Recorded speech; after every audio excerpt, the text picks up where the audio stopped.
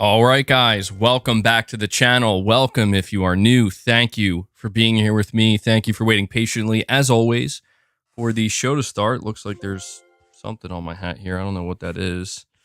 But, yeah, we have some interesting topics to go over and talk about today, guys. I have some stuff I definitely want to discuss with you. Maybe a slight continuation of the last stream. I feel like I ended the last stream a little bit abruptly. I mean, I say that even though it was nearly 5 hours long, but I'm sure many of you could tell that I was starting to maybe lose my voice a little bit, or, you know, I just wasn't able to keep the momentum. And so I ended it, and there, you know, we've had some time to kind of process certain things that have happened, certain pieces of information that have come out.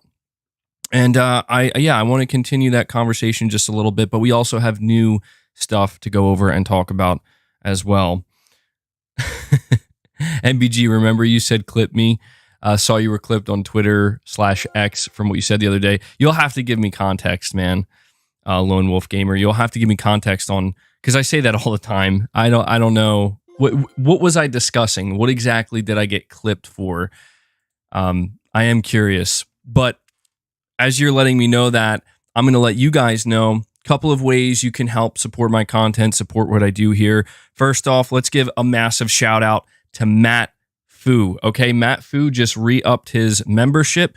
He's been a long-time member, it seems. And on top of that, he actually gifted 5 more memberships. So basically bringing us to 6 members on the day. I already saw you guys giving him W's in the chat. Thank you. Matt Fu, thank you for that, bud.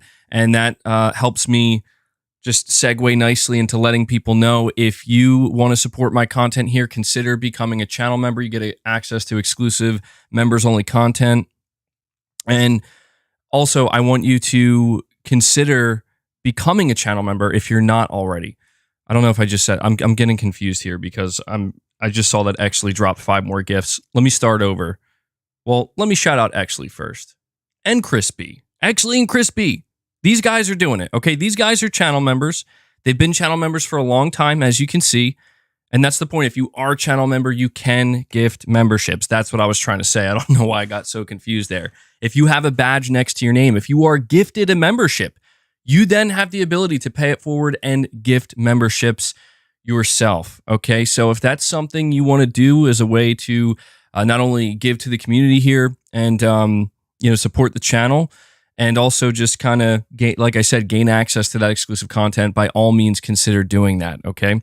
If you are not interested in the gifting, if that's not your thing, consider donating a super chat. I got a couple super chats from New Soul 9 I'm going to acknowledge momentarily here, but that's a great way to keep the conversation going in interesting directions. I mean, the last stream I did, there was a ton of super chats, which was awesome. Thank you guys for that support, but it wasn't just the support side of it. It was you guys really had some interesting things to say and definitely took the conversation in directions I wasn't anticipating, which is really fun and always a good time. So to anybody who supports me, whether you're a member, whether you're gifting memberships, or whether you're donating a super chat, huge shout out to you guys. Thank you. I simply could not do what I do here if it wasn't for that type of support.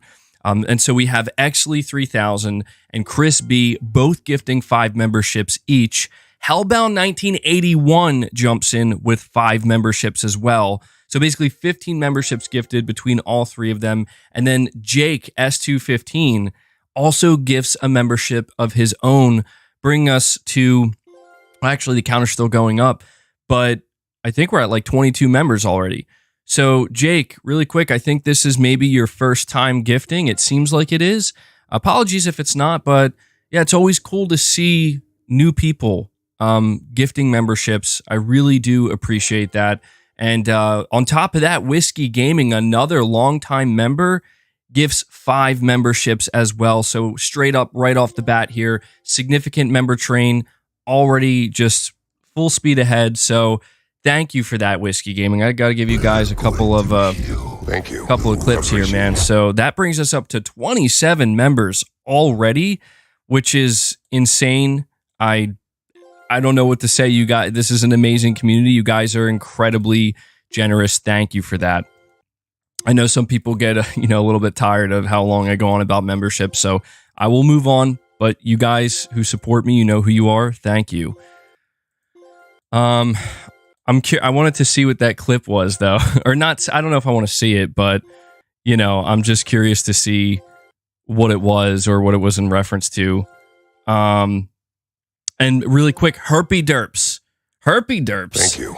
The legends are all coming out today, guys. Chris B, Herpy Derps, Hellbound, Exley, Matt Fu, legends absolutely coming out in force. He drops 5 more memberships on us. 32 members on the day, guys. Incredible support. Seriously, thank you so much for that. It means a lot. It does. I think, let me see. You're saying Tim Dog had you clipped when you were saying, no, we can't just shake hands, LOL. Oh, of course. Let me ask you, did he retweet my post where I said we should shake hands and we should all just agree that we all have good games? Did he do that? Did he agree with it?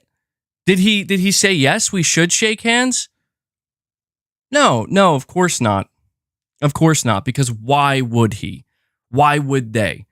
So when I say we can't shake hands, that's exactly why. I refuse to at this point. Because these people, look, I'm not saying they're not gamers. They are, but they have a very specific way that they want to behave and act. And if anybody, you know, is not aligned with that, then they don't care. They don't care. Yeah, they will clip me out of context. They will paint people like me and many others. And you know what? I get it. I hurt you guys. I understand. Damage has been done. I get it. If you're a big Xbox fanboy like that, and you have become aware of who I am and my channel and my content over the years, I get it. I've done emotional damage to you. I've tried to, like I said, extend the olive branch and just say, you know what, maybe it doesn't have to be all this. You know, it's like, oh, well, you're just doing that because it's coming back around. Nothing's coming back around, at least not for me. This is what's been going around this entire time.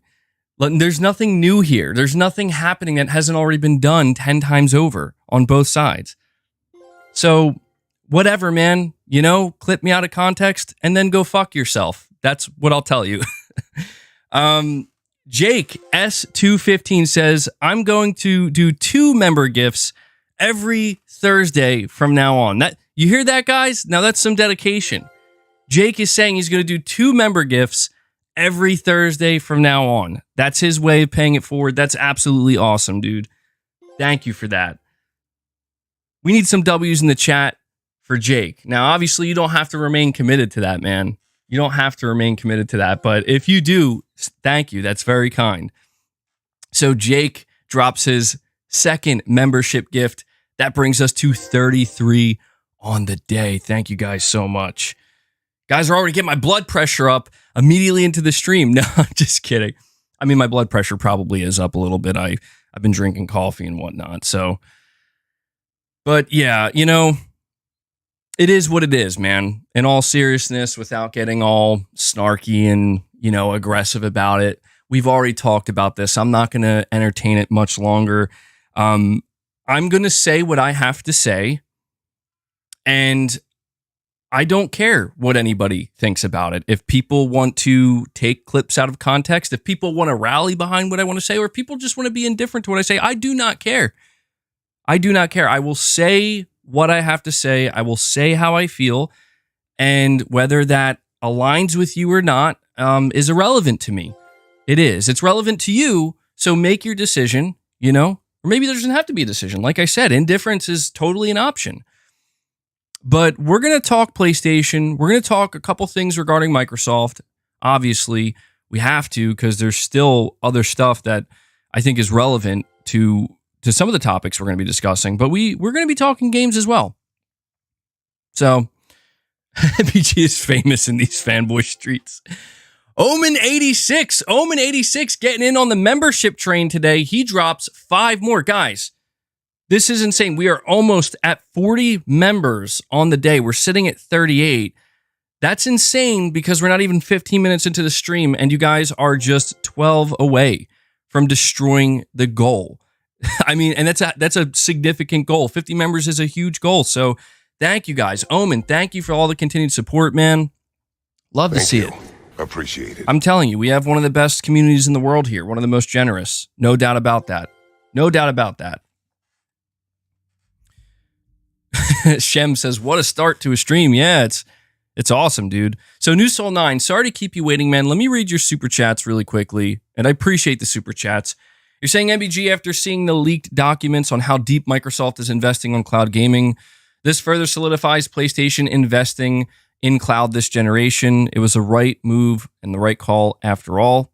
And then you're saying, by the way, MBG, I'm very happy for Microsoft taking note from PlayStation when it comes to Microsoft's new controller. The improvement is insane, 100 with the battery, plus the DualSense. Yeah, so really quick on the controller, I agree with you. We talked about that last stream. I think that, obviously, they're copying the DualSense. The two-tone is what really made me laugh a little bit, is people were saying, like, they're even copying the two-tone color. But they should, like, straight up, Microsoft should be copying some of the things that the DualSense is doing, not because of like console war reasons, but just because it's good stuff.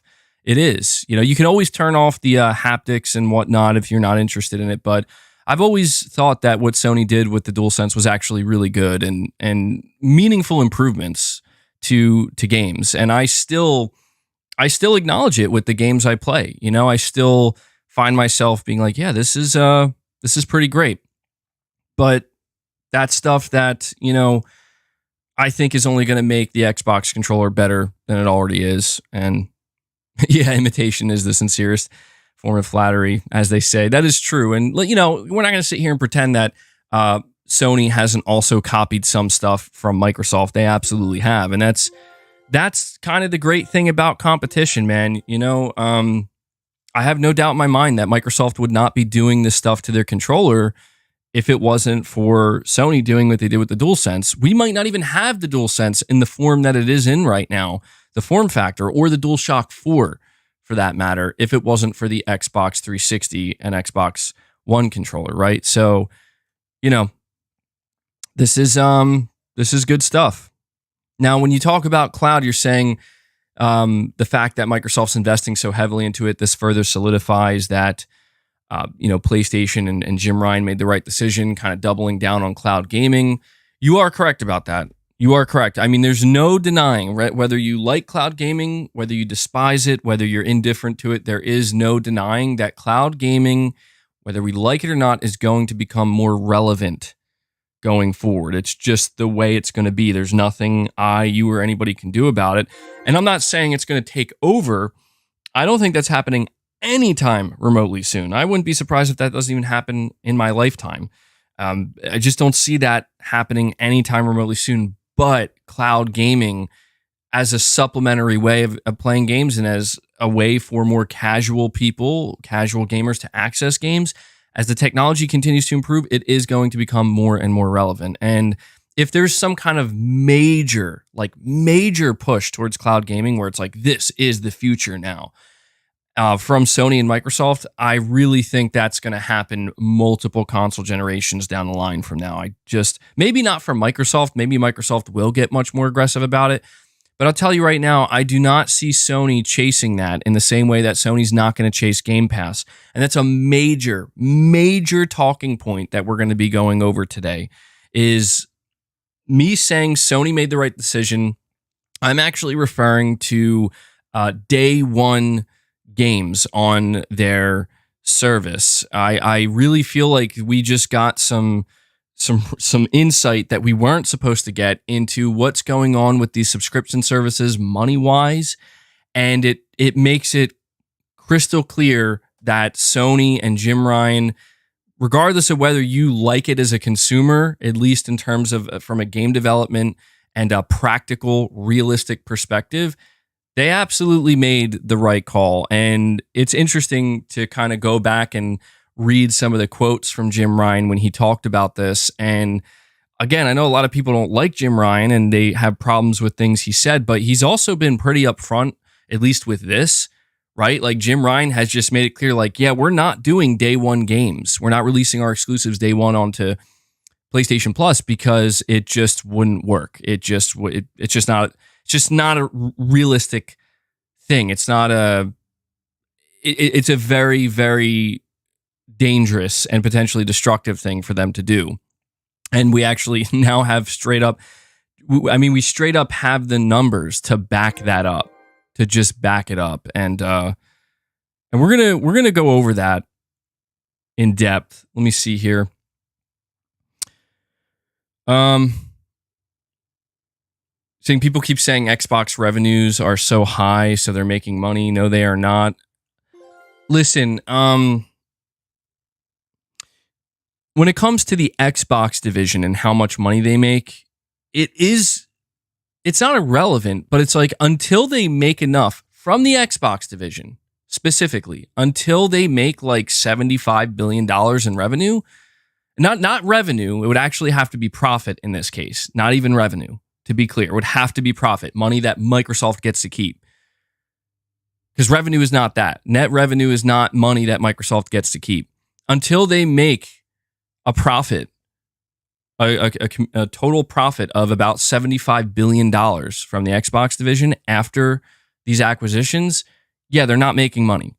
That's not how that works. Now, if you want to say profit-wise, Microsoft already made that money back, yeah, as a company, yes. From other divisions, absolutely. But if we're talking about just the Xbox division, it's going to take a long time. It's going to take a long time. You're saying, where did I get the number? So I'm saying 75 billion because that, I feel like that's basically an estimate, but it's like the 68 billion for Activision Blizzard and then the 7.5. Maybe that's not exactly, but you know, basically between 75 and 80 billion dollars, because that's how much money Microsoft has invested in the Xbox division, specifically in the gaming division. And we have actually 3000. The legend is continuing to do it here today. He drops 5 more memberships on this community. Dude, actually, thank you so much. He brings us up to 43 members on the day. Guys, we are just 7 away from crushing 50. You guys do it. You guys always do it every time. I don't even know what to say at this point. Thank you, man. Thank you. Thank you. Actually's doing it. I got to give you guys another Venom. I don't know. I'm just going to keep using this Venom soundbite. So, New Soul 9, thank you for the super chat, man. And we have, let me see, Dex, who's been a member for 1 month, saying, imagine people in their feels over corporations in 2023. Well, here's the thing. So, I don't know if you guys have noticed this. There's been a really popular thing to do now on the internet, especially in the gaming space, is if you have any emotional response, whether it's through text or video or whatever, if you have any emotional response, it's people will just make fun of you and say, oh, imagine, like, dude, listen, here's the reality, okay? Here's the reality. Whether you want to accept it or not doesn't matter to me, but I'm just going to paint you the picture. There are thousands, potentially hundreds of thousands, potentially even millions of people who have emotional investment in this thing we call video games. Okay, that emotional investment probably comes from the same place, and that is childhood. It's you grew up playing video games. You found out as a child that you like this thing, and as you got older, you started to take it a little bit more seriously, started to care about it more. And that emotional investment can go many different ways, but generally speaking, it comes from a place of care, right? Like people who attach their emotions to these things, it's because you care about what's going on. You care about the games you play. I mean, if you didn't care about a game you played, how would you walk away with certain feelings? It's like caring about The Last of Us, right? Like I care about characters like Joel, right? Because of The Last of Us. It's not real. I get that. But that's the point of the game, right? Like that was the point of the experience on top of enjoying the great gameplay and getting that fun. And that can be said for pretty much all games. So I am not a fan at all of this notion that like, oh man, like, yeah, everybody is salty and crying and blah, blah, blah. Don't get me wrong. I know. Is there too much? Am I too much? Are there other people out there that are too much? The answer is unequivocally yes. Yes, it can get too much. Absolutely. I can 100% get behind that. But I just don't want that to be confused with there's nothing wrong with caring about the video game industry. There's nothing wrong with caring about video games. I don't understand how anybody could even watch this channel, let alone others out there, and not care about video games. Like, if anything, you being here on my channel or being on those channels or following these things you do on social media, that is you communicating you care about video games. And there's nothing wrong with that. That's all I'm trying to say. I think that that's a great thing. I think that's what makes the industry so great. I think that's what has made these games so great. I mean, just take a sec. Just think right now. I want you to think of one or two games, the first games that pop in your head that you consider some of the best games you ever played. And just imagine what those games would have been like if the people involved in that didn't care. They just didn't care.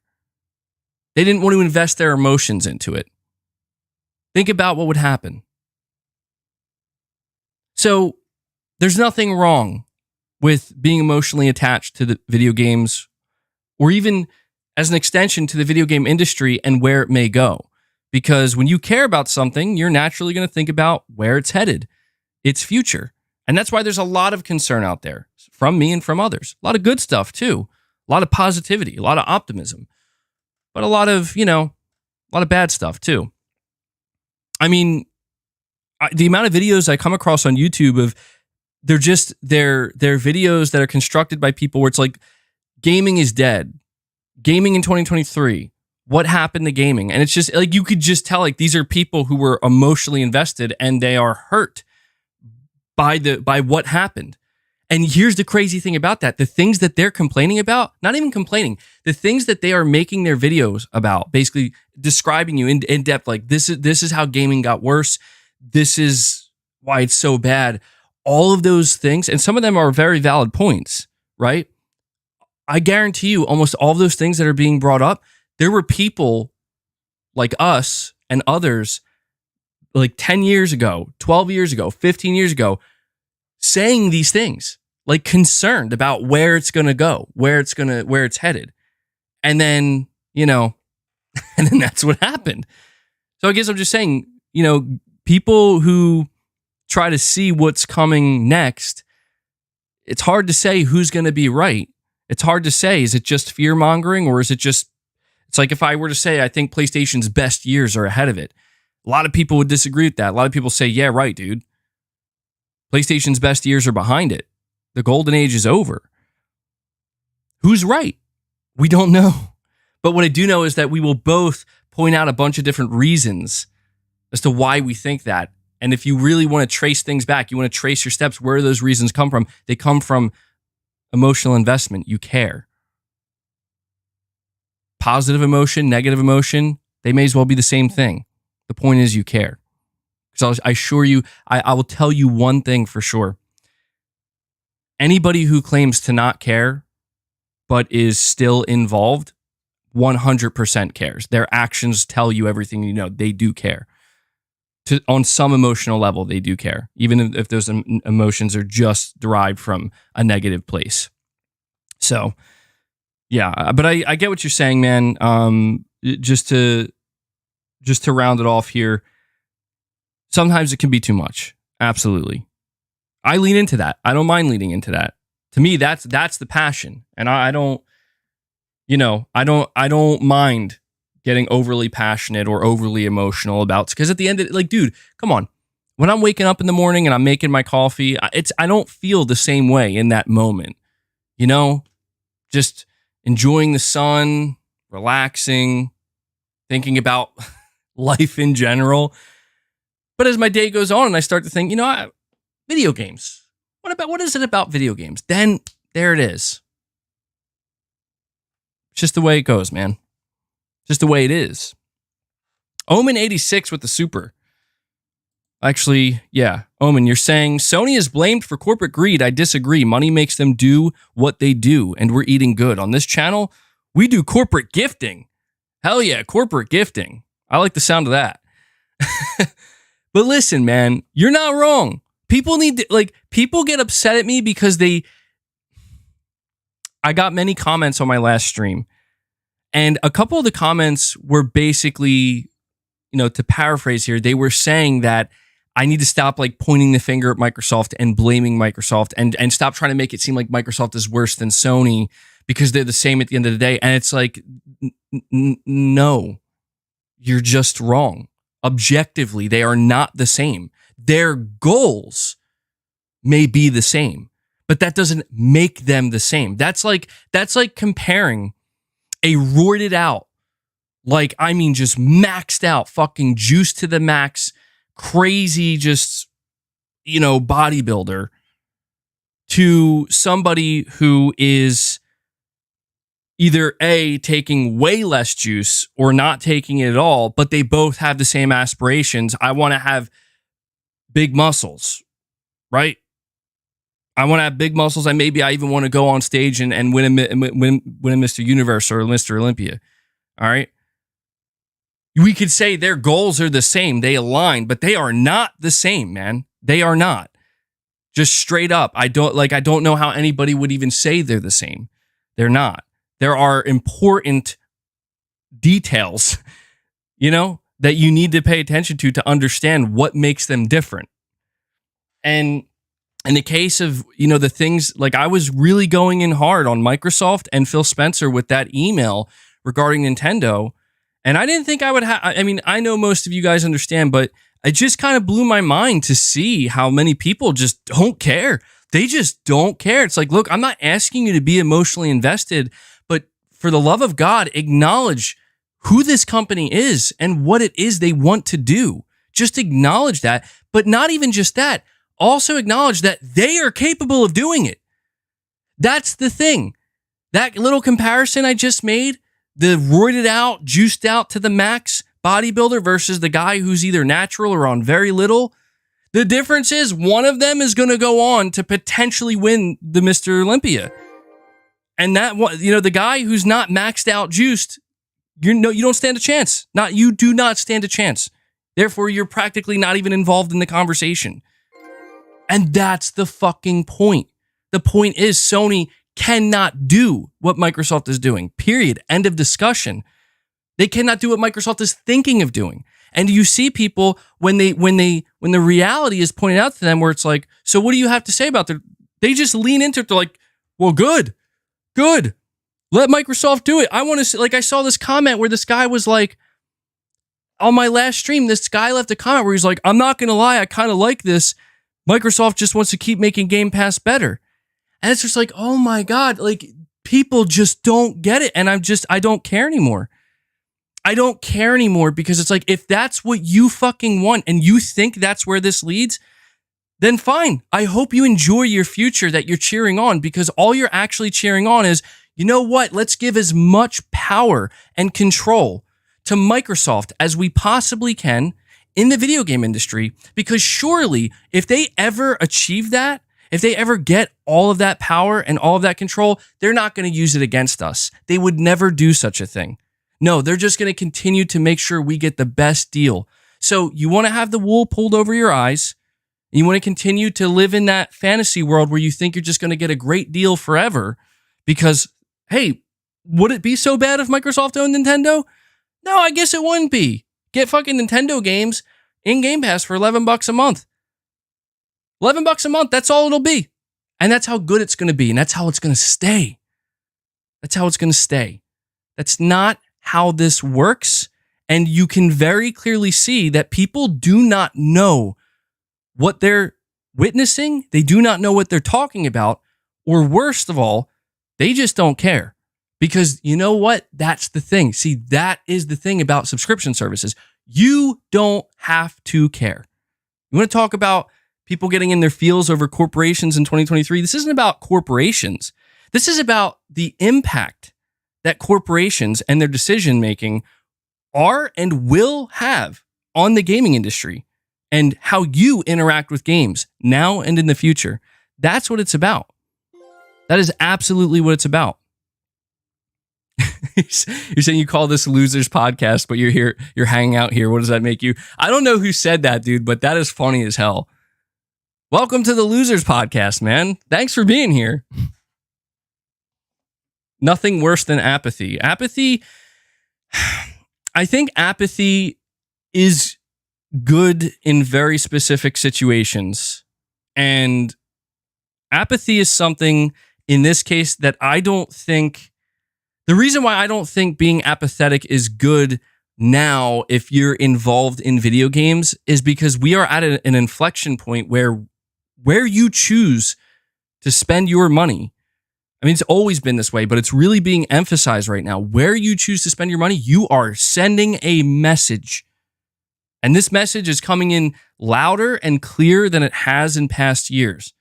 When you choose to say, I'm not going to buy a video game because I'm going to get it through this subscription service, you are sending a very loud and clear message.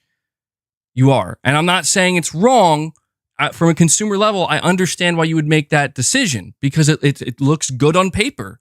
It does. Like, it saves me money. This could be the future. Yes, it could be. But that's the thing is, see, this is how they operate. Microsoft knows. They know that 90% of people who are subscribing to game services like Game Pass, they're not going to ask any questions. Why would they ever do that? If you're a casual person who's out there shopping, right? You're not going to ask the question like, you know, why is this product so much cheaper at Walmart compared to, you know, the other store? Nobody's going to, they're just going to ask, the only thing they're asking, they're not even asking a question, they're just going to say, that's great. That's great. But it's like, there is a reason for that. And if you actually acknowledge that reason, it makes you realize this isn't great at all. It's all fucked to oblivion. That's what it makes you realize. Like, it's all been fucked.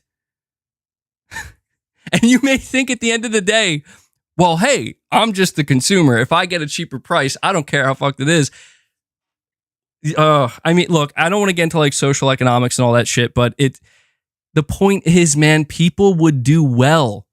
Everyone. Not, and this doesn't, we're talking about Microsoft, we're talking about Sony, we're talking about video games, but people would do well in general to try to understand how these things operate, at least a little bit. I'm not saying you got to fucking like dive into it and fill your brain with all this knowledge that, you know, no, just try to have some awareness of what's going on, why it's happening, and where it's clearly leading to, where it's going to lead to.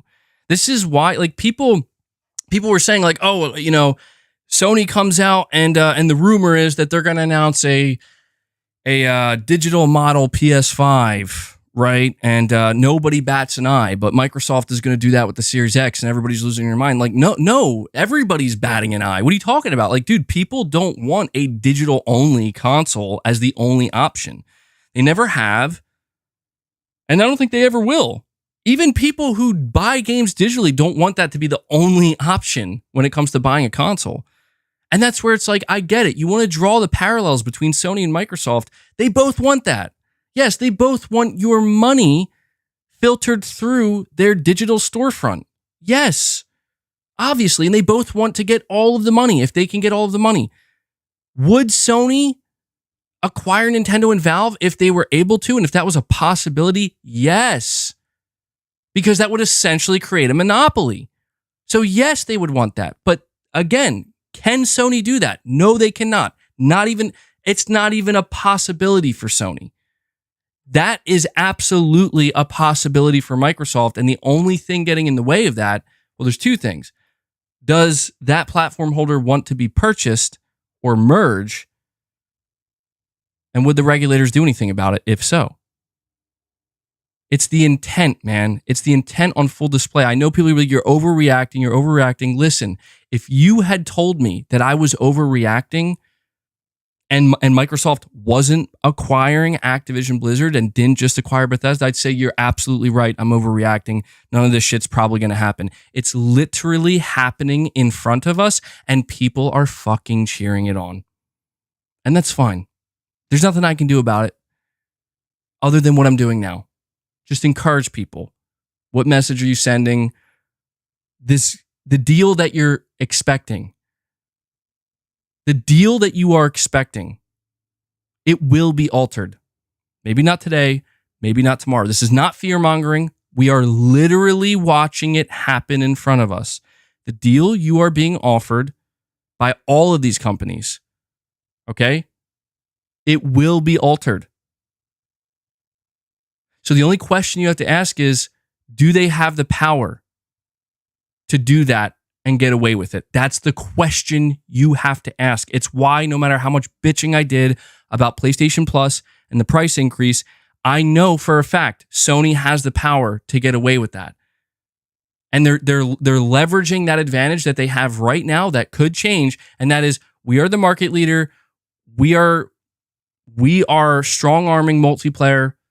Our competition's doing the same thing, just at a slightly lower price point. We'll be fine. We're going to get away with this. Yes, you are. Just like, many companies in the past, and even now, as we're continuing to see it, they get away with these things. It's there, but there's the common theme throughout the gaming industry's history is, but how much power? How much power? And it's been proven that when companies think that they have enough power to get away with it, they pull the trigger and they try to get away with it. We've seen Nintendo do it. We've seen Sony do it. We've seen Microsoft do it. And they've all suffered the consequences. But here, and this right here, this is the difference between what's happening now and what has happened in the past, in gaming's history up until this point. The difference is during those times, tens of billions of dollars were not being leveraged to just buy your way to that unsolicited power. Just that was never a thing. It was never a thing. Not for Microsoft, not for Sony, not for Nintendo. I love when people are like, yo, let's compare Sony buying Psygnosis. Like, I don't think you guys understand. Like, I just don't think I don't think they want to understand that this is not the same as what was happening with the PlayStation 1 in the mid to late 90s. This is not the same. This is truly the next level. And there's a big difference. This next level that we are witnessing is going to permanently, like forever, change the gaming industry. And I'm not saying it's all going to be bad. I'm not trying to doom and gloom and it's only going to be for the bad. No, there will be good things, but the things that will be bad might be worse than you think. Because I'll tell you, if you go back to when I'm talking the earliest, not even microtransactions, but when the first glimpse of online gaming is becoming a real thing now. Online gaming. This is the future. This is how people are going to interact with their games all the time. Right? Yes. And then even then you saw it, right? You saw how it's well, maybe we can create an online pass and just squeeze a little bit more money out. Or we could just go the traditional route. We can create some standalone DLC, some expansion packs. And that all of that was fine because it felt okay, we get it. You want more money? Just give us something that feels worth it and we'll give you more money. Anybody remember the Battlefield Bad Company 2 Vietnam expansion? Anybody remember that? Yeah, that was under EA. That was under DICE. And anybody who played that, it was one of the greatest expansions ever made because it was a whole nother game. And they got rewarded for it. They got rewarded for it, man. And players loved it. And it was a perfect blend of, wow, they over-delivered with their expansion. They made good money and players loved it. And therefore, DICE's reputation increased. Unfortunately, we didn't get a Bad Company 3, but anybody who remembers playing that, you know what I'm talking about. You know how it's been proven that there can be a happy medium here. That happy medium exists in ensuring that the player base is truly happy and satisfied, right? And not just feeling like they're constantly being milked and just have a carrot dangling in front of their face. And unfortunately, at that time, there were people, I'm positive, there were people that were probably saying, be careful, guys. Be careful the message you're sending because they might take this further. Be careful just how excited you get about giving these companies more money for extra content. And in this case, it was hard to make that argument because people are like, but they're over-delivering. Yeah, DICE over-delivered. The fucking developers, DICE over-delivered. Not EA. EA was probably pissed that they over-delivered. EA, and this is just how it works, man. After that, what fucking comes next? Okay, well, we're not getting enough money. We're not squeezing enough money from them from DLC. So how about an online pass? Okay, an online pass that'll make sure that, games says, and that went away real quick. But after that, then come the microtransactions. I'll never forget, dude, with Call of Duty, I remember it was like Black Ops 2 or something. They introduced the first like new gun, right? And gun skins. And it was just, people were like, what is it? What the fuck is going on, dude? What is this? It was just like mind blowing. Like, we've never seen this. And I remember, dude, there were people losing their fucking shit, having meltdowns. I do remember this. They were like, what the fuck are they doing, man? Yeah, like Oblivion Horse Armor. And people, those people got drowned out, man. They did, because it just simply became, hey, man, stop crying about it. Like this, it's fine. It's not hurting anybody. Like, it's not your money, right? Like, you're not the one paying for it. And I remember this being a thing. And it turns out, no, actually, everyone has to pay the price now. Everyone has to pay the price. This is why when I reacted to Bungie recently, I lost my shit. I lost my shit because I could not believe Bungie's philosophy. Never over-deliver. Quantity over quality. And I'm like, what is happening to this industry? That this is the philosophy of one of the most successful game developers in this industry. Dude, people, I'm worked up. I'm gonna calm down a little bit so I can get my points across, hopefully more effectively. First, it was standalone DLC, standalone map packs, bundles, single player DLC, and everybody was okay with this because we should have been. It was okay for us to be okay with that. It's fine. And the saying, you give them an inch, they take a mile, comes to mind, where not too long after, when I say not too long, I'm talking over the course of like 3, 4, 5 years, which I guess in the grand scheme of things isn't that long, they begin to push more. You know what? The weapon skins and the new guns that we're asking you to fucking buy individually, not good enough. Here's fucking loot boxes. Remember the whole loot box shit? And I remember, I'll be honest, man, there were people that were like, it's fine. It's fine. It's not your money. Why do you care? This is why we care. Because there are people who are smart enough to see where this leads. If people who are allowed to just dump all their money into that and send the message in the only language that these companies understand, and that message is money. It doesn't matter if 100 people were against it. All it took was that one person who said, I'm going to put all my money into this, because that is where Activision, and not just Activision, but Activision, EA, all of them. I mean, it got to a fucking point, people, where I'll never forget, single player games were getting fucking loot boxes. Single player fucking games were getting loot boxes. This is what we are dealing with. Okay, that you want to talk about corporate greed? This is what we're dealing with.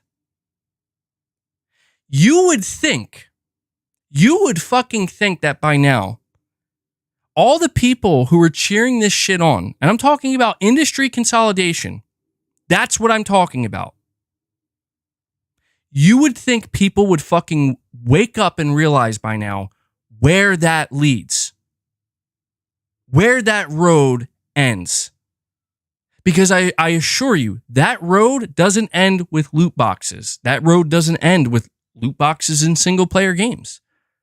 That road doesn't end with, here are more character skins and weapon skins. That's already here. That's been here. And it's growing more and more and more. When I tell you this is the next level, this is the end game. The road leads to nowhere. It leads to just a brick wall. And that brick wall is whatever company has the most power saying, fuck you, give us your money because you have no choice. That's where this leads. And it's pathetic. It's absolutely disgusting. The people out here that just don't give a flying fuck about video games, about the industry, in the way that they should, which is maybe don't encourage this. Maybe don't encourage that. You're saying you always have a choice? Absolutely. But that choice eventually, make no mistake, every company in this industry, every company in general, they want the only choice to be it's either us or the highway. Sony, I'm not saying Sony is innocent. They're not. They're the same. But the reason why people like me and others are actually focused on Microsoft is because them, Tencent, I mean, we just saw what happened to Embracer, right? It just turns out that Embracer wasn't able to hang with the juggernauts out there. Who would have thought? The difference is, like, Microsoft is in prime position to be the first one to really get very close to that. Very close. And I have tried to warn people of this. I get it. Like, people want to focus so much on, but Sony's charging you for this and Sony's charging you for that. And it's because they're greedy. It's because they are trying to make profit. Yes, that is the definition of greed. You want to make profit, you are greedy. You want more profit, you are greedy. So does Microsoft. So does Nintendo. So does everybody. But I have tried to explain to these people, the wool is being pulled over your eyes. Because if you think that Microsoft's intent is not exactly the same, possibly even more intense, because it's actually within reach for them,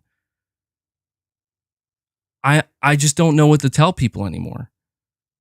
I guess it's just difficult it's just difficult to watch people. You're saying this is so cringe, then why are you here? Why are you here? Michael, if it's so cringe, it's because you like it. That's why you're here. Just admit it. That's why you're here. You're no different than the people that are like, man, I fucking hate microtransactions, but you buy them, don't you? Don't you? You know you do because you love it. You like it. You want more of it. You're not really against it. You embrace it.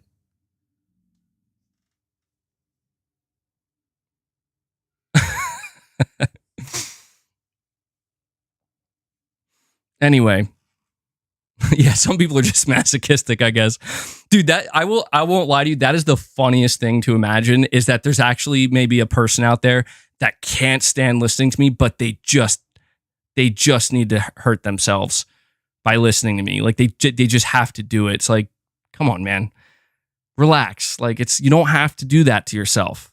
Okay, I wouldn't wish that on anybody. If you can't stand the sound of my voice and the things I'm saying, please.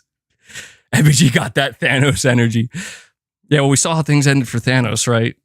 Thanos was a really cool villain. I gotta admit. I think everybody could agree with that. He was a really cool villain. I think is it Josh Brolin? Yeah, he did a really good job. I mean, how are you gonna top? Like, I know that really quick. I know with Marvel they have like the new upcoming Avengers movies, and I think it's supposed to be Kang. I'm sorry, man. How do you top Josh Brolin as Thanos? Yeah, and he's Cable too. Good luck with that, man.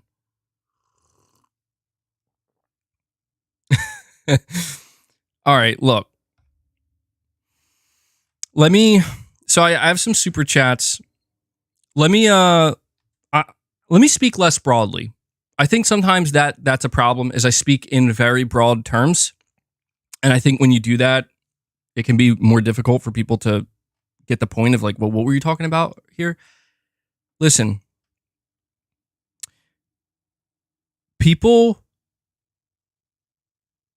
are at a point right now where we are, I'm not going to say people because I'm very much part of this. We are trying to figure out what comes next. It's not just us. It's actually these companies as well. It is Sony. It is Microsoft. It is Nintendo. I think Nintendo has a pretty good idea of what comes next for them because, they have a new console coming out next year.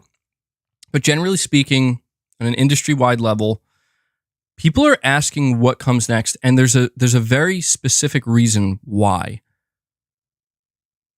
There's a very specific reason why people are seemingly asking a little bit more than they normally would. This conversation is amplified. It's a little bit louder, a little bit more in your face than it normally would be.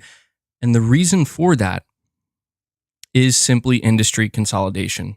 The industry has never consolidated in this way before. This is the first time we've ever seen anything even remotely on this level. And it's not stopping. It's actually just escalating more. And Microsoft is at the center of that. Now, you could talk about other companies that have bought maybe even more than Microsoft, but it's not about that. It's about the fact that Microsoft is a platform holder. We now have platform holders entering the fray, and that's the thing. When you see a company buy a studio, a third-party multi-platform company, it is a little bit concerning because it's like there's more consolidation. I don't know. We need some independence out here, but it's a lot less concerning because you just ultimately feel like, well, maybe not much is actually going to change. And the reason why people feel like things are not going to change is because they probably aren't. This is a third-party independent studio that's being bought by a, bigger entity that's third-party and releases their stuff on everything. So, this idea of, well, company A buying studios is just as bad as company B buying studios. But when company B is a platform holder and they have an entire ecosystem and company A does not, there's a huge difference. There's a huge difference. And that, I think, helps highlight the point I'm trying to make here when it comes to the concern surrounding Microsoft. People can get as upset as they want about the third-party games that Sony has locked down as exclusives. And that's fine. I think it's a good reason to get upset. If you're an Xbox owner or you're on PC and you find out a certain game that would have come to your platform is not because Sony paid to keep it off, usually timed for a year, on rare occasions, sometimes not. Sometimes it's permanent. It's a good reason to be upset. But no matter how upset you get about that, people need to understand. I don't care how much of a fanboy you are.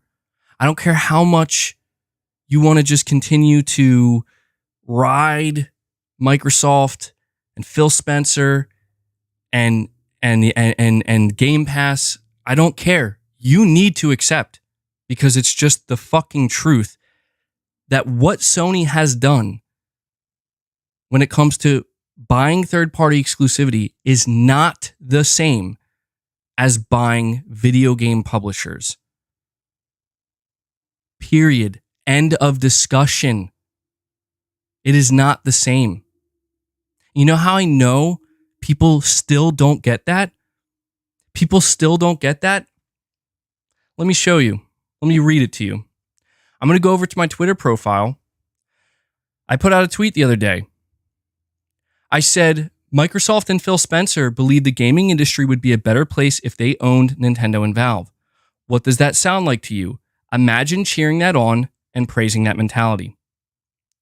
And then this jackass responded to me, and he had he got over 8,000 views on this reply and had over 123 people agree with what he said. Which this is why I have to continue to talk about this, because people they either don't understand or they don't want to understand. He says, compared to Sony paying to keep games off the Xbox platforms, I swear you clowns try to be hypocritical for craps. I had to reply to this guy. And this is the reply I have to give to all of these dumbasses. So you just compared Microsoft wanting to acquire Nintendo and Valve to Sony striking some third-party exclusivity deals, most of which are timed, and then called me a clown? Holy shit, dude. This is where we are. This is where we are. And you know, that's the thing. I really was thinking about this person's reply and all the people that agree with him. And I was thinking to myself, you know, this guy has either been brainwashed or just truly is that ignorant. It has to be one or the other, because you could tell with his reply he wasn't trolling. And you could tell maybe at least some people who agree with him weren't trolling either. And this is what concerned me, because it's like, dude, Microsoft has these people fucking brainwashed.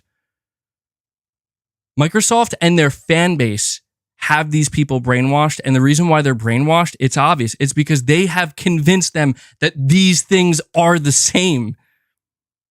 And that it's okay. It's okay that Microsoft's response is to send fucking emails where somebody like Phil Spencer says, Nintendo just doesn't realize their future exists outside of their own hardware.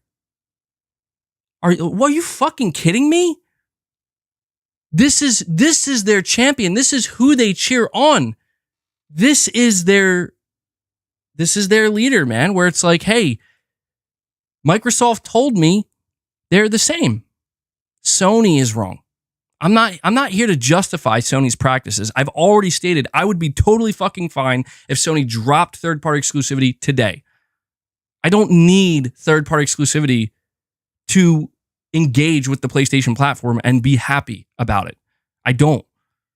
And frankly, I'm at a point where, considering how all of this has escalated, I don't want third-party. Sony, please stop making third-party deals. Because that's what they tell you, right? Oh, well, Sony deserves this. They had it coming. Well, what happens if Sony stops? Does Microsoft stop? Oh, wait. No, they don't. They don't stop. Oh, that's right. We can't shake hands. There is no shaking hands because it won't stop. Phil's focused on his career-defining moment. I'm sure Jim is as well. I'm sure all of these executives are. But again, the difference is Jim's not out here trying to fucking convince anybody of anything other than please just fucking buy our products. And we hope you're happy.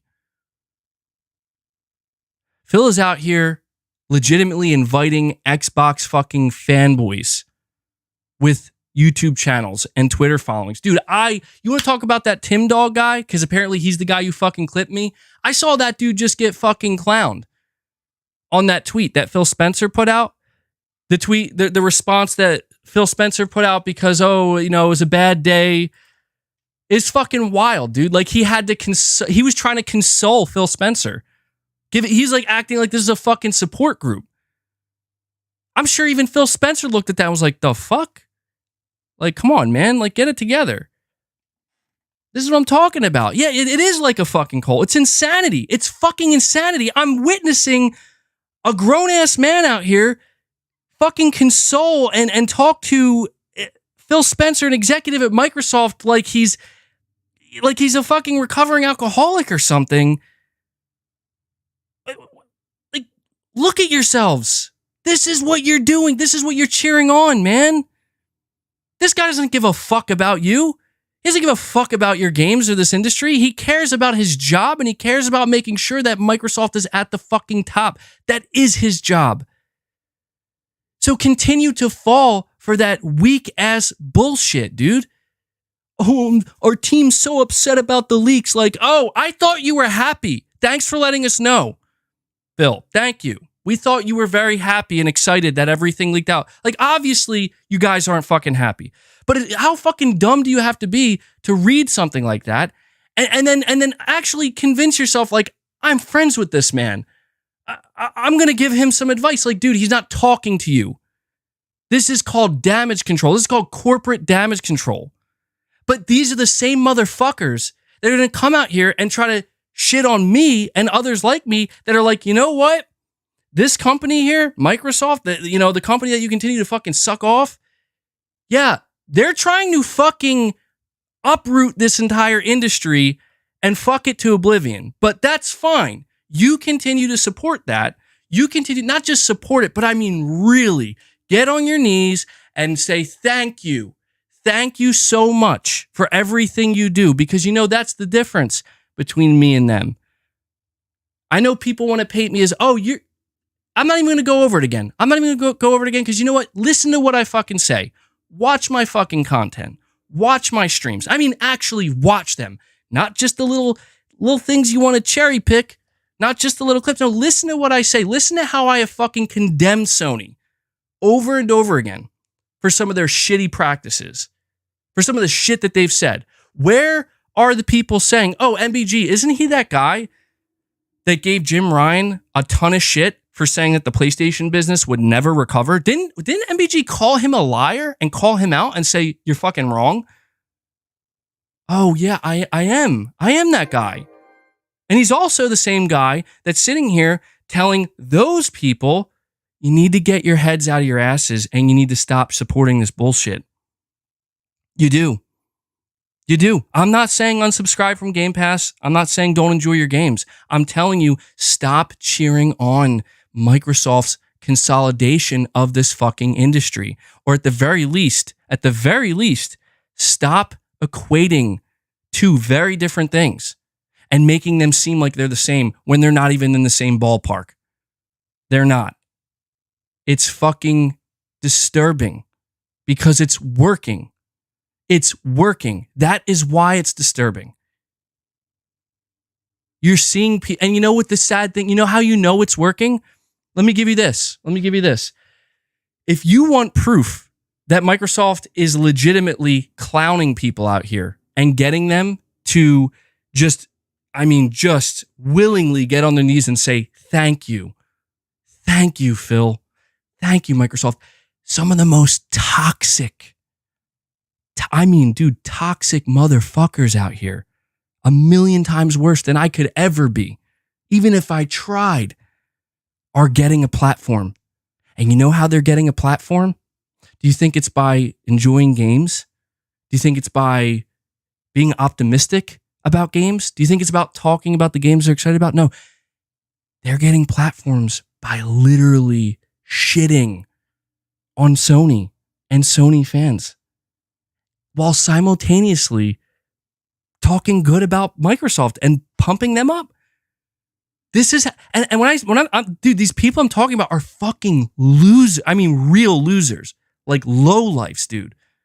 Like people that shouldn't be accepted anywhere because of how fucked up they are. But they're not just getting a platform, they're growing. They're growing. What does that tell you? That tells you everything you need to know. Shit is ass backwards and upside down. That's what you need to know. But you know what? That's the thing. Isn't everything these days? What is an ass backwards and upside down? I'm really not sure anymore. But that's the hard truth. Okay? You have people whose entire persona, and probably who they actually are, is about being a loser lowlife, about not being a fanboy. They're now fanboys for Microsoft. They're fucking Microsoft fanboys. And they're getting cheered on, dude. It's absolutely wild. It's crazy. And these are the guys. These are the guys that'll come out and they'll say, but what about Sony? But what about Sony? What about Sony? I don't know, man. What about Sony? Ask me about Sony when Sony says they're buying a publisher. How about that? Then we'll ask, what about Sony? Why am I so angry? I don't know, man. I've been doing a lot of squats lately. I think my test is up. I'm feeling rageful today. But you know what? It's all good. We got the Norman Viking. The Norman Viking drops another membership, a longtime member. But we also have Ray Hugh. Ray Hugh comes in and drops 5 more memberships on us as I'm ranting like a crazy person. And that brings us to 50 members on the day. 50 members on the day. You guys crushed the goal already. Absolutely love to see it. I have some super chats I'm going to get to God damn, it's hot in here. I can feel myself starting to sweat. I gotta ask my wife to turn the air on. It's getting crazy.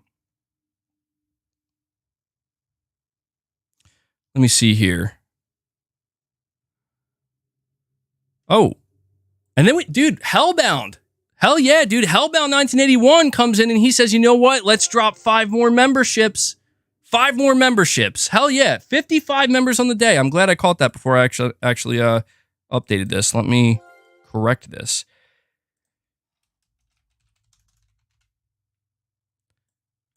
Thank you guys so much for the continued support, though, even through my insanity here. But you know, I am pretty serious about what I'm saying here, man. I'm not saying that everybody should condemn Microsoft and Xbox, and everybody should praise Sony and Sony's great. I'm not trying to communicate that message, and I think sometimes, I think people walk away with that because they confuse my excitement for Sony's games with just unapologetic fanboyism.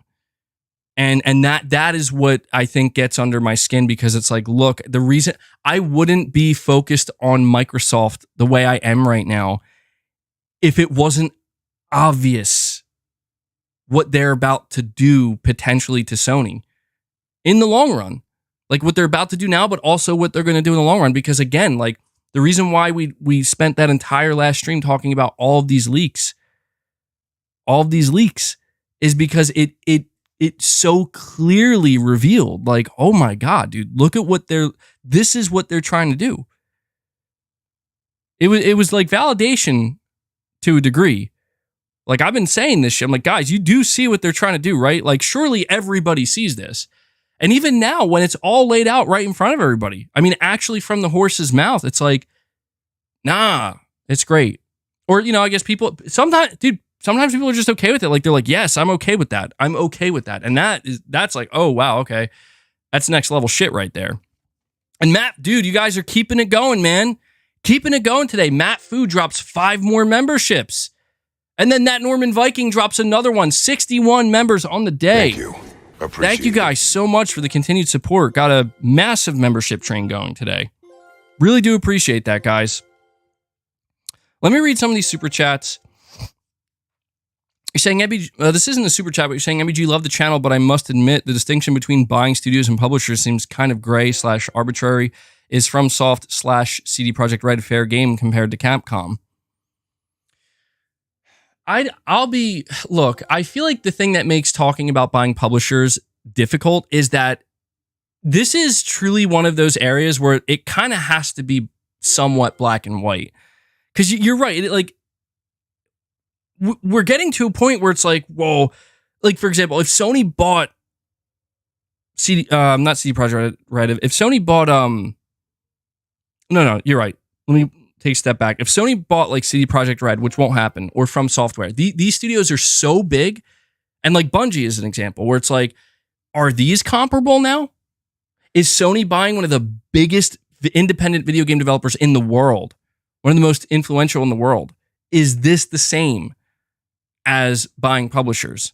And I understand that. I'll tell you what, they're obviously still not the same. For one, at least in this case, for one simple reason. The amount of money that Sony would have to spend on something like CD Projekt Red versus the amount of money that Microsoft is spending on something like Activision Blizzard. Activision Blizzard still absolutely just fucking overshadows, like 10 times over, an acquisition of like CD Projekt Red or From Software. That's just the reality. It's just because of how big of a company they are. However, they are much, much closer. Like Sony at that point is hanging by a thread. Like Sony, you may as well just buy a publisher at this point. So if by the end of this, Sony is like, well, we're not going to buy a publisher, but we're going to buy this massive independent developer in Bungie. And then eventually we're going to buy CD Projekt Red, which again, I don't think is ever going to happen. I don't think they want to be sold. And then after that, you know, maybe, who knows what could happen? Maybe somehow, some way we'll get From Software as well. If Sony started doing that consistently, I would say, okay, yeah, well, there we are. There's the escalation. It may not be a publisher, but it may as well be. It may as well be, because that is still significant, severe consolidation. Straight up. That's what it is. So that's why I'm trying to say, I guess that's why I put so much emphasis on trying to just tell people, like, Sony signing a deal for a game is not consolidation. It can't even be, it's not in the same category. It's not. I understand, like, from a consumer level, it's like, well, they're still paying to keep the game off Xbox. Yes, but you are not thinking about the wider implications of this. The sequel is not going to be locked to Sony, most likely, right? Even the game that they locked down will eventually probably come to Xbox because Sony doesn't own it. Saying it takes games away, MBG, but I guess the difference here is permanence. It is. It is, man. Like, even when Microsoft did this, yeah, it's like, oh, wow, Microsoft is taking games away from Sony, but it wasn't permanent. That's the point. These things can be undone. These things can be temporary. When it comes to industry consolidation, there is no undoing. There is no temporary. This is as permanent as it fucking gets, dude. There are still people sitting here hanging on, thinking that the Elder Scrolls 6 is coming to PlayStation. No, it's not. It's over. Like, it's fucking over. Permanently. Fallout 3 remake, Oblivion remake, Elder Scrolls 6, the next Doom, Indiana Jones. Well, maybe that doesn't matter because that's like a fucking licensing. But, Wolfenstein, it's over. And the same exact thing is going to happen with Microsoft and Activision Blizzard. Maybe not Call of Duty because it can't. It can't be over. Microsoft literally has to put this game on everything. And maybe that's the one game they won't take away. But future Crash games, future Spyro games, if there's any future Tony Hawk games, any future game that's not Call of Duty from Activision or Blizzard, Xbox exclusive, it's fucking over. How many games can you say Sony did that to? Permanently. Franchises, intellectual properties. Permanently removed forever. You see that fucking handshake that you saw between Phil and Square Enix's CEO? Hey, we're going to be bringing more games to your platform. We're bringing Final Fantasy XIV. That shit can only happen because Square Enix is independent. Sony cannot say to them, no, you don't do that because you can't do that. But if Sony owned them, you better believe you'll never, ever fucking see another Square Enix property on a Microsoft device again, ever. And see, this is what people don't want to acknowledge because I guess it's more difficult for them because it complicates things because suddenly it makes it clear that, okay, Sony's bad, but I guess Microsoft is too, and maybe even worse with what they're doing. No, we can't say that. Why? Oh yeah, because Game Pass. And there you go. And that's why I'll be honest, I don't even know why the fuck I'm sitting here bitching about this because it doesn't matter. This is why I said earlier, I feel like I clearly haven't given up because I'm still sitting here bitching, but I feel like it is over. It doesn't matter what I say because people have accepted the people in the same way that people accepted loot boxes for many years, in the same way that people accepted, you know what, maybe live service games are totally fine, which to some extent they are. But the point I'm trying to say, in the same way that people in general have accepted all the shitty things that have come from corporates in the gaming industry. Maybe it's not me, maybe it's not you, maybe it's not a lot of us accepting this, but there's a lot of people out there who are accepting. Way more than people who aren't. And when the masses make their decision and they send that message, this is okay, it's over. There's nothing that can be said, there's nothing that can be done. The corporation got exactly what they wanted, and as far as the corporation's concerned, people are happy. There's no wonder why Phil Spencer, well, no wonder why, not just Phil, but it's basically a cult over there. Because they just, the message that they are getting is, yes, they want this. They fucking want this. That's the message. And Phil is the in-between. Phil is the guy talking to the high corporates, Satya Nadella, Amy Hood. This plan is going to make all the money. That's what you guys want. You want all the money. This is how we make all the money. So the higher ups at Microsoft who are totally out of touch are like, okay, Phil, here's how long you have. Go spend what you need to do. Whatever you got to do. Make that money. Okay, that's the high corporates.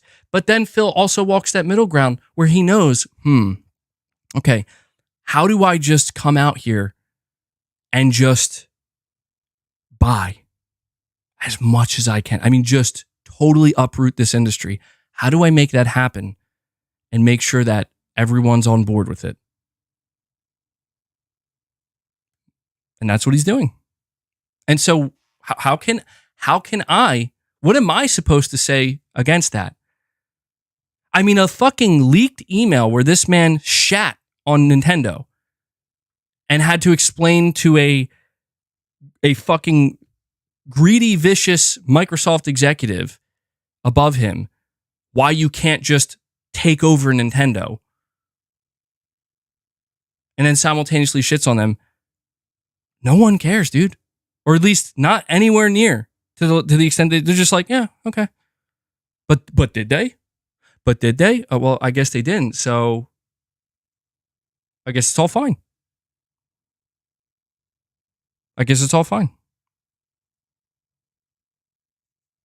But it is what it is, man. Like there's no stopping it. There isn't. This is the only way this stops is if Microsoft fucks themselves. I hate to say that, but it's true. Sony has to just do what they do. They have to. Sony can't get into an acquisition war with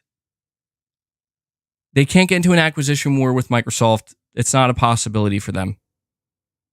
Sony is not in a position, nor do I think that they should do this because it would be horrible. They're not in a position to go buy an entity anywhere near as big as Activision. They're just not. Sony's only choice, realistically, is to just lean into what do you do best, and then I guess in this case, live service games. Well, they're not doing live service games best. I'm saying continue making those single player games, buy some smaller studios, medium studios, maybe Bungie at the high end, and then make your single player games and hope that your live service is successful and focus on being profitable, running a profitable business.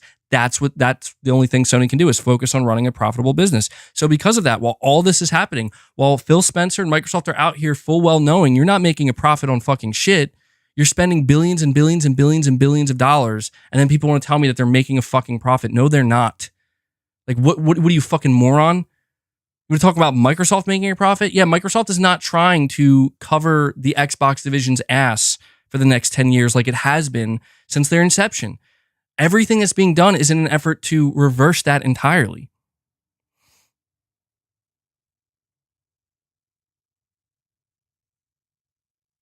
I'll tell you what, man. Phil Spencer,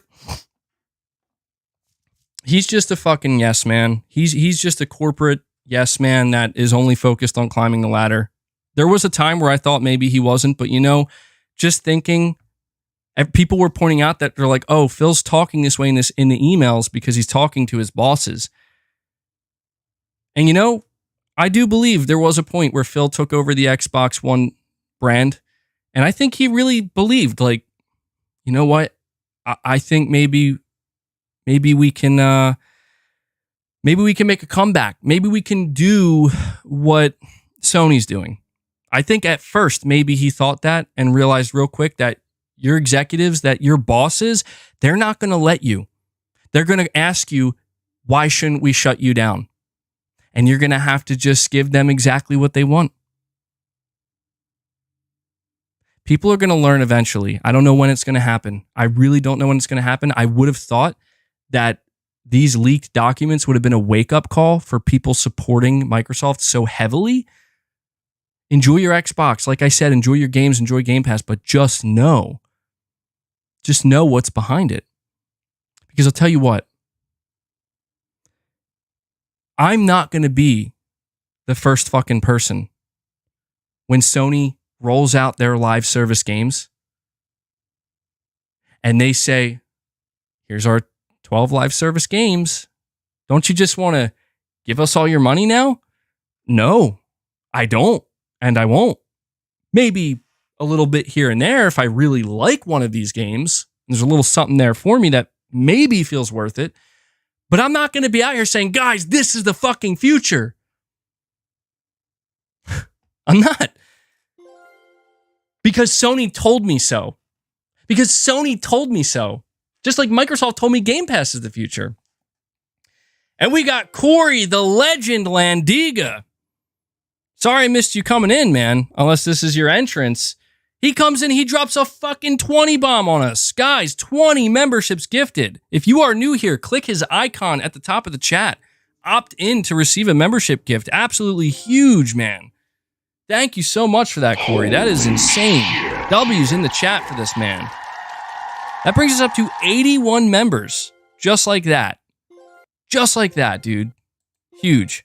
And I do want to say, anybody who super chatted, don't worry, I'm going to get to your super chat. I know I'm just in total rant mode right now, and I just got to let it flow because I know once we get into the super chats, you know, it's probably, I don't know why I'm not updating this the proper way. It's probably going to get, you know, we're going to drift in different directions. I just want to make sure I'm getting this out. All right, let me update this. And there we go. Yeah, Corey, again, thank you, man. That's huge. That's a huge huge membership bomb there. We're almost at 100 members today, which is crazy. You guys are awesome.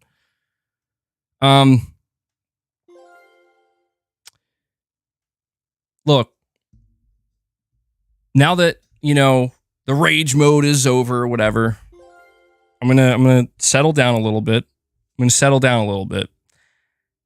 And I'm gonna read these super chats. And after I read these super chats, I want to get back to my title. The title is Sony made the right decision. And I do understand that I have yet to very clearly explain what I'm talking about there, because I'm clearly just raging against Microsoft here. And I wasn't expecting this. I'll be honest. Like, the only reason and who knows how many fucking times I'm getting clipped this week, but I don't give a shit. I hope they fucking listen. And I hope they listen well. I wasn't expecting to be talking about this because, just like everybody else, I wasn't expecting these massive leaks to come out. And not all of them are bad. You know, like, there's some, like we talked about the controller and whatnot. There's some interesting and I think good stuff here for Xbox players to be excited about with these leaks, but I don't expect like the hardcore Xbox fanboys that have been cheering on the Activision Blizzard acquisition. I don't expect them to be the ones to come out and be like, you know, I think we have I think Microsoft has just been exposed a little bit. It's not going to happen. And I guess I had some kind of hope that the general public, if they became aware of this, they would realize, like, guys, this is pretty damning for Microsoft, like, and what they're trying to do. And people should, I'm not saying people, go unsubscribe from Game Pass, burn your fucking Xbox. I'm not saying that, but I'm just saying, like, you be careful, man. Like, it's right there in front of you. It's not hidden anymore. It's in plain sight.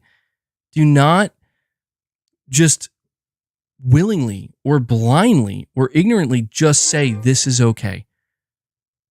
I don't care how big of a fan you are. I don't care how much you love Xbox or Microsoft or Game Pass. You need to be aware what this company is trying to do. And if the first thought that comes to your mind when I say that is, but what about Sony? You're not thinking clearly. You're thinking with, I don't know what you're thinking. I don't know why you're thinking about Sony. But Sony's not the one doing this. Straight up. Obviously, they're being affected by it, but who cares? That's not my problem until it eventually becomes my problem, depending on who else Microsoft buys. But that's not my problem. It's not my problem that Microsoft stripped Starfield away, that they stripped Bethesda away, a publisher I barely ever even cared about in the first place. Activision Blizzard, same thing. Maybe in the future, maybe with a new Crash game or Spyro game, yeah, maybe I'll be like, fuck, that does affect me. Whatever. But generally speaking, this is stuff that's going to have an impact on Sony, and that's their problem. They have to deal with that in however they see fit. The bigger problem that I'm thinking of and thinking about is industry-wide, where we can't give any of these companies this much power. We can't be okay with that. I don't care how big of a fan you are. If Sony came out and said, yeah, we're buying 2 publishers, yeah, that's not good at all, especially for the market leader. That's extremely fucking scary and concerning. People need to understand that I may be a big fan of PlayStation. And the reason why I went on that little tangent there about I'm not going to be the first one, or probably one at all, to say, yeah, Sony, you told me live service games are great, so I love live service. No. After I just watched that video about Bungie's philosophy in the video game industry, I despise that Sony bought them. They would have been better off with Microsoft with that fucking mentality. Because that's exactly Microsoft's mentality. And that's exactly where Bungie belongs. And I'm sure Microsoft would love that, even though Microsoft was the reason why they left in the first place. When I heard that Bungie's philosophy was never over-deliver, quantity over quality, yeah, I'm not going to be the first one, or like I said, even one at all, to just come out and say, hey, Sony, if that's your philosophy behind your live service games, let's go. It's got the PlayStation logo on it. Fuck yeah, I'm in. 100%, baby. No. There are a lot of people out here genuinely concerned about the future of PlayStation under Jim Ryan because of these live service games. And you know what? You have every fucking reason to be. I'm going to try to be optimistic because I like PlayStation and I don't want to see it go down that way. I do not want to see a future where single-player games are getting canceled because, well, Sony's just busy making too much money on their live service games. Abso-fucking-lutely not. I despise that future. I'm trying my best to be optimistic in the sense that, look, they might not succeed, or maybe they'll do it right. Maybe these games can just be extra. Just extra revenue. They don't have to be egregious. They don't have to take over anything. There's just some multiplayer games from Sony. And that's fine. That's my optimism there. But if somebody says to me, and believe me, a lot of people have said, like, no, dude, they're going to fucking ruin it. It's going to be greed out the ass. It's just they want all your money, and this is what it's going to be. They're just going to milk you for all you're worth, and they're going to slowly phase out single-player games. And I'm like, that is the literal worst-case scenario. But you could be right. You could, like, people who are saying that could be right. We don't know. What we do know is there are successful live service games out there, many of them. And when we observe these games, what do we notice? What do we take away from it?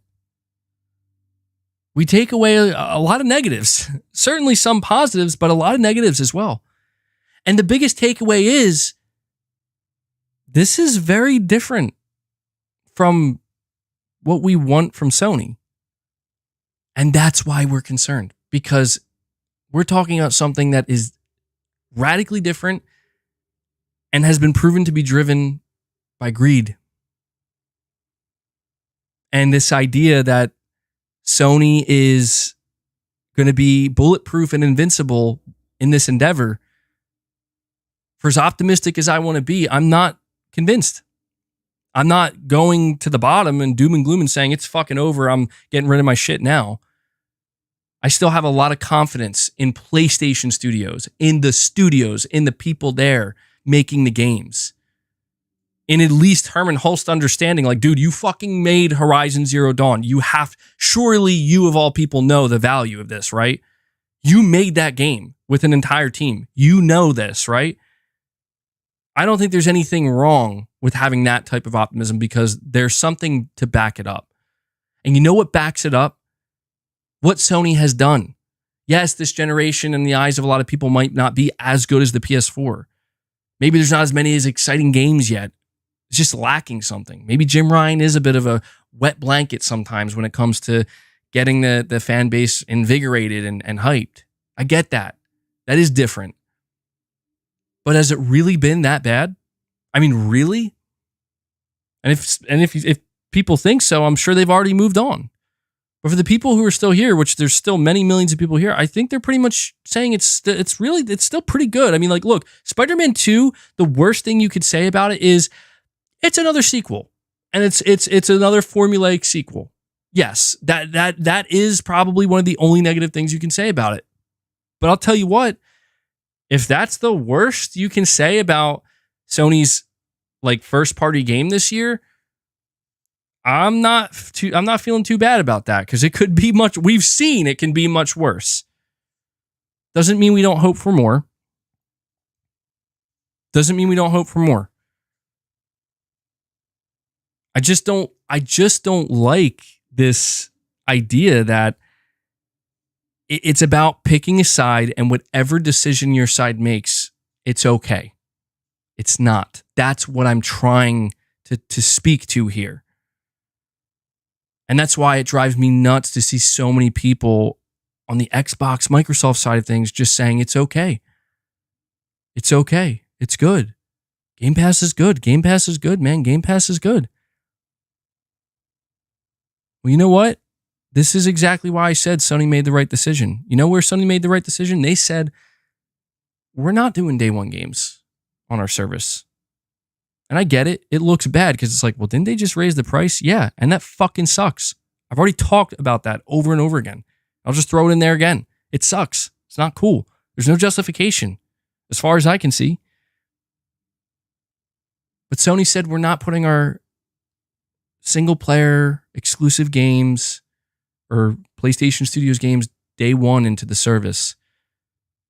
We're not copying Microsoft. We're not following them. Even though there's a lot of pressure from external sources saying you should, not within their company, of course, but outside that.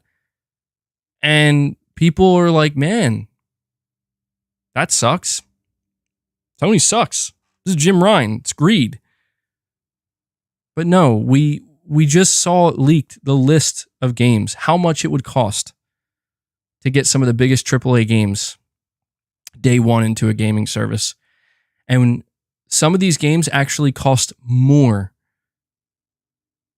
than a game like The Last of Us Part 2 cost to develop, than a game like Horizon Forbidden West cost to develop.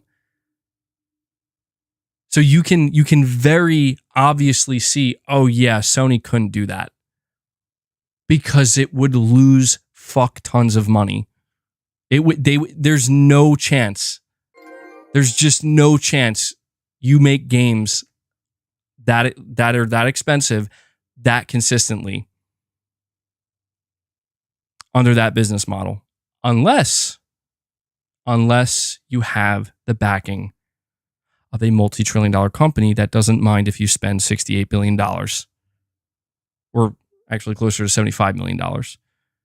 So yeah, when Sony basically said, like, we can't do this would actually harm the quality of our games and it's just not sustainable, they got a lot of pushback. They did. And people, again, weaponized that, where they're like, oh, I guess Sony just, all they care about is that $70. They're greedy. It's like, well, you know, maybe it's about being able to make a good profit off of your big games that take years to develop, to then take a portion of that and then reinvest it once again into that exact same process. What is so bad about that? What is wrong with that? There's nothing wrong with it. There's nothing bad about it.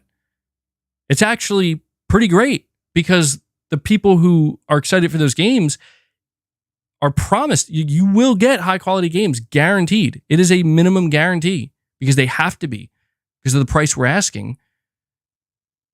And then the company and the development team that made it get to make, hopefully, I mean, at the very least they can break even, but hopefully make a decent profit. And then with that profit, it allows the team to grow, reinvest in the studio, reinvest in the development cycle. You see that look at this. You see that a game, guys, it would cost $250 million to get Star Wars Jedi Survivor day one onto PlayStation Plus. Onto day one onto Game Pass. Even Microsoft isn't paying that money, dude. See, Microsoft realized that when they created Game Pass, they would have to pay the same amount of money or more. I think this is more They have to pay a fuck ton of money to secure day one games onto their service. And they realized, yeah, we're not doing that. Because you know what? If we were going to spend $250 million on Star Wars Jedi Survivor, we may as well just pay a little bit more and lock it down as a fucking exclusive. You see what I'm saying? And that has what led Microsoft to this belief where we just have to buy shit and own it, entire publishers, entire catalogs. From a business model standpoint, you can understand why they're doing it, but from a wider industry standpoint, it's like, God damn, dude, this is concerning. Tower Dragon says, I want to gift a membership. He drops a membership gift as well.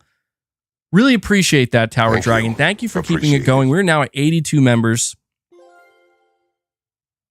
All right, so once again, to everybody who super chatted, I apologize keeping you waiting. I'm going to transition to this so we can go over what you guys are saying here. Fernando, you're saying, have you seen that Xbox is more profitable than PlayStation? Xbox won't shut down without Activision Blizzard. No, I didn't see that. If you could refer me to where that's being, where I could find that information.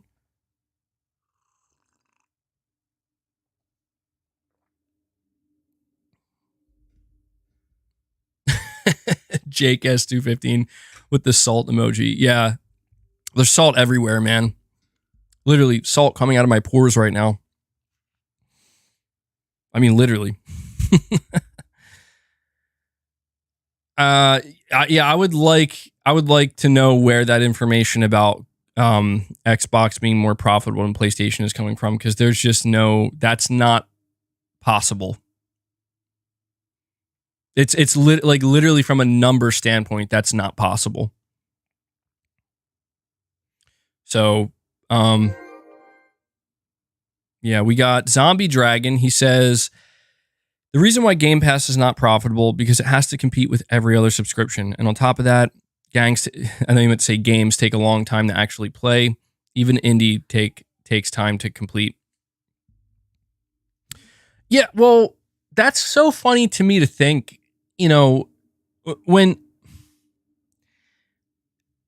listen,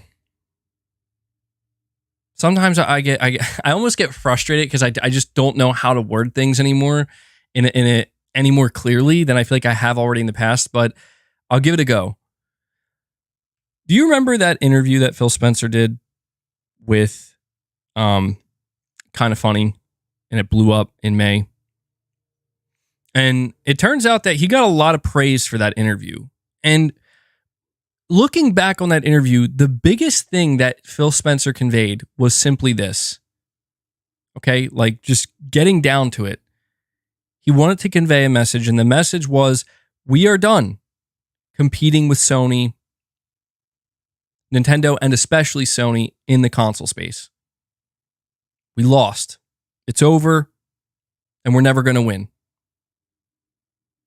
There were even some parts where he insinuated that you shouldn't even expect the same quality level from our games because of that. He didn't say that exactly, but the insinuation was there, hence why a lot of people walked away being like, what the hell? But what he did do was communicate that that's okay because Game Pass and the studios we own, and you can look forward to that. The reason why I'm mentioning this is because people, they just don't want to understand that Phil Spencer and Microsoft have twisted this entire situation to try to make it seem like they are incapable. They are not capable of competing in the console space with Sony or Nintendo. By twisting it that way, they have convinced people that they are the underdog. They are weak. They are pathetic. They can't do it. They can't do what Sony and Nintendo do, therefore they're not even going to try.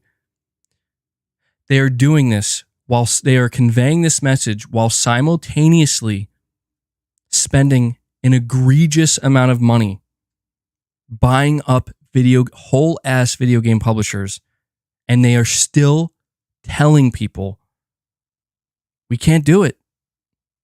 We got to do this to do it. This is the only way. I have said, and I've stated so many times before, do you know, I mean, I really want people to think about this. Do you know what Microsoft could have achieved for their Xbox console if they took just a mere, and I say a mere $3 billion, because compared to $68 billion, yeah, that's nothing, and said, we're going to invest this into our own studios and some timed exclusivity deals. Do you know what they could have achieved with that $3 billion? They would be number one right now in console sales. 100%. Those are the types of moves they could have made, at the very least with third-party deals. But you know what? Okay, well, Microsoft doesn't care about the console anymore, man. They lost. Okay, didn't you hear Phil? They lost. Okay. You're right. He did say that. It's made clear. They're not competing in the console space. That's why I want to refer to this AAA games list for day one on Game Pass. Do you know how many day one games Microsoft could have got onto Game Pass day one with a mere $3 billion without, and I really want to fucking emphasize this point, without buying an entire fucking publisher and snatching all of their IP away from the competition? Let me emphasize that one more time, because some people still, not in my chat, but some people still just do not get it. Do you know how many day one AAA games Microsoft could get for Game Pass if they just took a fraction of what they're paying for Activision Blizzard? If they just took $5 billion, said this is our fund for getting day one AAA games. And you know what the beauty of that would be? They wouldn't be taking games away from PlayStation, because they don't need to. See, that's the point. They wouldn't need to. They want to. They want to. So somebody might be sitting here and thinking, okay, MBG, obviously they want to. Don't you see what Sony was doing? Sony was taking games away from them. You expect them to play nice and just say, you know what, Sony, we're not going to do what you do. We're not going to take games away from you. No, they're going to take it. Okay. Sure. That's fine. That logic holds up. But I again have to ask the question, what does that have to do with buying a publisher? Oh, that's right. It has nothing to do with buying a publisher. Who would have thought? Who would have thought that Microsoft is certainly rich enough to, like I said, again, and this is why I'm emphasizing it so much, because people don't want to see this, even though it's clear as fucking day. Take $3 to $5 billion, lock down exclusives for your platform. How many exclusives you going to get? Really think about that, guys. Really think about that. How many fucking AAA games could Microsoft lock down if they paid for it as a year exclusive? 1 to 2 year exclusives. How many? They could fucking lock down a year of Call of Duty if they wanted. Let me ask you, what happens to Xbox console sales when Microsoft says we're going to pay for 1 year exclusivity or even 6-month exclusivity for Call of Duty? What happens? They fucking explode. Suddenly, you outsell the PS5. I am trying to make it as clear as I possibly can to the people who still don't get it, that this has nothing to do with Microsoft's inability to compete. Nothing. This has everything to do with Microsoft trying to create a monopoly if they feel that they can get away with it. It is control. It is power. This is not about competition. Everything I just said, you know, is factually fucking true. You know how you know? Just look at the money Microsoft's spending. well, that's stupid. Why wouldn't they just spend it to own it? Yeah, you don't. No one's saying that the mentality of wanting to buy to own is inherently bad. It's not. It makes sense. But when you are buying to own, knowing you're in the process of slowly starting to create a monopoly. Oh, well, I guess it's just still the same thing, right? Still the same thing, right? Yeah, sure. It's just the same thing, I guess. Telling you, man. These people, a lot of them, they know this. That's the thing. Keep in mind, a lot of these guys, they know this. They just don't care. They want to see this happen. They want to see Microsoft with that much power.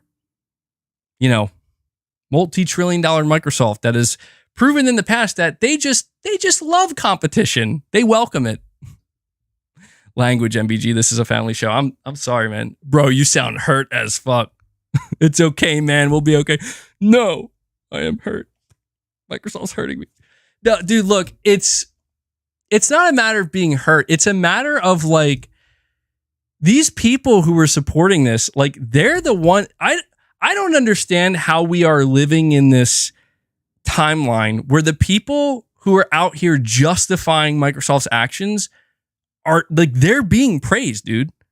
And people like me are getting clowned. Like what I just said, I know maybe it's a bit melodramatic, right? In the way I delivered it. I admit that. But if you just read what if I just typed it up and you read what I just put, how could you argue that?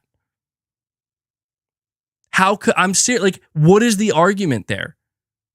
That Microsoft could just take a fraction of the money they're putting into buying publishers for Game Pass,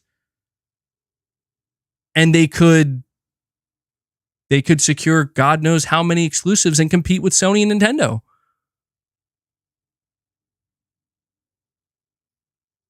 You know? I'm being serious. What is the argument against that?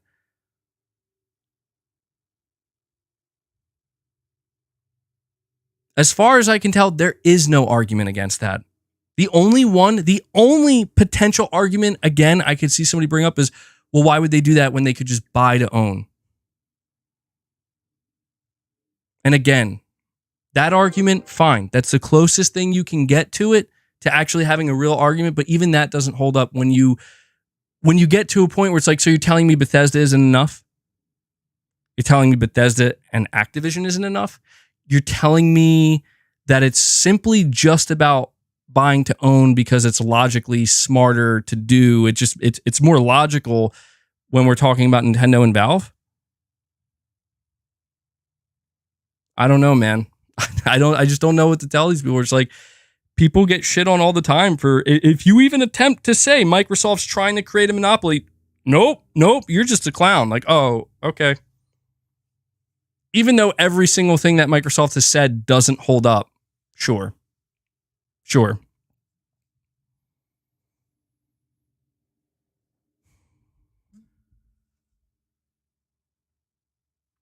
With $70 billion, you can make 350 AAA games, but instead of contributing to gaming and grow studios and stuff, they just are out here buying ABK to give you all the same shit you were already getting. Wild.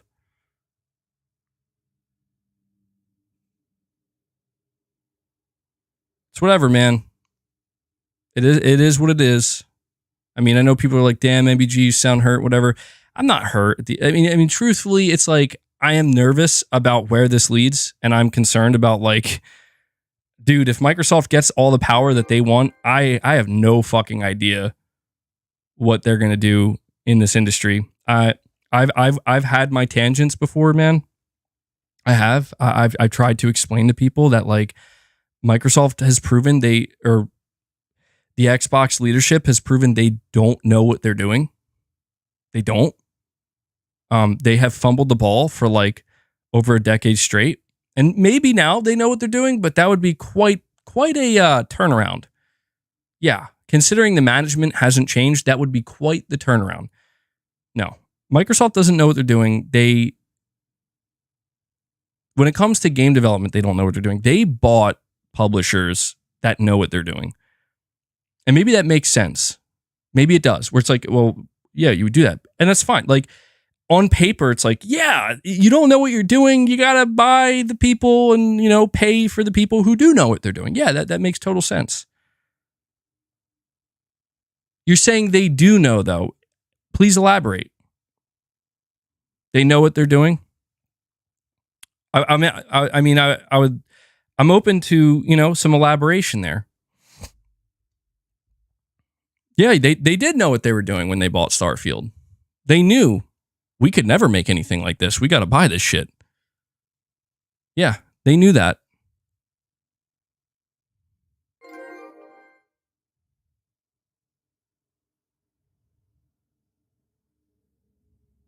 I'm just waiting for some elaboration. That's all.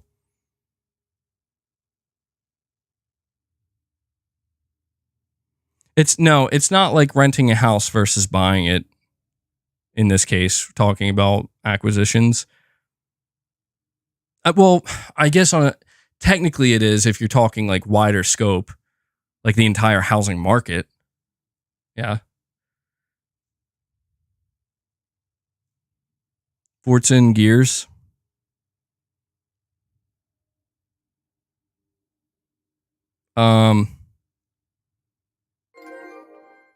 I gotta admit, man, I may have expected too much.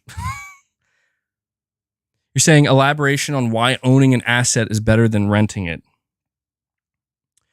Well, no, I'm not asking. I said it myself. Like, I understand that it's like, yes, it is better. It would be better for Sony to own Square Enix from their point of view than it would be to continually pay for exclusives. Or would it? I mean, there are pros and there are cons here.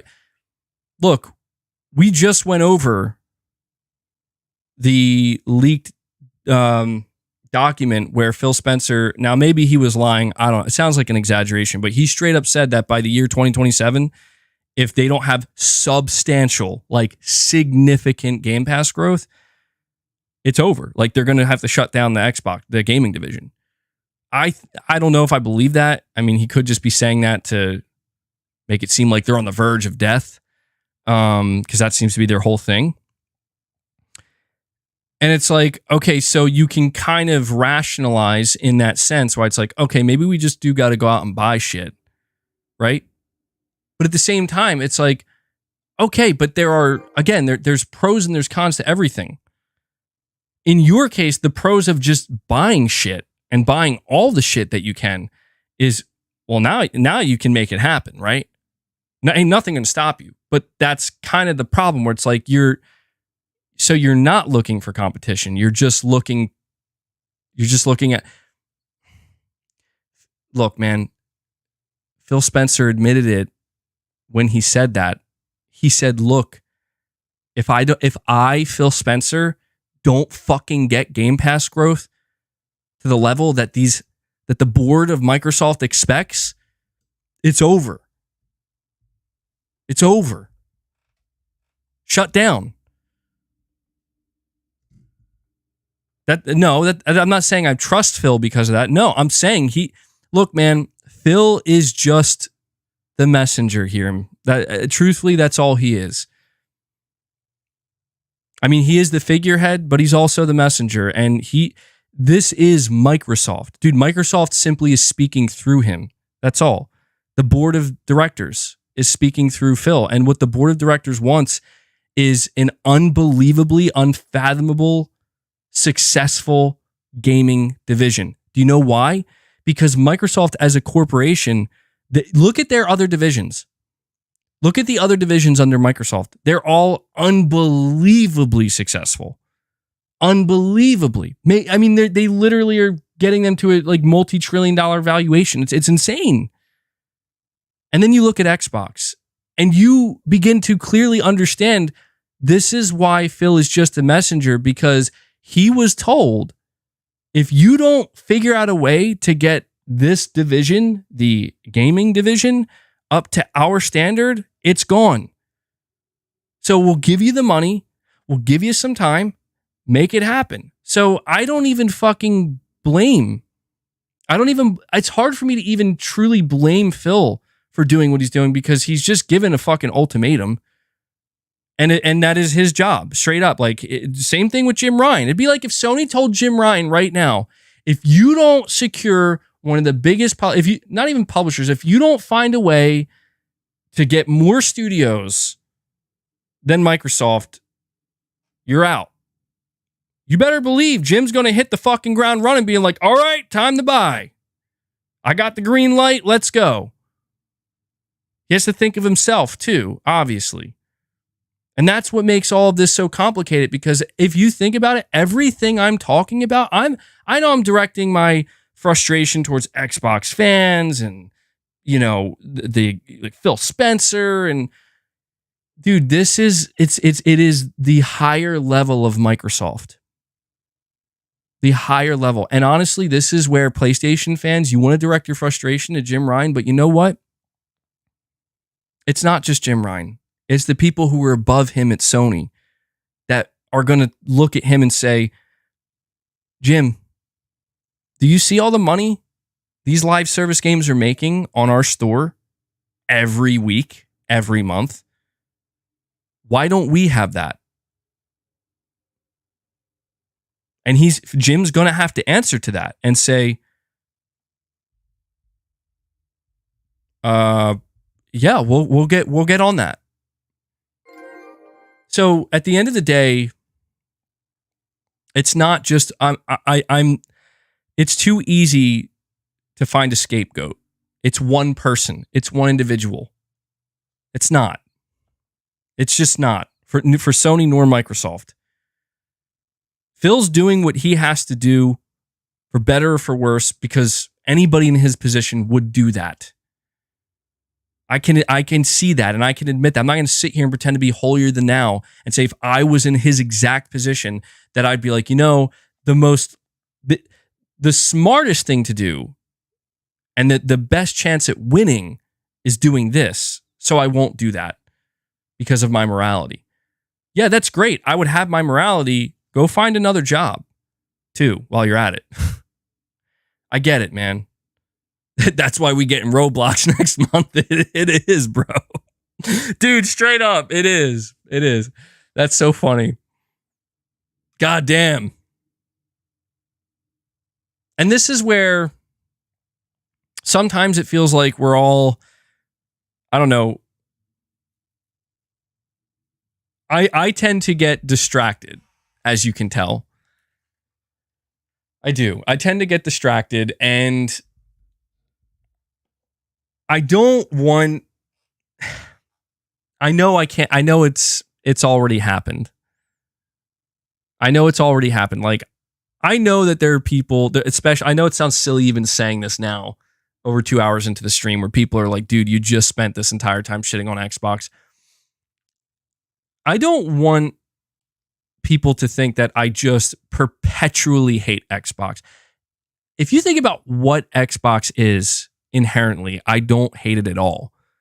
No more than I hate Nintendo or PlayStation. I don't. Like, at the end of the day, what it represents is something I can get behind. I can get behind it. What it represents.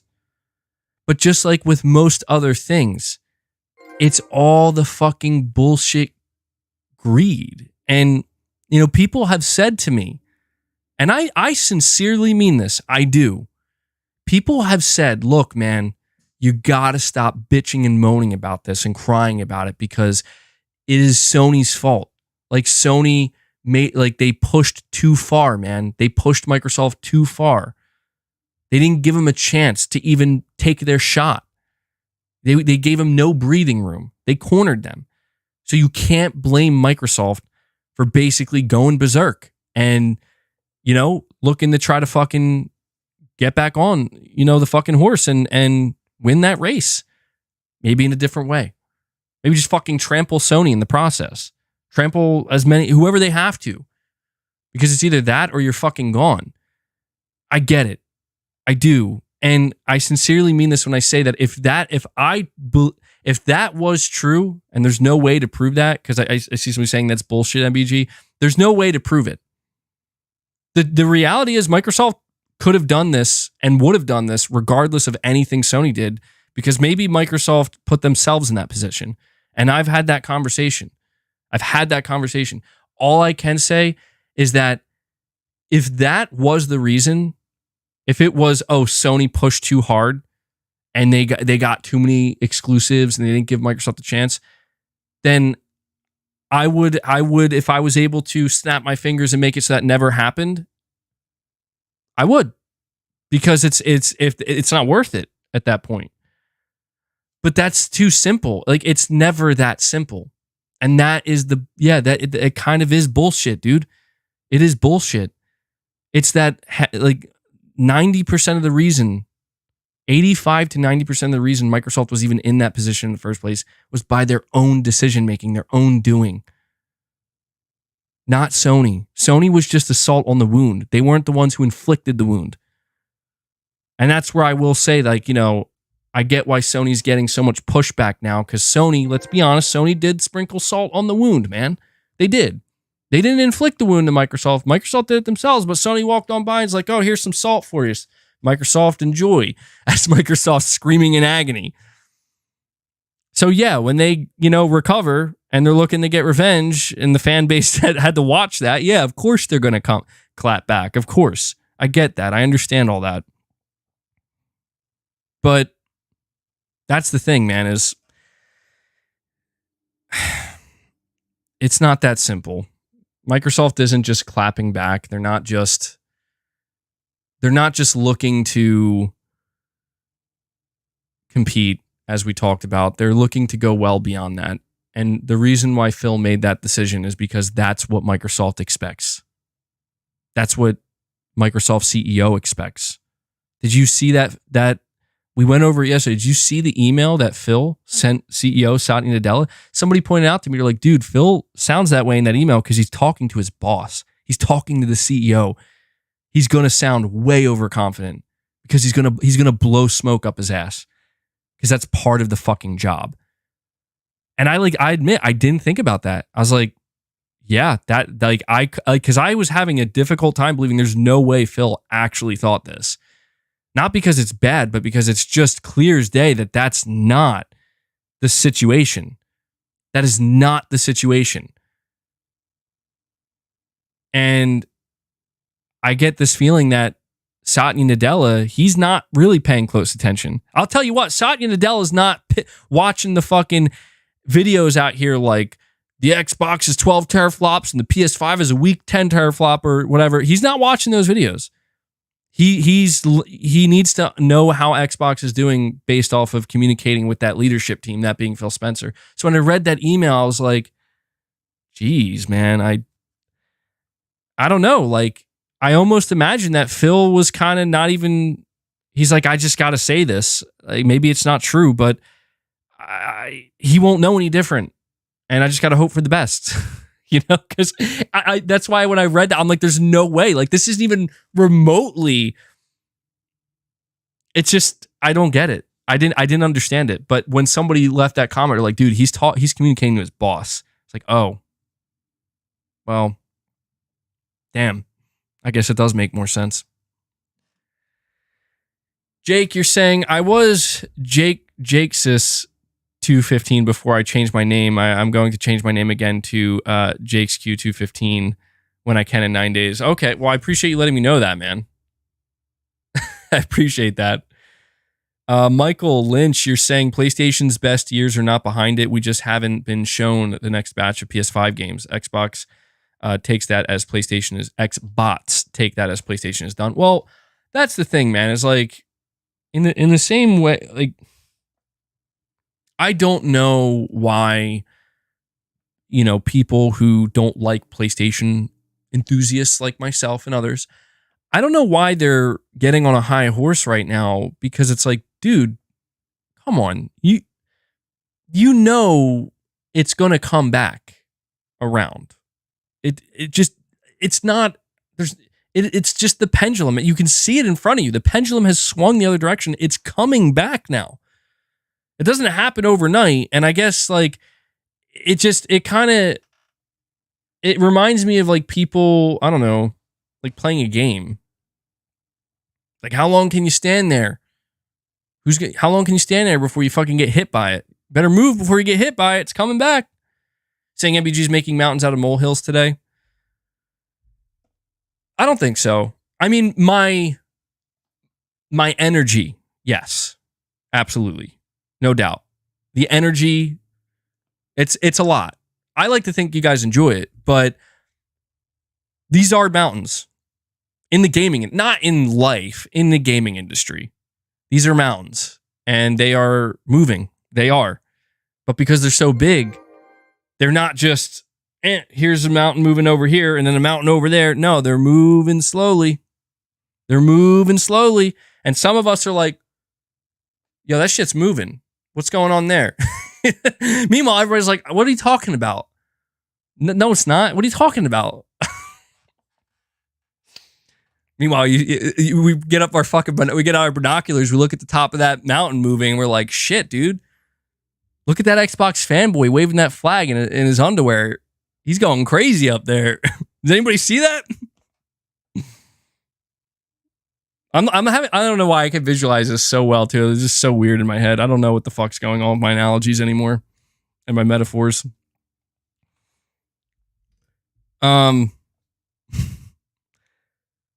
you're saying, did you watch Enemy? I didn't. Honestly, I haven't been watching much lately.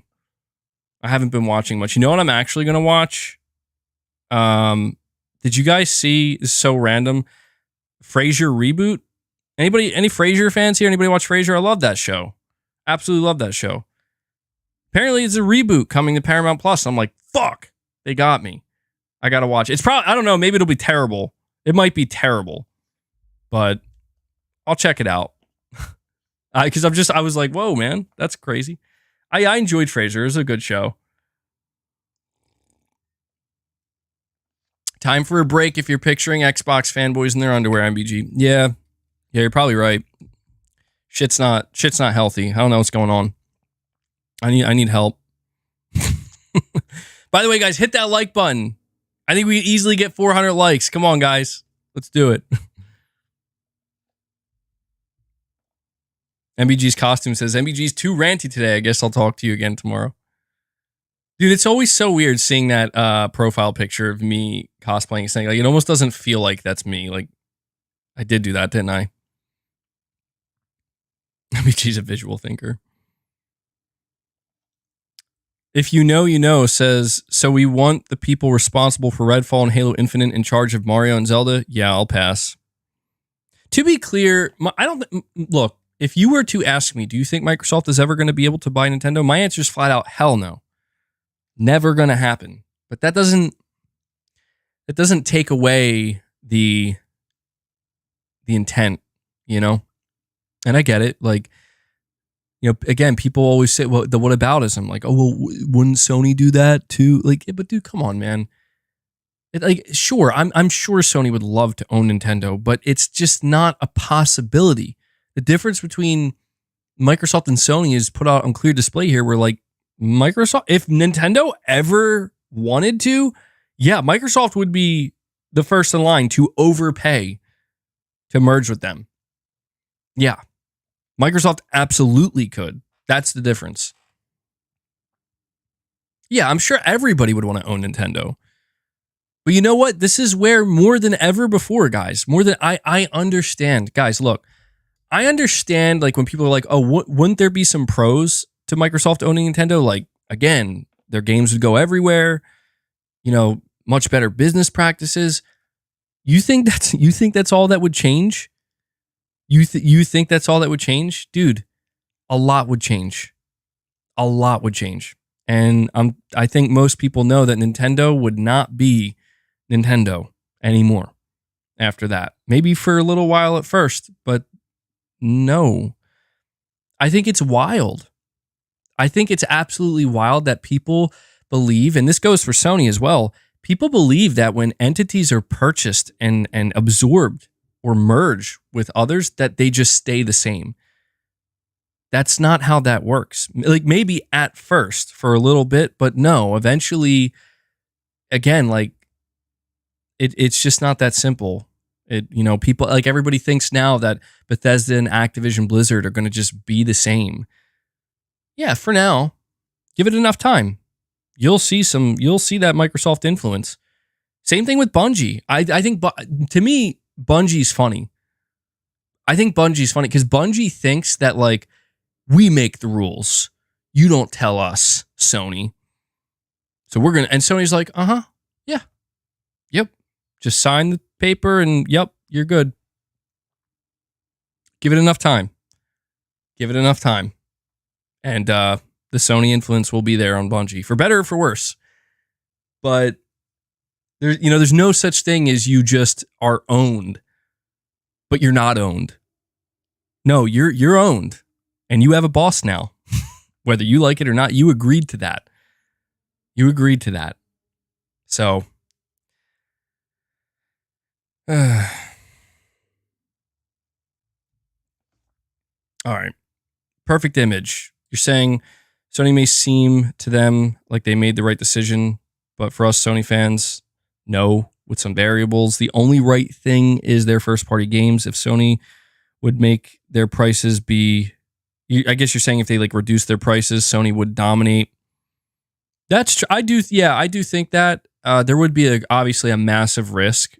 Like if Sony came out and they were like, Mr. Bills is saying, how are their steak tacos? They were phenomenal. If Sony were to come out today and be like, all of our first party games are now going to be priced at $50, people would go crazy. Be like, dude, Sony would like the amount of sheer goodwill Sony would gather from that one announcement would be insane. And I think people would love that. But unfortunately, it's just not like the only way Sony would ever do that is if they basically decided we're okay not making as much profit and keeping this as sustainable as we can keep it. It would be very risky because there is the idea like we could sell more copies, but how many more would you need to sell to be able to break even and make that profit off the game?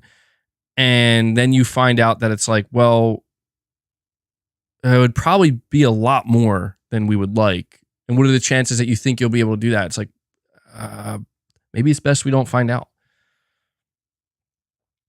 It's almost like people like saving money. Of course they do, man.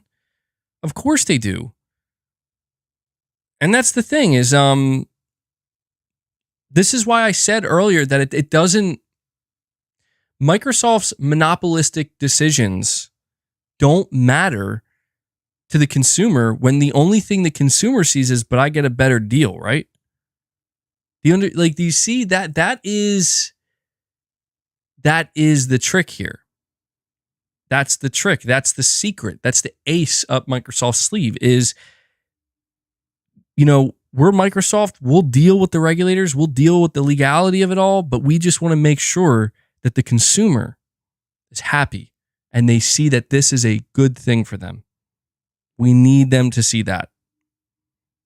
And that's why I'm trying to tell people, like, you don't see something a little bit concerning about that? Because I'll tell you what, Sony's not out here trying to tell me that they're trying to do me a favor by selling me a game at $70. They're just saying that it's fucking expensive to make these games, and if we want to keep making them, we got to sell it at $70. And I'm like, yeah, that sounds fine to me. I'm cool with that.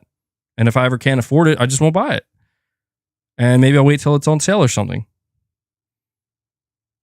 I get it, man. Believe me. I'm not out here being like, yo, you're poor if you can't. No, it's tough out here for everybody. Everybody. Unless you're actually like legitimately rich, And even then, I don't know. But there's no doubt that there's some serious economic struggles going on. And that's why I think like people just enjoy it. There's nothing wrong with enjoying it. I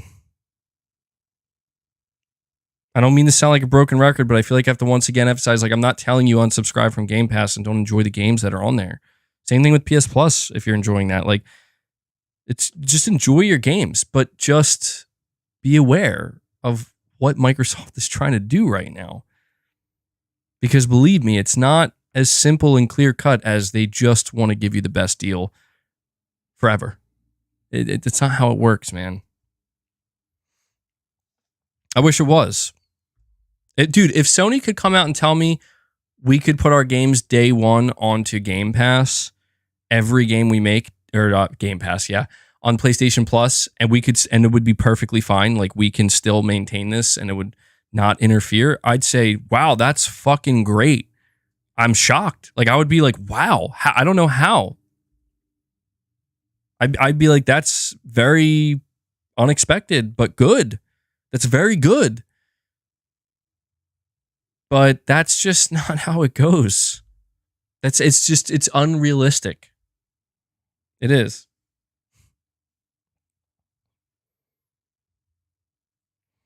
Is there a world where you buy an Xbox again? Sounds like no. Well, I will say I like the console experience. I don't know, man. I've been thinking about this for a long time, and I feel like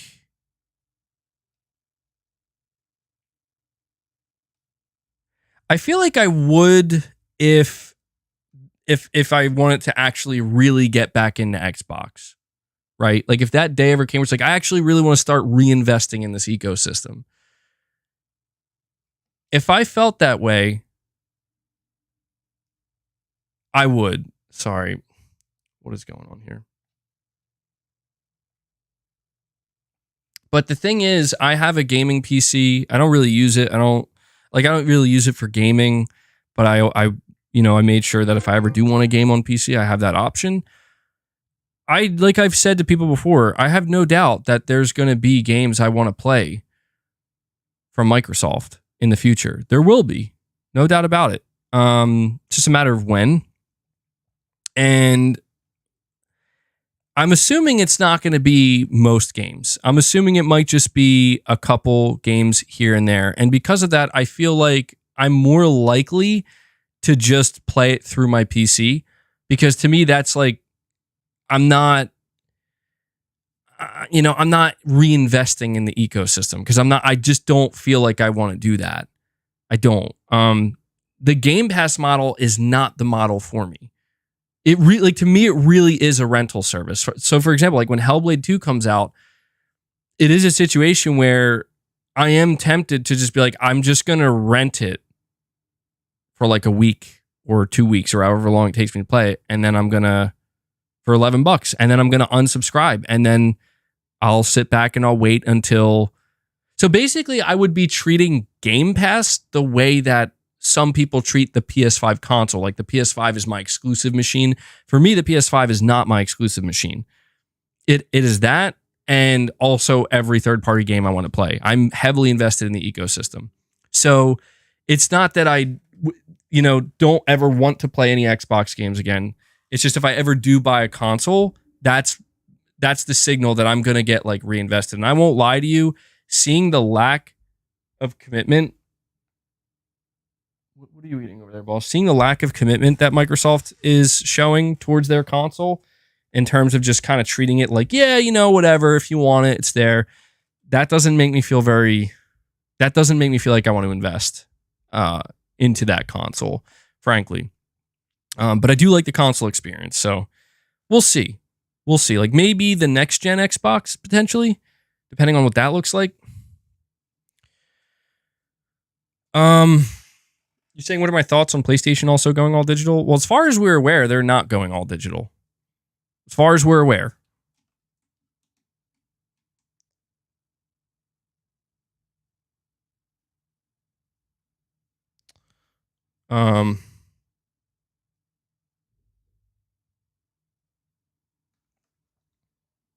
Saying that's what you do with streaming services. Yeah. I feel like that's the thing about streaming services in general. Is it just me, or do you guys get the feeling that they're just really hoping you forget you subscribed? Like, does anybody else get that? I really get that feeling. Like, not entirely. Obviously, they want you to interact with it, but just knowing that there are so many people out there, they're like, yeah, I'll subscribe for the bare minimum and then I'm out. They want those people to absolutely forget that you subscribed. So it's like, well, we're not going to remind you. Netflix does, though. Netflix is funny. Netflix will send you notifications and shit, which is good. I get like multiple notifications from my phone from Netflix where they're like, hey, we just got this new thing. And I'm like, you guys have no idea how close I am to unsubscribing. Because I forget so frequently I'm subscribed to Netflix. But Netflix does a pretty decent job. They always seem to have something like each month that I'm like, oh, okay, all right, well, I can watch this and justify my subscription. But yeah, I mean, sometimes they get you, you know? I'm not even against subscription services. I think all these things can coexist. I'm telling you, man, I know people are like, damn, MBG and his unhinged rants and his fucking just hatred against Xbox. Look, man, I'm just tired of people thinking Xbox isn't out to fucking rule. I'm tired of that. How come I can admit that about Sony so easily? But so many people refuse to admit that about Microsoft. Why? Like, to me, that's just what's not cool about this, is just admit that that's what they're trying to do, and they're doing it aggressively to a concerning level that we've never seen before. What's wrong with acknowledging that? I think too many people, you know, in the same way, people tell me all the time, they're like, oh, dude, you're too optimistic. You're being too optimistic about Sony's live service games. And it's like, okay, I can admit, maybe I am. Maybe I am. Maybe I'm too optimistic about it. You're saying, why do I care? Or somebody's just saying, because I'm wrong. I need to know, okay, look. Number one, I care because it is creating a mentality that is very much becoming focused on, it very much feels to me like, hey guys, pay attention to this thing over here and just completely ignore anything that's going on over here because we really don't want anybody to see this. Okay? Just pay attention to what's going on over here. Ignore all this. That's what it feels like. And that gives me, like, that always gives me a bad feeling. Like, why? Like, what are you hiding? Like, it just feels like you're hiding something. And that's why I was surprised to see that. I don't know, maybe people are more accepting. I thought that these leaks really kind of revealed what they were hiding, but maybe, and everybody hides everything. I'm not saying Sony isn't hiding shit. They are. But at the same time, like, Sony isn't like, just focus on this over here. Like, they're not, because they're just like, hey, we're just fucking raising PS Plus. Go fuck yourself. It's like, oh, okay.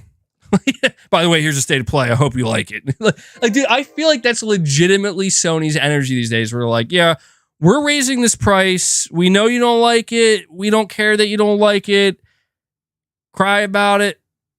Here's a state of play. You want some Spider-Man? We got some Spider-Man. How about that Final Fantasy Rebirth, huh? You guys want that? We got that too. And you got people like like me, like, that's not enough, and they're like, just shadow ban that guy. I don't know what's wrong with that guy over there. Sometimes that really feels like it's Sony's energy these days. But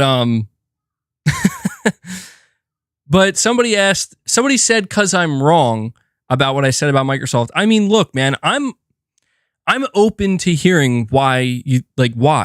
You know, I know I get really worked up and shit. And truthfully, I think this is why I don't interact with other people or content creators, because I get worked up about this shit. I get like overly passionate, and I feel like, I don't know, it just, I wouldn't want to be like indirectly rude to somebody. And I feel like that's exactly what I would do without realizing it. Like, just acting like a fucking crazy person, or like, oh my God. Like, you know, maybe people like that. I don't know. Maybe they wouldn't see it that way. But I just need to know, like, what, you know, like, why do you think I'm wrong? I'm open to hearing that. Like, actually good reasoning why you think I'm wrong. Because maybe I am. Think about the views you would get if you had somebody on the show. I know, man. I don't just do what I do for views. I don't. I mean, I care about views, obviously. If people weren't watching, I'd just be sitting here like a crazy person saying this shit to myself.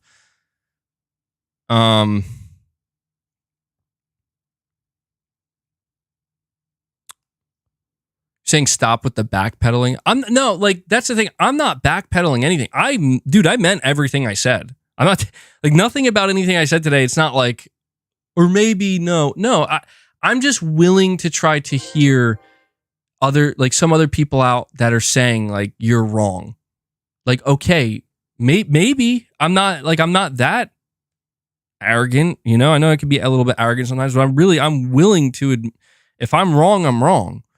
But I really don't think I am, and I'm open to hearing somebody explain to me like as thoroughly as you can through a chat, you know, as much as you can, like why that is. Because wrong about what? Like basically about how I am pretty sure that Microsoft is in the process of trying to monopolize as much as they can in the gaming industry to be able to essentially become so powerful in this industry that no one can do anything to them anymore. And with that power, they can control almost everything. Not everything, but enough to where it's like they get to make the decisions.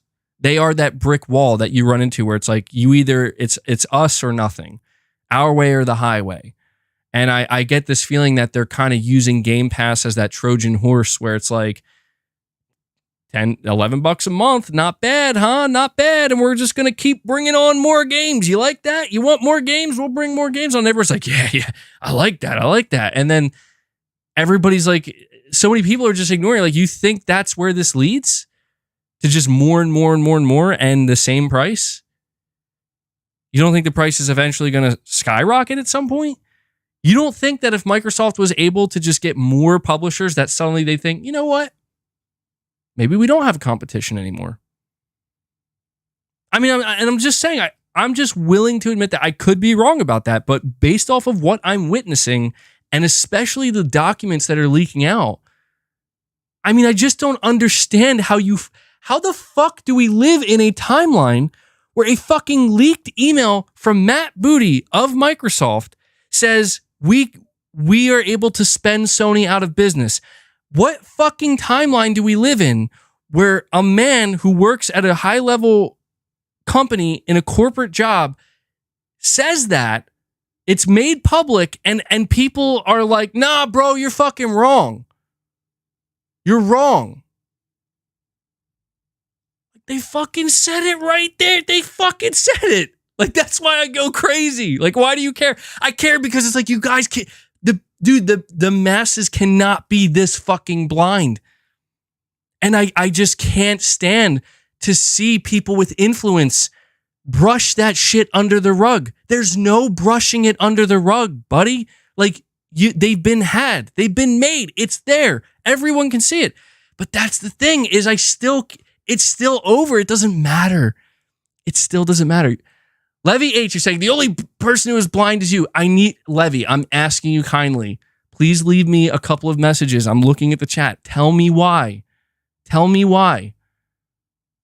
MBG says this like we can control it. I know. That's my biggest problem. I can't let it go. I need to let it go. It's hard for me to let it go because it's true, man, that like, it's not that the masses are even blind. The masses are convinced. They are convinced, dude. And I'm not going to be the person to make them see it another way. You're right. Like there's nothing. When an email like that leaks out, like we can spend Sony out of business. We're going to spend Sony out of business. When the public, read something like that, the masses read something like that and just decide, whatever. Then it's over. It's like, yeah, okay. Well, there you go. All right.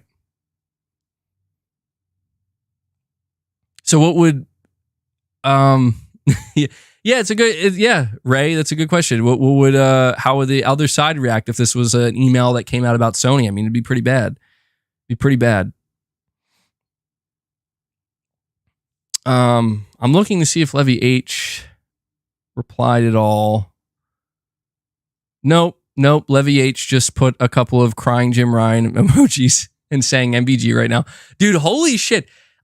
these people that come in, it's like I give them an opportunity and they're literally just like, I'm just going to troll harder. Like, okay, goddamn, dude. You're wrong. Please tell me why. Proceeds to put crying Jim Ryan, which I got to admit, it makes me laugh, though. I won't lie. It does make me laugh. All right, we got Guava. You're saying, MBG, think you're mistaking P&L with asset acquisition. ABK retains its value after purchase. Microsoft don't have to make back the $75 billion in raw profit, like buying a house that increases the value versus renting. Yeah, you're right. You're right. I do speak on these major. I know there's way more to it than I make it sound at times, and I understand that. It's just I try to get to the bottom line with these types of things. That's all. And if I focus too much on the details, I feel like it takes away from being able to see the bigger picture. And regardless of whether or not Microsoft or the Xbox division is profitable or is on track to become profitable, like I think I haven't focused on that because it's like, well, yeah. Like if they own Bethesda and Activision Blizzard and they have all their studios, it's just a matter of time till they become very profitable. That's all. They just have to wait it out, you know? So I get what you're saying. And yeah, it's not as simple as just like, you know, oh, if they spend $75 billion, they need to make back that $75 billion. It is more complex than that, especially when you're talking about a machine as large as Microsoft and just all these companies and how big they are. I don't know, man. No matter which way I slice it, I just can't get over. I will get over it.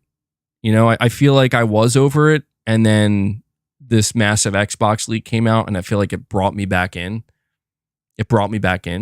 But for people who were listening to me, I'd say the past 3 to 4 weeks, you probably noticed that I just got to a point of acceptance for a while. And I guess I'll get back there again, where it's just like, yeah, this is just what Microsoft's doing. And Sony can't stop it. We can't stop it. No one can stop it. And a lot of people don't want it stopped. A lot of people are okay with it. And it just kind of gets to a point where it's like, well, okay. Like, there's nothing left to be said or done. It's just, this is the way it is. And that's that. I can't change it. Whiskey Gaming says it's still like a mortgage. Xbox division is the borrow and Microsoft as the whole is the bank.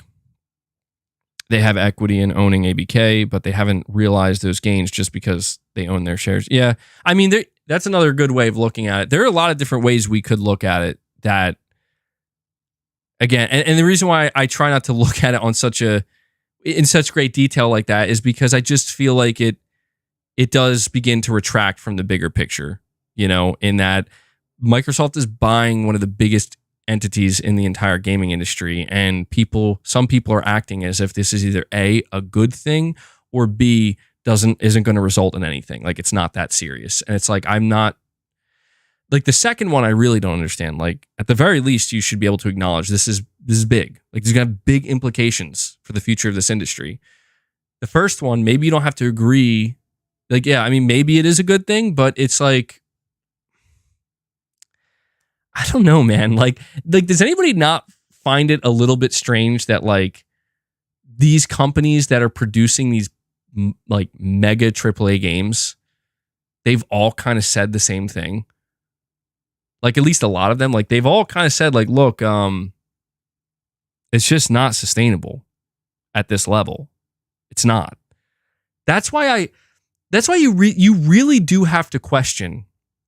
I think that right there is why you have to question how far, like what Microsoft was really trying to achieve. Because at this point, I do think it is pretty obvious that this is not a stable business model. It is a volatile business model. And you could argue that every business model to a degree is volatile. Like, they're all at risk of, you know, something bad happening. But I just think that, again, when you look at the prices of some of these games, excuse me, like you look at, let me see here. Suicide Squad killed the Justice League. $250 million to get that day one as a launch game on your service. It's like, how? Who would be able to pay that? Would what you're getting out of that even be worth it? It wouldn't be. I mean, how many subscribers would that really bring on? How many would it retain? I don't know, dude. I guess it's just, it's hard for me not to trust Sony a little bit. That's right. Yeah, you're right. It's not my problem necessarily. Not yet. The reason why I'm saying it's hard for me not to trust Sony a little bit here, it's because like when we see Microsoft coming out, Microsoft, if you think about the messaging, Microsoft is coming out and they're basically saying like, this is our plan and we're pretty sure it's going to work and you guys are going to love it and this is going to be great for everyone. And just automatically I'm like, okay, I feel like you're overselling this. And then I see a lot of people be like, yeah, this is it. And I'm like, I'm not sold. And then when I see Sony, the company who produces products that I am like, I think they're doing a good job. Like I've said over and over again, I think Microsoft could take a couple pages from their book here and they'd benefit from that. And then when Sony's like, yeah, no, that's not going to work. And we're not doing that. And that's not sustainable. Like it's a bad idea, pretty much. It definitely makes me go, huh. Something's weird here because, and I think that this is kind of the dichotomy here. I basically keep ping-ponging back and forth where it's like, Sony and Microsoft are the same. Oh, yeah, why are they the same? Because they both want profit and to make as much money as possible. Greed, in a way, is what tethers all of these companies together. So we can all agree that like their bigger picture goal is the same. Make as much profit as you can. But yet, when you think about the way in which they're going to do that, the separation couldn't be more severe. The gap that's there, right? And that's what's so strange to me because it almost does create this kind of situation where it's like one's going to work and is good and one is not going to work and is bad. And, there is a part of me that does kind of trust Sony here a little bit where it's like, well, Sony's been doing this longer than Microsoft. And, Sony has proven throughout the generations that like, this does work and it works well. And Nintendo has also proven that it doesn't have to just work for one company. It can work for multiple companies. And then you kind of have Microsoft out here being like, no, that doesn't work. Not for us anyway, but this will work. And then you have a bunch of other companies kind of jumping in being like, no, I don't think that works. I don't think Microsoft's way works.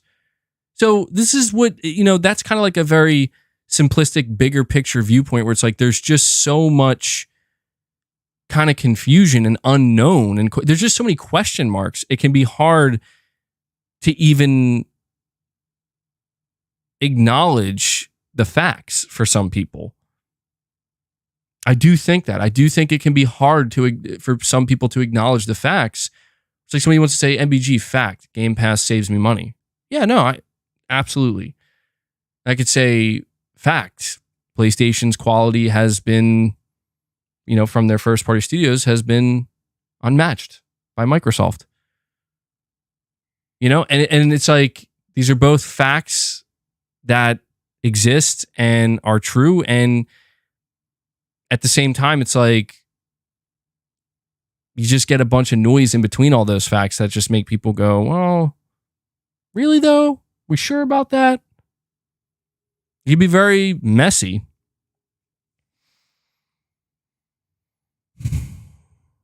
Quality is subjective. Yeah, well, yeah. I guess that's true.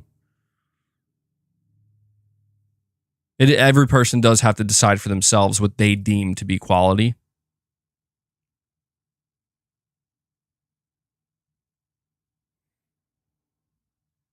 Is gaming, that's a good question, Payne. You're saying, is gaming about playing good games or saving money? I'm confused.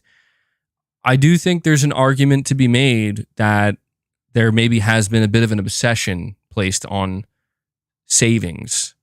And you know, again, I think that it's understandable why that would happen, because it's like, if we have the opportunity to save money, yeah, let's focus on that. And I you know, that's where I think Starfield, I don't know, Starfield seems to have been the first game truly that Microsoft released that was like, see, we can give you that like next level. I don't know if people consider next level, but that bigger AAA experience that you would normally only pay $70 for in Game Pass. You know? All right, let me proceed with these super chats. I do apologize, guys. I want to give a big apology to everybody who super chatted today, because I've made you guys wait way too long, but I sincerely do appreciate the support. It really does mean a lot. Omen86, you're saying shout out to Capcom for giving a free VR update for Resident Evil, either developing VR mode for free. You're saying, or paid by Sony. If so, Sony pays for our VR mode. Dude, I have to imagine Sony paid something for that. I could be, I mean, maybe, because you're right. That is awesome to see. It is. I do apologize that I know people want me to be completely unapologetic, but I do want to at least apologize for, I didn't mean for these past two streams to just be so focused on Xbox. And I don't know why. I guess maybe it's just because I've been reading so much about it. It's just kind of taken up most of the headspace right now, because there are other things happening. And I've been talking about them in my videos, which I think is good. But yeah, dude, acknowledging the free PSVR 2 Resident Evil 4 mode, knowing that it's a full-blown mode, dude. It's not some half-assed thing, because we saw what they did with Resident Evil 8. They're doing that for Resident Evil 4. I would like to know who's responsible for that. Like, if it's Sony paying for it, thank you, Sony. Please do more of that.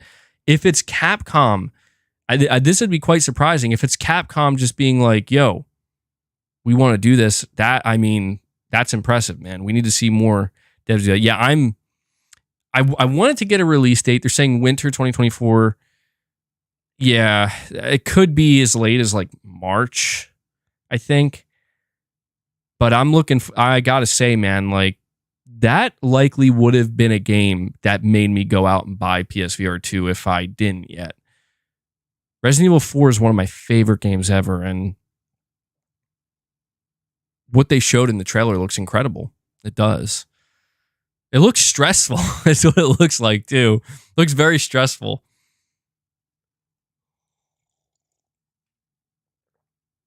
When is the Portal and the Elite headset coming out? The Portal is coming out November 15th.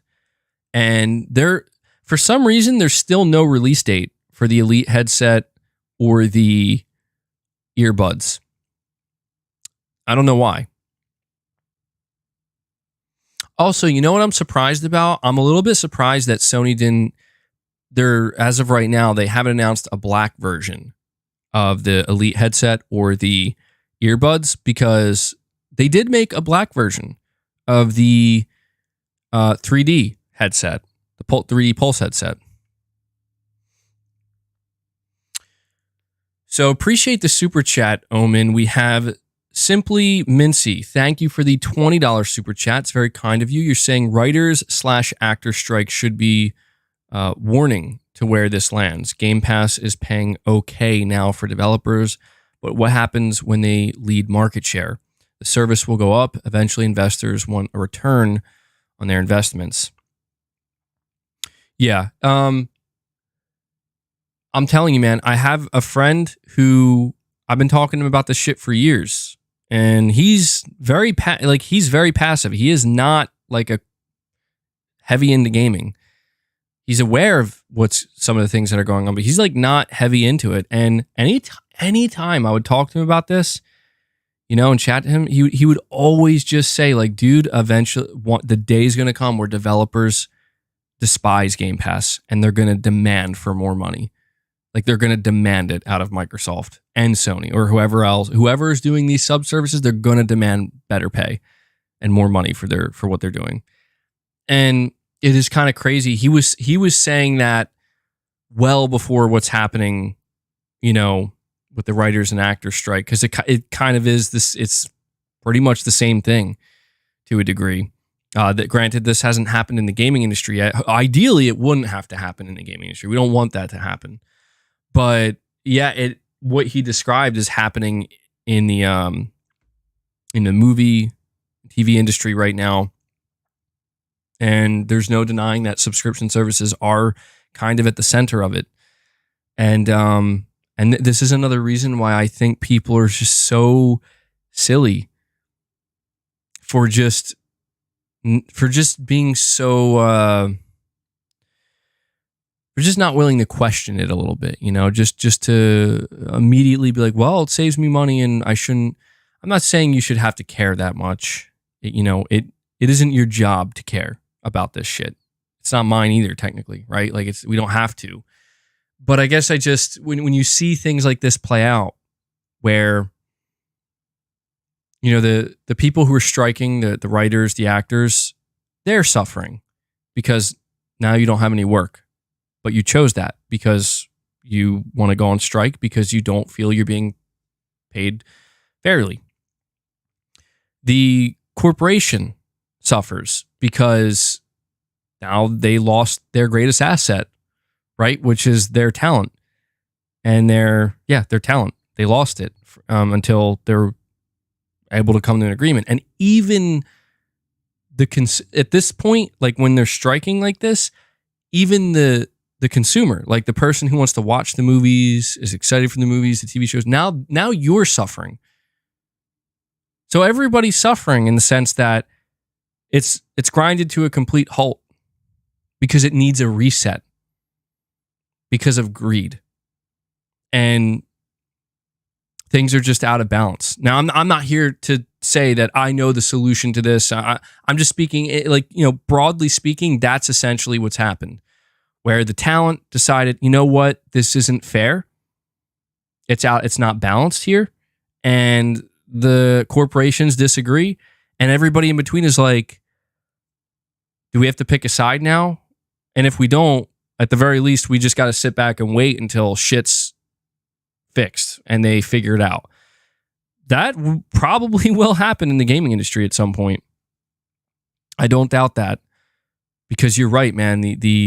It's all about the investors, and this is kind of we're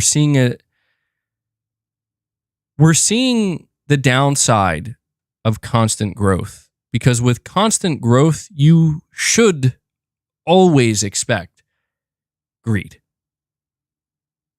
That's just how it is. Like, it will never be enough for certain people. And in this case, a lot of people say it's the business executives. You know, they're being too greedy with their, you know, just not willing to pay people more, the talent, the actors, the writers, whatever. But even the people who are involved, right? I mean, look, even on a fundamental level, let's be real. I'm going to be more real than some people are willing to accept. Okay. I'm not going to say for certain, but I feel relatively confident in saying that most people, not everyone, most people, if it really came down to it, and they ask themselves, do I have enough? The answer would be, yeah, you do. Not everybody. I'm saying most people.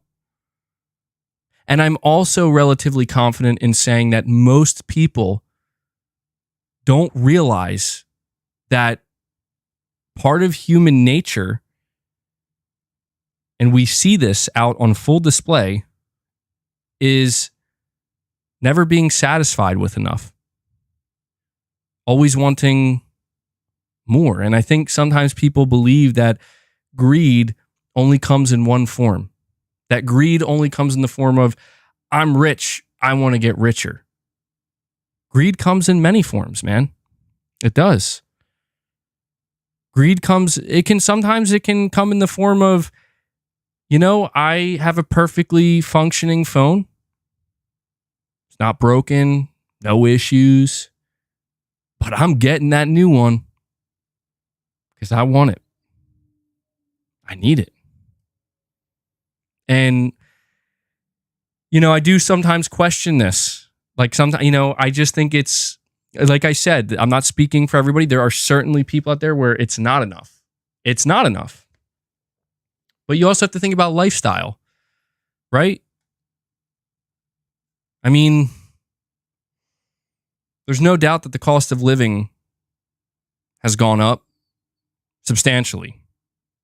So when we ask the question, what is enough? It's gotten to a point where, well, we need more. Everybody needs more. But it is, I don't know, man. It is weird it'll always be weird to me, truthfully. Putting politics aside, just thinking outside of politics, it'll always be a weird thing to me to think that there's like a group of people, like 100, 200, I don't know how many people, but just a relatively small, like very small group of people compared to the, how many human beings are on the planet that have enough money to like last till the end of time. like just literally an infinite amount of money, basically. It'll always be strange to me that there's like such a small group of people that have that, but so many people that have almost nothing or like very little. And then there's also a large group of people that are in the middle where they're in this just constant fluctuation. And I guess we're talking about classes here, but a lot of people, I think, in the middle class, I do think that a large portion of the middle class has been conditioned to believe that greed only comes in one form. And that is, well, I'm not a multimillionaire. I'm not a billionaire. I'm not just constantly worried about how much more money I'm making, but it's like, sometimes it can come in the form, but how much are you spending? You know what I mean? I mean, don't get me wrong. Everybody can spend their money however the fuck they want, but it just kind of reminds me of like the person where it's like, I'm having trouble doing this thing and achieving this because I don't have enough money. But then it's like, if they were to show you like their bank statement and it's like, look at all that shit. Did you really need all that? That happens a lot. And so I think it's like, it's unrealistic for anybody to think, or for most people to think, I'm going to be a billionaire. I'm going to be a multimillionaire. Maybe you can. It does happen to people, yes. And there are ways you can get money and acquire money, large amounts of it. But I do also think that there's just something to be said for, but evaluate what are your needs? Like your actual needs. The things that are the things that are most important, and really evaluate, like, can they be met in a relatively comfortable manner? But that's such a subjective thing. It is. I mean, you could argue that the basic needs of a human are, you just need shelter, you need food, right, and maybe some socialization. You could argue those are the most simple basic needs of a human being, but I would argue, I feel like I need more than just that. I mean, how many of you guys would agree right now that you would need a little bit more than that? You would feel like you need more than that. I guess it just kind of comes down to the difference between surviving versus thriving. I mean, you see these people all the time where they're like, I'm going to go out in the wilderness and suffer. They want to go suffer. They want to be in a stressful state, because in a way, that's where we come from, man. That is part of being a human. There's no denying that over all these years, you think about the hunt, you ever notice today, really quick, do you guys notice today that there's so many references to the hunter gathering era? Where it's like what the hunter gatherers would do. This is how they would live. And there's like kind of this fixation today on like adopting that hunter-gatherer lifestyle and like thinking how they would think and like living that way. And the reason for that, if you think about it, like the reason why there's such a fixation on that is because so much of human history was actually based on just living in survival mode, that it's only just relatively recently in human history that we've gotten to a point where we can just thrive. And we're just not prepared for it, dude. We're not. I mean, how many videos do you see circulating on YouTube that are like sugar equals death? Sugar will kill you. Here's the number one thing you're eating that's wrong, or you got to cut this out. You got to cut that out. You see all this shit, and it's because it's like sugar is not poison. Okay? It's not. It's just not. However, if you consume large quantities of it in a short period of time, yeah, it can become toxic. And if you do that every day, you will do damage to your body. And if you do that every day over the course of years, you'll probably develop some diseases. And then you could eventually die from it. And you get people, they get so extreme where like, I can't have like zero sugar at all.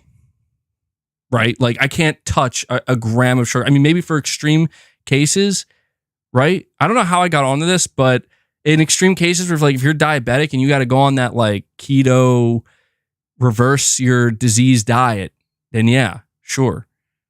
But I don't know. I guess Omen86 is like, I need PlayStation Studios. I'm sorry. I don't mean to go on this fucking, I don't even know where I'm going right now. Sugar is poison, dude. No, here, listen. Sugar occurs in nature. It does. Go eat an apple. That's sugar. But here's the key difference. That sugar also has fiber. And that fiber, it's the package it comes in, dude. That fiber is necessary to mitigate your body's response to that sugar. Eat an apple, consume a teaspoon of refined sugar. The way your body responds to both is different. And one is significantly worse than the other. One is way more potent than the other. Important, I'm telling you, man, this is important shit for people to know. It is. I have gone completely off the rails, but you know what? Here's the thing, though. Let's hear him explain cocaine. Here's the thing, though. Here's what I'm trying to say. I guess I'm going way off the rails because getting back to the super chat, the writers and actors strike was mentioned. And the reason why I'm all over the place right now is because when you look at that at a fundamental level, I just broke it down to a fundamental level. You have human beings that are arguing that shit's not fair. One side is suffering while the other is thriving. One side is fighting to survive while the other is waking up and they don't have to worry about anything. That, you know, like that's essentially what it comes down to. That's why when you see people talking about these strikes, you know, it's like we got to think about, you know, the humanity. Like I've seen people getting destroyed for bitching about the strikes. Like, man, these people just need to like shut up and do their job and be happy, and they'll get like decimated online because they're like, you don't care about human beings, you're a piece of shit. It's like, well, I don't know that it's all this. Like, I don't know that it's all that. That's pretty intense, all of this. But it's like, if you boil it down, it is about, you know, it's about a very human experience. And I guess it just kind of led me onto this branching path of like talking about how much do we really need to be happy and to be satiated in life. And, you know, I just think it's a good thing for everybody to take a step back sometimes and just simply ask themselves. Actually, that's a good, you're saying hemlock exists in nature. It doesn't mean it's good for you. Ah, touche. Actually, are you very much against like sugar of any kind? I can only assume.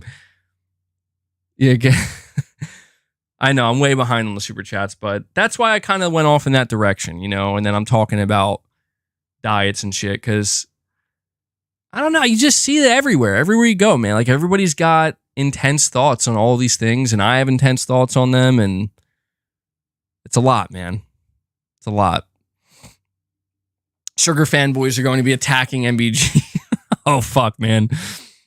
Shit's escalated to a whole nother level.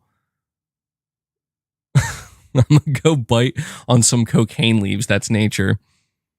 All right, well, I think you guys misunderstood. Like, obviously, I'm not saying if it exists in nature, then it's perfectly fine. Like, no. I'm not trying to say that. I'm not trying to say that. I'm just saying that, like, I'm just saying if you're going to make a decision for your health, I think everybody can universally understand why choosing to eat an apple is healthier and a better decision overall than, having like a can of Coca-Cola or something. That's all I was trying to say. Or even having apple juice, right? Because again, there's no fiber to help. Anyway, I'm going to move on here. I don't know what the fuck I'm talking about anymore.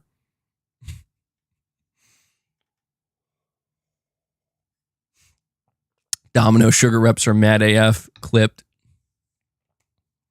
The most important thing is we need is each other. Titus Crow coming in.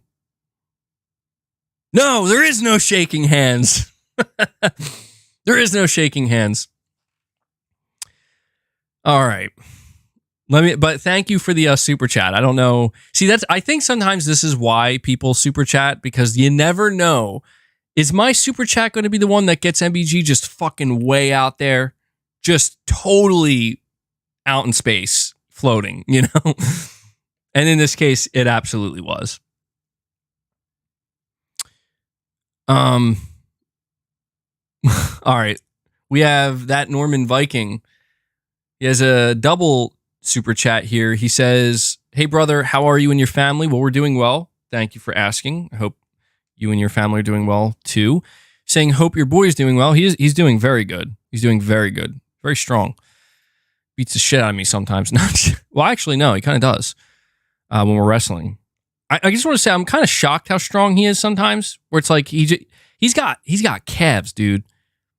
I don't know. He must have got that from my wife's side of the family. Like, I'm looking at this boys. He's gonna be huge when he gets older. I mean, I'm muscle bound gamer like this. He's gonna be big. He's got calves on him. Kind of jealous. I feel like I've always tried to grow my calf muscles over the years, and I've always struggled. And I'm like, well, it's mostly genetics. You can't really do much about it. So, but you're saying, sorry, I'm late. What have I missed? Just wanted to let you know again that all your hard work is appreciated for everything. By the way, my former name was Big Norman 0518. Sorry for any confusion by changing my screen name. It does happen sometimes, man. And I'm glad you let me know, because that's the thing. I can always see the badge, and I'm like, Norman Viking. I probably, if I put enough thought into it, would have realized that.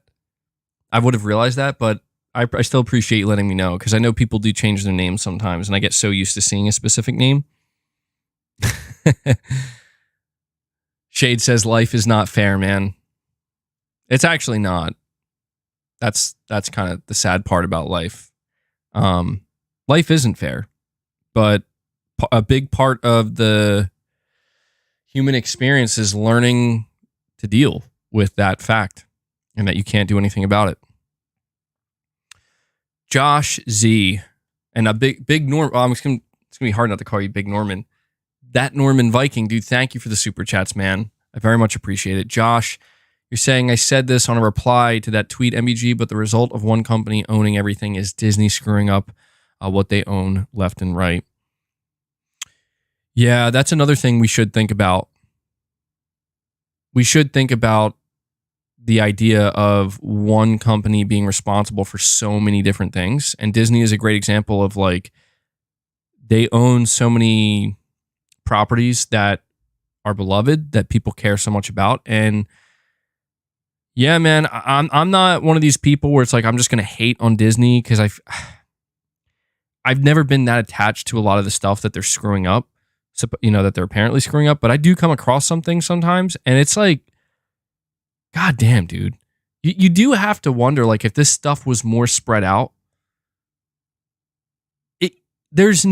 Look, there's no one there right now to say, well, we have a property and maybe we can do much better. I mean, there technically is still, but that there's only a few big entities that own all these properties. And when all of them start to kind of mess up, you kind of begin to yearn for, man, I wish there was like more, just more competitors in general, more competition in general, because there would be someone there to capitalize on that opportunity. And what we have to do is just kind of accept that, well, these are the players and there aren't any others. So we just got to hope one of them gets it together soon, you know? And that can be a disappointing thing. But I will say there's an upside and a downside to everything. The upside to this is that right now, if there was ever a time for a new intellectual property to just kind of explode out of nowhere from an independent source, this would be the time. It would be. When you see these big entities and these big IP floundering, that's a great opportunity for somebody or something to, to come out and be like, all right, well, this is our chance to show the world. Much easier said than done, but we've seen it happen before. So I appreciate that, Josh. We got Severin Evans saying, MBG, I watch your streams a lot, but you are more heavy-handed versus the one side than the other. We all have a bias. It's fine as long as you don't take it too far. Both sides have fanatics. Yeah, I guess that's true at times. I'll tell you why that is. And this is where I know, like, it's the outside influence that gets to me. You're not wrong. I am more heavy-handed towards Microsoft than I am Sony. There are two reasons for that. One is not so relevant anymore. The first is that I've just kind of had a bit of an issue with Microsoft since, like 2016 and whatnot, where I just was getting really fucking pissed at them, where I'm like, what are you guys doing? Like, you just completely fucked it up, That I'm like well over that at this point, because it's been like, many years. So it's like, whatever. But where that influence comes from now is I noticed that I get a lot of shit from Xbox people. Not all of them, but a lot of the blowback I get are from Xbox people or people who are affiliated in some way, shape, or form with it. And a lot of it's nasty. If it's not nasty, it's snarky.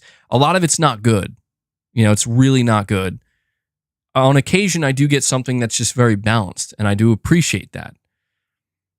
I don't get any of that type of nastiness or just toxic shit from a lot of the PlayStation fans. And I'm smart enough, obviously, to know why that is. Like, PlayStation fans are not going to clip me and say, wow, you're a fucking douchebag for saying this about Sony. Right? They're not going to do that. Unless Sony were to do something that makes me go completely off on them, which they have yet to necessarily do that. But I understand that does influence me a little bit. It influences me to a degree in which I can find myself getting very worked up about Microsoft, and I'm sure you guys notice, like, I get into a more like aggressive emotional state, like I'm fucking ranting full blown and I'm going off. And a part of that is because, in a way, like, I'm seeing some of the, like, I just have that shit floating around in my head. This is why I always say, like, I would do well to stay off social media. You would get just such a better version, well, maybe not as entertaining, but a much more concise version of me if I didn't see all that shit. Because that shit is, whether I want to admit it or not, influencing some of my reactionary takes in these circumstances. And I basically end up blending two things together, where it's like I'm blending, okay, there's Microsoft and the Xbox brand and the news and the information about like this week, for example. And then I'm also blending all of the replies and the bullshit takes and shit I don't agree with and everything, like stuff that's just not actually coming from Microsoft. That's the important thing to note. It's not actually coming from Microsoft. It's kind of a byproduct of it. And I'm putting that into it together, and I begin to speak about those two things as if they are one. And I'm sure you've even noticed over the course of the stream as I've kind of calmed down a little bit, because I begin to once again separate those things where they are two different things. They are. And what I've had to say about Microsoft, the general messaging is unchanged. It's not. It's not a matter of what I'm saying. What I'm saying is exactly what I mean. It's the way I'm communicating it. It's how I'm saying it. And I guess what I'm trying to say right now is that if I didn't blend those two things together and didn't let that influence me in the moment, I would have a much more relaxed, calm, again, concise, and maybe not to the point right away. We would still have conversations, but it would just be much more mellow. And that's my fault. That's absolutely, again, I know some of you guys like that. And in the moment, I don't feel bad about it. I don't really feel bad about it in general. It's just, I understand that it is much easier to not win people over, but get people to see your side and your perspective if you're not coming off as like intense and ranty and whatnot, and just talking calmly and relaxed, and people are much more willing to listen to what you're actually saying and not so much engaged on, oh my God, look at how worked up this guy is, and like, yeah, like keep going. But yeah, the points that I was trying to convey have not changed regarding Microsoft. Certainly not. All right, let me see. We got 818 Sega. You're saying if Xbox all digital works, then it's only a matter of time until Sony does it too.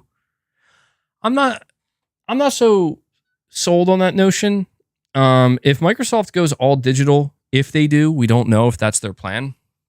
But if they were to do that, Sony has to focus on themselves and not Microsoft in that instance, in my opinion, because Sony is going to look at their own statistics and see percentage-wise how many people are buying physical games for the PlayStation platform. If that number is like 25%, 20%, 15%, even 10%, they're not going to abandon physical, because that's a huge chunk of sales. There's no guarantee that if Sony were to say, you know what, we're going all digital, no more physical option, there's no guarantee that 20, 25%, or even 15%, whatever the percentage may be going forward, there's no guarantee they're going to just say, okay, well, we'll buy digital now.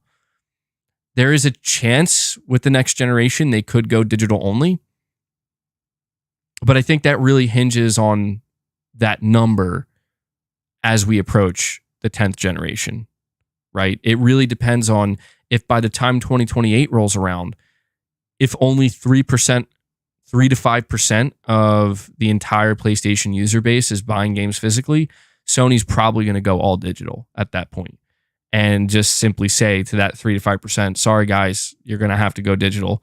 And I've seen people say that, like, if that ever happens, they're done gaming. I hate to say this. I really, really do. It's sad. It does sadden me. It does. But this is no different than the PlayStation Plus situation, guys, where, if the digital adoption growth continues at the rate it is, there's no doubt in my mind that by the time we approach the next generation, that the amount of people buying physical games is going to be very small, very, very small. And if Sony were to make that decision, and Microsoft, that we're going all digital, no more physical games, you're going to see a lot of people, what will seem like a lot of people, say, we're not supporting this, we're done.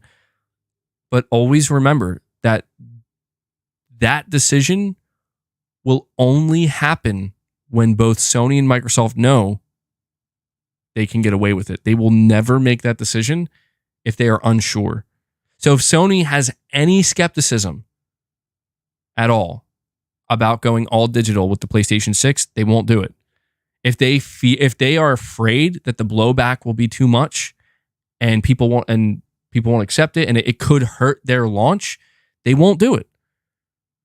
And if you think about it, that might be why Microsoft chooses to do it now with the Xbox Series X refresh, because you piss people off now, or the people that are going to be upset, you make them angry now, but when the next gen Xbox launches, they already knew what was coming. So nobody's going to be upset because it's like, well, yeah, you already made that decision. That's why I think it's very telling that Sony, if they are doing an all digital PS5 as like the base model, like that's the only model you can buy, it's very telling that they're going to allow a detachable disk drive. I feel very confident that Sony will take that exact same approach with the PlayStation 6. When they announce the PlayStation 6, they're going to show it in its digital form. It's not going to have a disk drive built into it, and they will make it clear I'm assuming during the reveal, or at least after that, you can buy a disc. Like if you bought the disc drive, it's just an accessory now. Like if you bought that for your PS5, you can bring it to your PlayStation. It carries forward. You can put it on your PlayStation 6. And then what I think will happen from that point forward is way down the line, like maybe the middle of the PlayStation 6 generation or even at the end, Sony will announce that they're no longer producing the disc drive. But I do think it's also dependent on video game publishers. There's no doubt that starting today, going forward, more and more video game publishers, they're going to start announcing they're not producing physical copies of their games. That's going to happen more and more. It's already happening now more than it ever has. That trend is going to continue. And I'm fully anticipating that each year you're going to see more and more publishers being like, yeah, we're not doing a physical version. And it's just a matter of time, unfortunately, until every major video game publisher basically is looking around at each other and they're kind of in agreement. We're just not going to make physical video games anymore because, well, they're not, so we won't either. And people are still buying them. And I think Sony might end up waiting for that. And that could come sooner than we think. So it is a question I would love an answer to. Truthfully, I think a lot of people who care about physical media to any extent would love to know, like Sony, Jim Ryan, whoever, what's your plan for the PlayStation 6? They might not know right now. They might just be sitting there saying, well, we're going to release this PS5 updated model with a detachable disk drive and we're going to evaluate.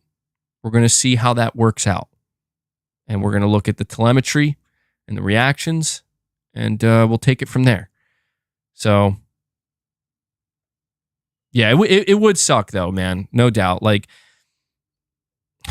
I don't look forward to that day when everything's digital only. You know what I've noticed about people who buy physical media is most people these days who buy physical media are very, very passionate about it. Not everybody. Like I see a lot of people too that are very in the middle where they're like, sometimes I'll buy my games digitally, sometimes I'll buy them physically. Like to them, it's kind of interchangeable. It's not that big of a deal. Like, there's really no rhyme or reason for it. It's just maybe whatever's most convenient for them at the time, or if a physical game's on sale or something.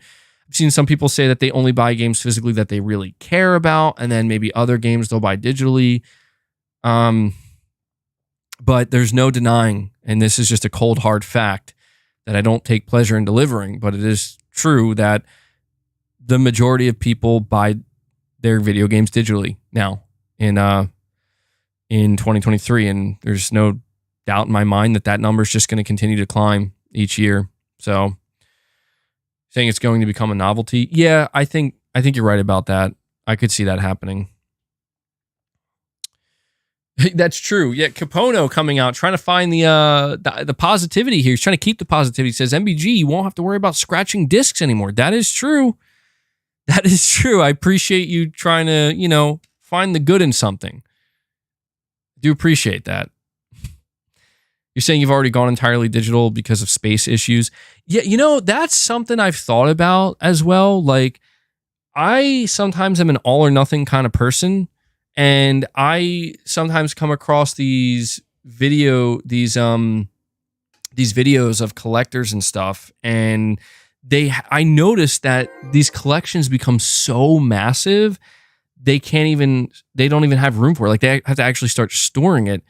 And I've also noticed that the end game for a lot of collectors, not all of them, of course, but a lot of them that I've seen is sales, to sell it, to basically sell their collection. And it's like, it's interesting to think about because, I mean, everybody collects things for different reasons, but I think that a lot of people, it's about the actual act of collecting something, like what you have to do to obtain it and add it to your stockpile. I think it's more of like the journey, not the destination, that matters to a lot of people. But then in this case, if you amass a giant collection, then you sell it all at one time, you get rewarded in a big way monetarily for for what you've done. And I've thought about that. Like, I'm not like a serious collector. I'm not. I've traded in games before. I've sold games. You know, I'm not somebody that, like, I don't have PS1 games. I don't have PS2 games. I don't hold on to this stuff. I never have. But I've always felt a certain way about like physical games. And sometimes I do think to myself, like, considering it seems likely in my lifetime everything's going to convert to all digital, how am I going to, like, what am I really going to do? Like, being totally honest with myself, like, am I going to quit video games? Like, if the PlayStation 7 comes out in the year, like 2036 or something, or, you know, or 35, and they're like, yeah, there's no more physical games for PlayStation, or like there's no disc drive. Hey, don't start, man. It's like he does this at the same time every stream. Like, if they end up doing that, am I realistically going to say, you know what, I'm done. I'm not gaming anymore. I'm quit. Well, considering how old I might be, maybe I will. Maybe it'll be easy. Maybe it'll be like, I'm not even really into video games anymore. I don't see that happening. Dude, no, you got to go. I don't think I would quit. I don't. I think that I would be very upset and annoyed and think, you know, it shouldn't really be this way. But I think realistically, I would just get over it and say, I still want to play games. You're saying you're not a real gamer then? Yeah, but dude, come on, man. Like, come on. This is what I'm talking about, where I think people are kidding themselves. I think they're lying to themselves, where I think it's easy to say right now you would quit video games, but I promise you, and I'm not justifying digital only. I'm just trying to be realistic here. If that day comes, which it seems inevitable, even if it's like 2 or 3 generations from now, it's like there are going to be games coming out that no matter what, you're going to say, I got to fucking play this.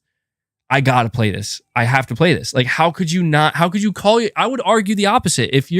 How could you say you're a gamer, right? I mean, you could be a gamer that just plays old games. That's fine too. But if you're really into gaming, you're going to want to play new games that come out. You might not be happy that you can only play it digitally, but I just really have thought about this. I've really thought about this, and I thought, you know, if it truly is inevitable that this is where we're headed, I think each year more and more people talking about real human psychology, like being realistic and grounded right now, I think each year more and more people who once told themselves, I love physical games and I like to collect physical games, or that's how I buy my games, as they begin to see that more and more games are going digital only, and, you know, the percentage of people buying physical games is shrinking more and more.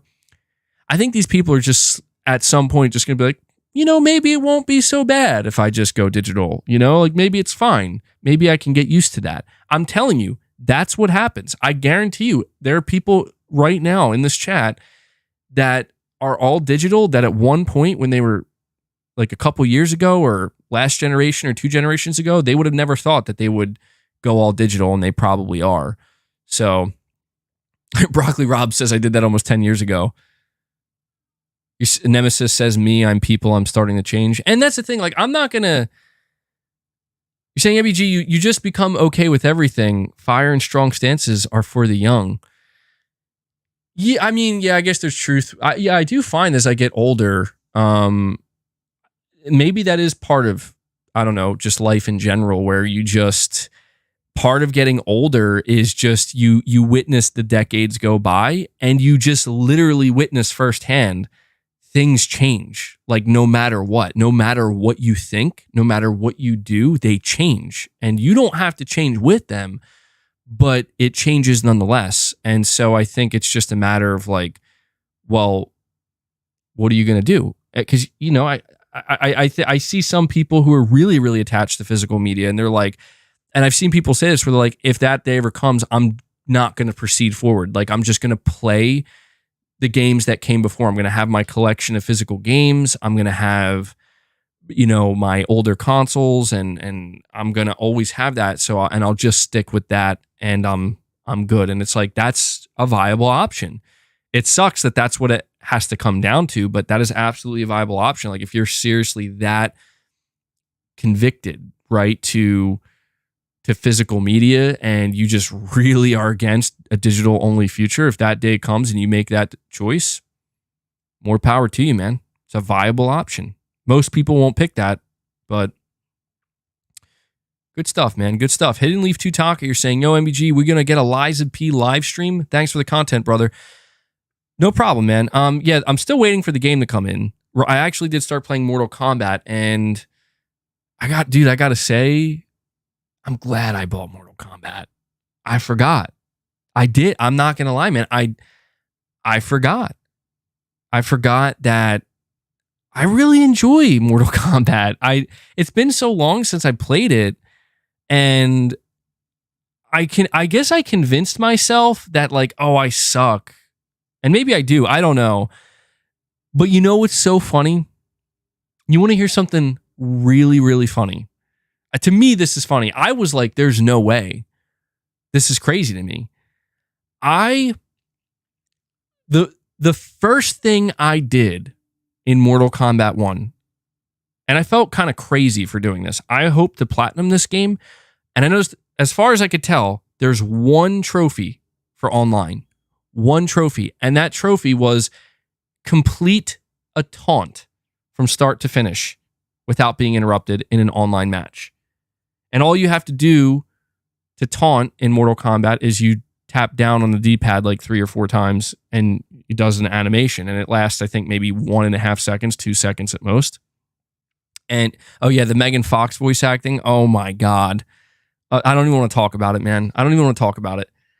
But I feel like a crazy person, because I was like, you know what I'm going to do? That's the first thing I'm going to do. I'm going to go into an online match, and I'm going to get my ass beat, but I'm going to get this trophy, and I'm just going to taunt.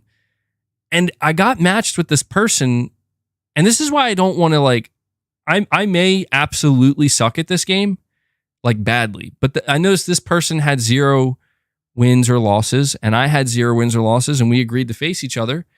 And I just decided to pick Sub-Zero just because it was the only, just a character that I was hovering on. And my only goal was like, yeah, I just want to be able to get this trophy. And I got lucky because as soon as the match started, I did the taunt, and I guess the person, they either just let me do it, or they just were afraid to come in too close immediately. I got the trophy, and I was like, oh, okay, well, sure. Let me just fight this guy. And I noticed, like, I immediately started getting my ass whooped, and I'm like, okay, well, this was expected. But then, like, I started getting in some punches and kicks of my own here. I don't know any combos. Like, I literally didn't know any button combos. I'm not button mashing, but I'm trying to, like, predict, like, what could be some button combos. Like, triangle, square, triangle, shit like that. And I started to get some hits, and I'm like, all right. But, I lost the first round. And then the second round starts. I fucking whooped their ass, dude. Like, I just wiped the floor with them. Like, they couldn't even move. And I was like, literally, what the fuck was that? There was a shit ton of lag. I have a wired connection, so it wasn't on my end. But there was some lag. And I was like, well, you know what? Fuck, man. Like, this is...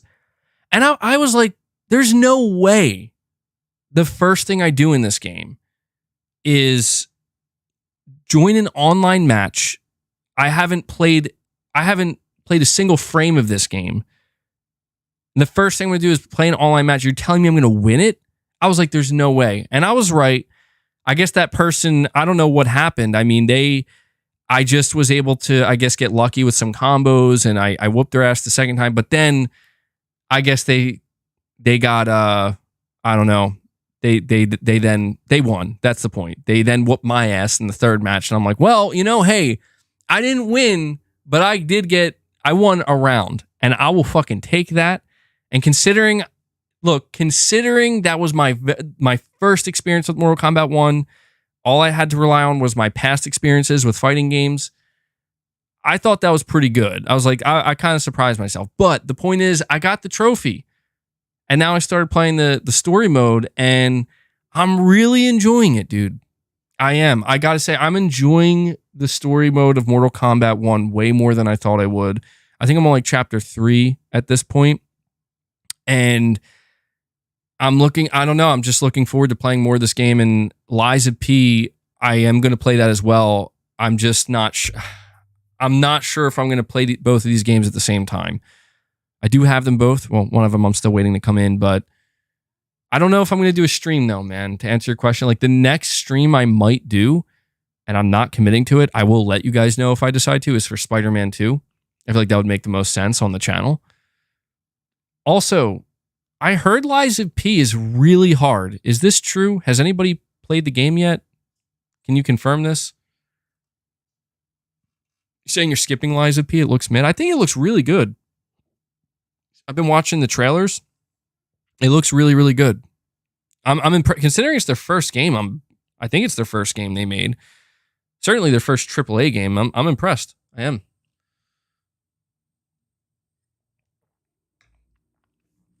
Saying the demo was hard. I didn't think the demo was that hard. The ending boss of the demo was pretty difficult. Like it took me, I think like 12 to 15 plus tries to beat that boss. And I'm trying to remember what I did. I think I bought all the different weapons, and I think it was the third one, the really fast one, like the weapon that's mainly towards dexterity. Once I bought that weapon, I basically destroyed the boss. Like it was just, I realized the heavy weapon, the medium weapon, any weapon that was a little bit on the slower side, I couldn't beat this boss using those weapons. But when I used the dex build weapon, essentially, where I was just really fast, I kicked its ass. And then I was like, this game's great. I can't read your name, unfortunately. I'm sorry. I literally cannot read your name. I think it's in Arabic. I'm not sure. But you're saying the only way Microsoft is reaching 100 million subscribers is by providing quality, so I'm not worried.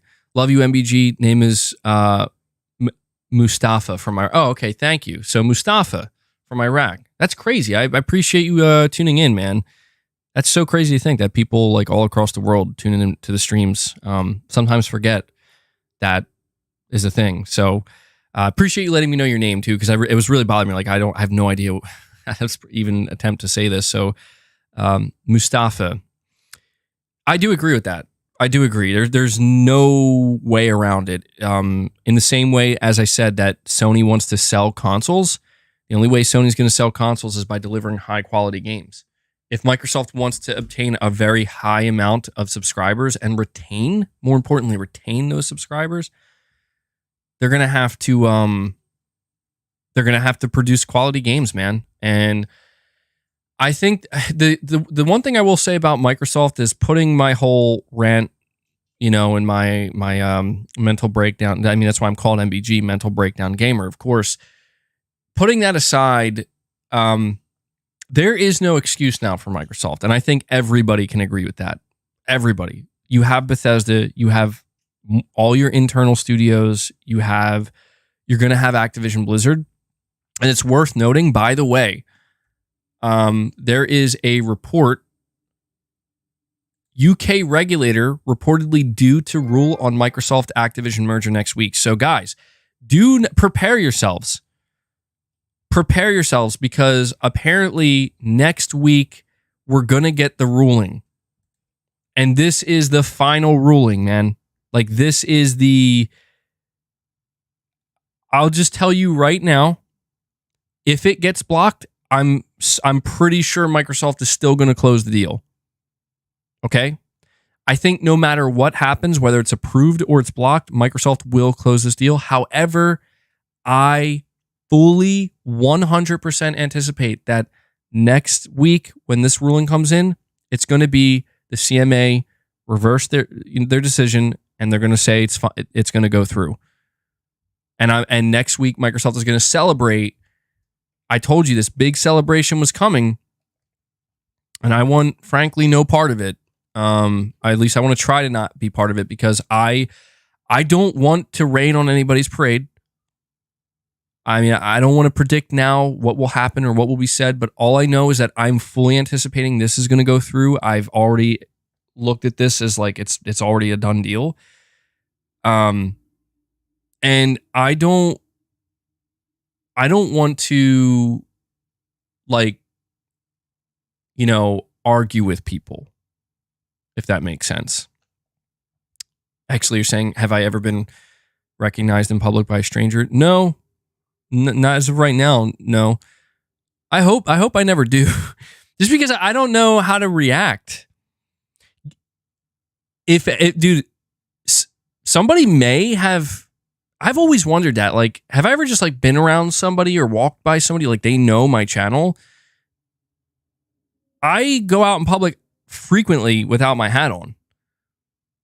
I shave my head all the time. I'm out there all the time without my hat on. I think maybe I wouldn't be surprised if there are people that I've walked by or like, in passing that actually come by my channel, but may not have recognized me. Maybe. But I could see how maybe that would throw somebody off. And that would be the funniest shit ever, is if I were to run into somebody without my hat, they'd be like the only person. Be like, yo, I got to see MBG without his hat on. Like, shh, we gotta save it for the 100K, man. You're saying if I took my hat off here, it would maybe happen more often. That is like Clark Kent's glasses.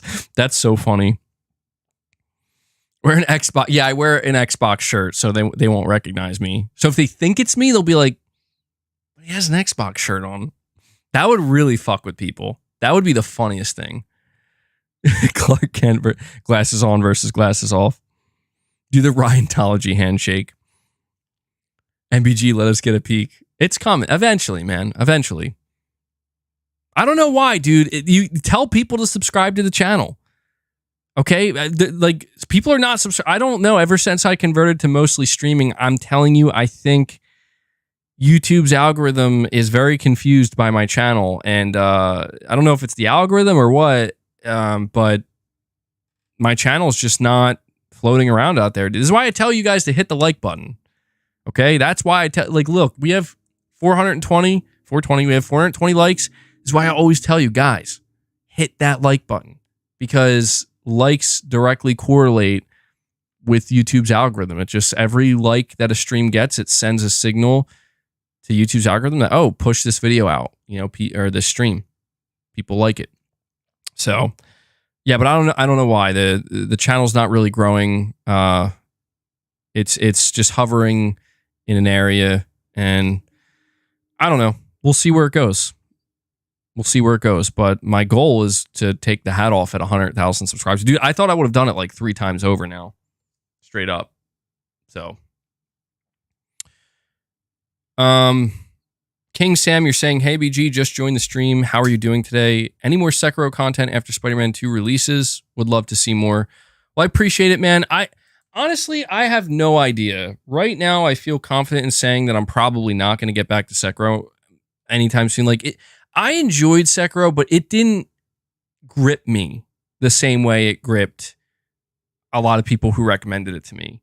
And it's not that I thought it was bad or anything. It didn't, I don't know. It just didn't capture me that way, where I feel like, oh my God, I really, really, really want to just keep playing this game now. Maybe I just need to spend more time with it, but the reason why I feel confident in saying that I'm probably not going to get back to it at least anytime remotely soon is because there's just too much shit coming up, dude. There's just simply too many games, too many new games that I want to play. And yeah, you talk about like Spider-Man 2 releasing, dude. The game I'm focused on, first off, I don't know if I'm going to be able to do everything I want to do in Mortal Kombat 1 and then move on to Lies of P and then beat Lies of P and do everything I want to do in that game before Spider-Man 2. And then after Spider-Man 2, I want to play Alan Wake 2 and then possibly at some point play Lords of the Fallen. And then by that point, we're going to be into next year. And next year, I don't know, man. Next year seems like there might be even more games releasing than there was this year. So I don't know, man. That's where I stand, I guess. So thank you for that, King Sam. We got New Soul 9. Thank you for the $20 super chat, buddy. You're saying here, wait, MBG, this notion Microsoft doing this permanently doesn't hold up, when in reality they still want to technically offer Elder Scrolls 6 through Game Pass. PlayStation themselves is making it where it's permanent when it doesn't have to be. So New Soul 9, you gotta realize with your super chat and what you're saying, you do know what that sounds like, right? Like, well, it's Sony's fault that that PlayStation fans can't access their games, right? Like, think of it like this. Maybe this will help paint a clear picture. Imagine if Sony said to Microsoft, imagine Sony announced today, we're going to offer our games day and date onto PlayStation Plus Extra. And then Sony goes to Microsoft and says, we would like to put PlayStation Plus Extra on the Microsoft ecosystem. How come nobody ever asked that question? Like, listen, Microsoft would never let PlayStation Plus Extra onto their ecosystem because it would murder Game Pass. Assuming Sony put their first party games on there. And if it didn't murder Game Pass, it would hurt it a lot. It would. Because people are just going to say, like, well, I'm going to subscribe to PlayStation. And yeah, that wouldn't really be, I mean, all right, let me back up. Even if Microsoft did allow that to happen, you do understand that would be Microsoft getting their way, right? As in, like, hey, we did it. We did it. We Microsoft said that Game Pass was the future of gaming. And now Sony's doing it. And they've joined us. And they are putting their service on everything, including our own ecosystem. So it would definitely, I think, hurt Game Pass because Game Pass would no longer have the advantage of we are the best gaming service because we put AAA games day one into our service. If Sony did that, and then they also did that on Microsoft's ecosystem, Microsoft basically just gave themselves the exact thing they're actually trying to avoid right now, which is severe competition. So it's a very strange conundrum because it's like, on one hand, Microsoft would probably be happy that Sony validated their subscription model. Sony validated it by saying, yeah, we're doing it too. So you're right. This is the future. But on the other hand, Microsoft would hate that because now they have serious competition. And they're not the only ones with the marketing advantage of, Game Pass does what PlayStation doesn't. And that is day one games onto our subservice. So, this basically what I'm trying to say, New Soul 9, is Microsoft saying that it's Sony's fault because they're not going to put Game Pass onto PlayStation. It just doesn't hold up very well, in my opinion, because it's essentially them saying, like, yeah, we know Sony's not going to destroy their business, essentially, because they can't afford to do that. Josh, I'll get to the super chats, man. I'm very behind on them, so just hang tight. I'm trying to make my way through. I waited too long. And I think that's kind of unfair a little bit to use that argument where it's like, well, hey, PlayStation fans, if you're upset, don't be upset at us that we took Elder Scrolls 6 from you and bought it. Don't be upset with us. Be upset with Sony because they won't let us put Game Pass on there. Because if they did, you would get access to it. Because what they're basically saying is, don't be upset that Sony doesn't want to destroy their business model and make it crumble like instantaneously. Because that's what would happen. Or if it didn't crumble instantaneously, it would be it would probably do serious damage to the way Sony operates, or at least the PlayStation brand. Because Sony is not in the same position Microsoft is. So I understand the argument you're trying to make, New Soul 9, where it's like, I get it, like, oh, it's not permanent, man. It's not. Only Sony's making it permanent. Like, come on. Like, that's, I feel like we're getting into such semantics at that point that it's like, I don't even know what to.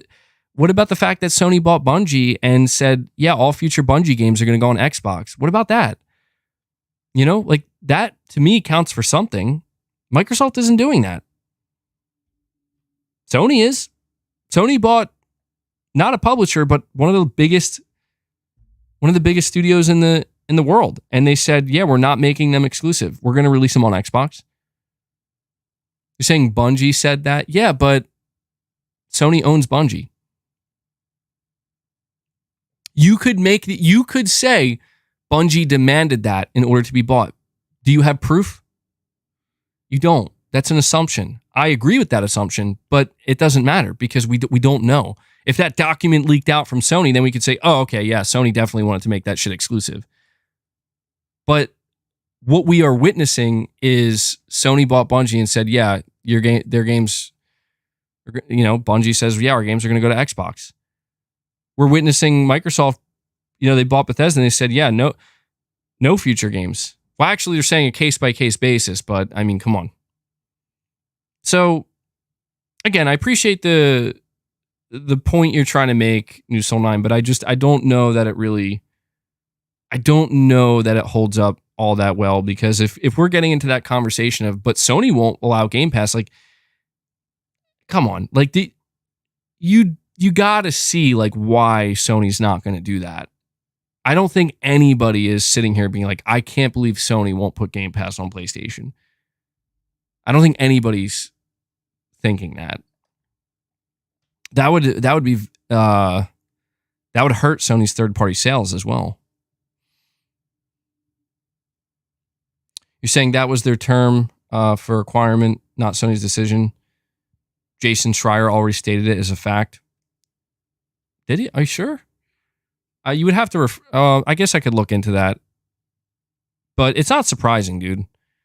But I think that does say something. I do. I think that says something about Sony. The fact that they're willing to acquire, they're willing to say, okay. So that would mean if Sony approached, I don't know, like, again, CD Projekt Red, just as an example, I don't think they're going to. And CD Projekt Red said, yeah, we'll agree to be acquired, but we have to be able to remain multi-platform. Sony would probably agree to that and be like, okay.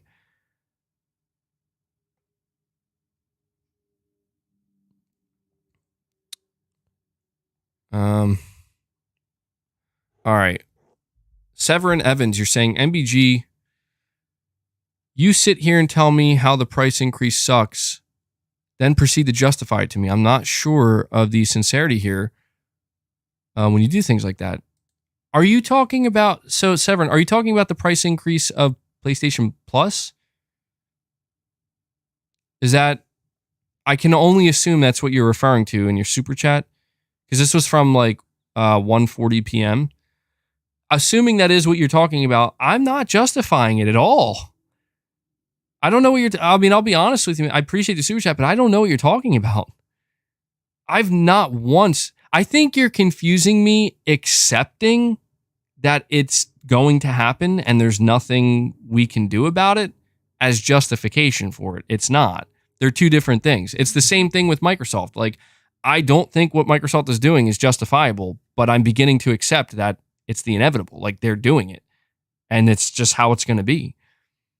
I have said over and over again, I am against Sony's price increase at PlayStation Plus. It just comes off as greedy, and especially with the $80 PS Plus, where it's like, you want to play online, you got to pay $80 now. What if that's the only thing I'm using? Doesn't matter. You want cloud saves? So, I'm just a little bit confused, because believe me, if I haven't made myself clear, I am not justifying that. There is no justification. If there is justification, Sony didn't do a good job conveying that. In order to keep up the quality, like, dude, why am I paying $80 to play online? There's no justification as far as I can tell. Jake S215 says, the only Xbox I have was the 360. I have a PS2 and PS3, PS4, and now a PS5. Well, the 360 was a really good console. The 360 is one of my favorite consoles of all time. PS2 is one of my favorite as well. And I'll always have a soft spot for the PS1, because that was like the first console that I really got heavily into. But yeah, man, it's I don't know. I think there's a lot of people who still yearn for the 360 days from Microsoft, but I don't think it'll ever get back to that. Maybe it could. I don't know. We'll see. New Soul 9, you're saying MBG for a subscription service like Game Pass, they want to make sure that content is there permanently. Microsoft is trying to save money for the future, not continuing to waste it on deals. So it is smart to own. I agree. Again, so this was back when we were talking about that. I'm not disagreeing with that. It's smart. It is smart. It is. I'm not saying Microsoft should make stupid or dumb or non-logical decisions. I'm not. But it's just, two things can be true at the same time. What Microsoft is doing can be, from a business perspective, very smart. Just as you could argue what Sony is doing with their business is very smart, even though sometimes it comes off as anti-consumer, but it's smart for their business, right? So there's no denying that, yeah, it comes off as a smart business move, but you have to look beyond what's just, in this case, it's not even just about what's smart, it's about what's good for them. What's good for them, right? Because you're saying Microsoft is trying to save money. So is it okay when Microsoft's trying to save money, but not Sony? Because a lot of the things that Sony has done was for the same reason. So that way they don't bleed money or lose money. And people have crucified Sony for that. So it's like, I'm not here to say, I've always acknowledged from the business side of things, I can see it clearly and I can understand it. But the reality for Microsoft here is that it is smart to buy publishers and own these games, so you never have to pay again. You can just, they're yours now. You can drop them in there when, forever. Yeah, it's smart. But when that mentality bleeds over into, okay, so we can do that with Bethesda. And those games won't go to Xbox. Now we have Activision Blizzard. We could do that with them, except for Call of Duty. And those games won't go to PlayStation. Who's next? Do you see what I'm saying? It's like, so yeah, it's smart, but do you see how it's not always, we can't just look at it in that linear fashion where if it's a smart business move, then it's okay. And that's all I'm trying to point out here, New Soul 9, because you're not wrong. You're not. Like, it is a good move on their part for their business.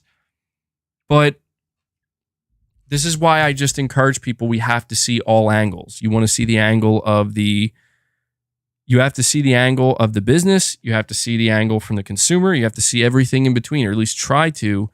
And even for as worked up as I get, I'm able to see all of those angles.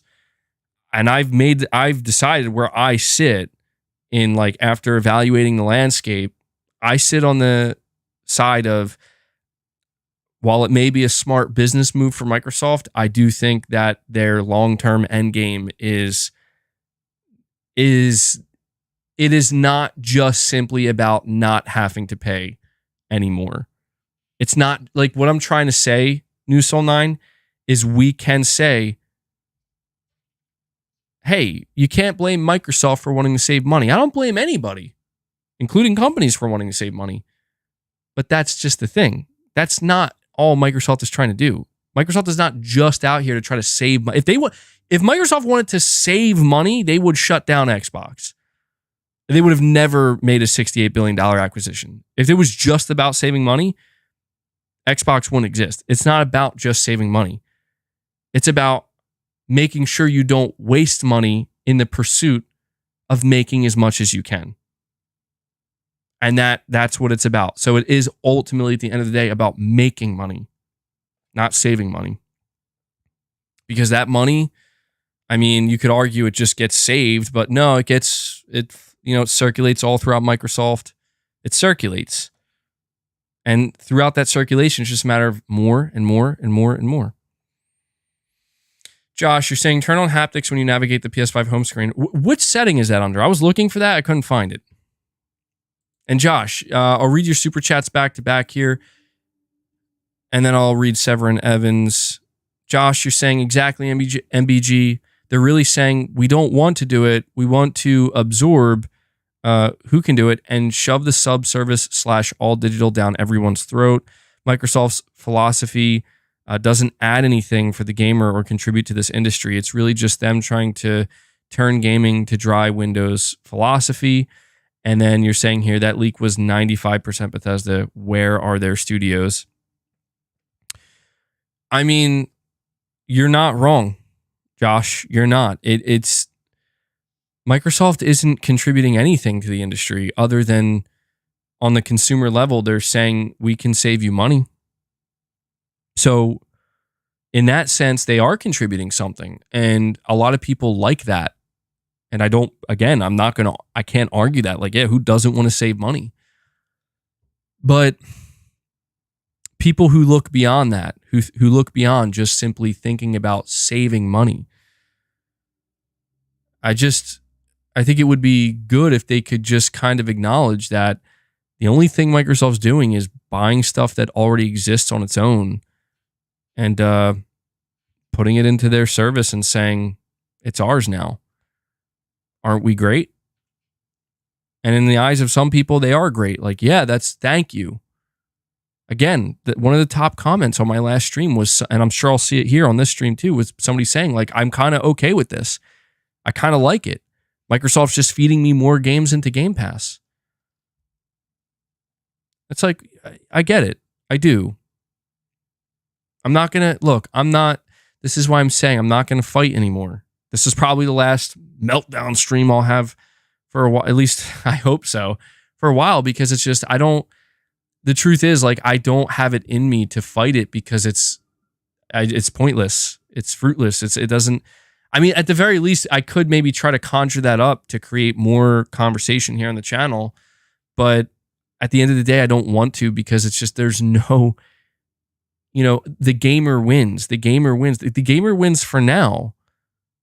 Like, what are you fucking smoking thinking that in this industry, it's about the gamer winning? The gamer that gets fucked. That's what happens. I don't know if, like, tell me you've hardly been involved in the gaming industry without telling me you've hardly been involved in the gaming industry. There's no scenario where the gamer wins. And I don't know why people think that. There's a reason why we just had this conversation about the inevitable digital future. Let's call it for what it really is. The gamer that cares loses. Period. The gamer that doesn't care wins every time. That's what it boils down to, man. That is what it boils down to. Exactly. Gaming Survivor. If you care, you lose. And you know why? Because you don't have control. You care about, and I'm in that same boat, you care about things you can't control.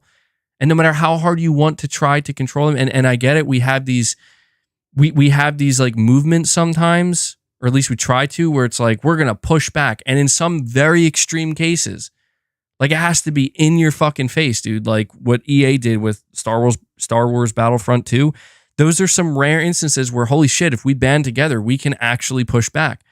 But companies are wising up, and they have been wising up for a long time, where they realize that we can get our way, just not at first. We have to wine and dine.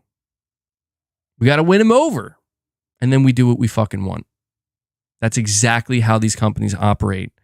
And that's why I try to tell people, like, don't just be okay. Like, for example, I just read a super chat of somebody saying to me, like, why are you justifying Sony's price increase? Like, I'm not. Like, why? I don't understand why anybody would say that about me. Like, there are people out there trying to justify it, and I'm not in agreement with them. I'm actually in complete disagreement with them. We're like, there's no justification here, in my opinion. But I can't fight them. Like I told you guys, if I thought everybody could band together uniformly and at one time, tens of millions of people just cancel your PlayStation Plus so we can send the message, we will not stand for this. We will not accept this. I would do it, but it will fail. It will fail.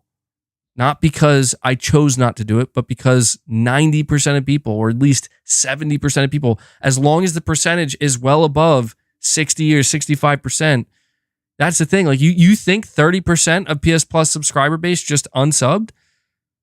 No, man.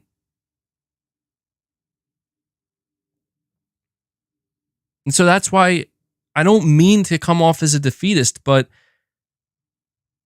it's just that it's been proven those who care the most also have the most to lose. And it's exactly why when we talk about physical games, think about the people who are most upset.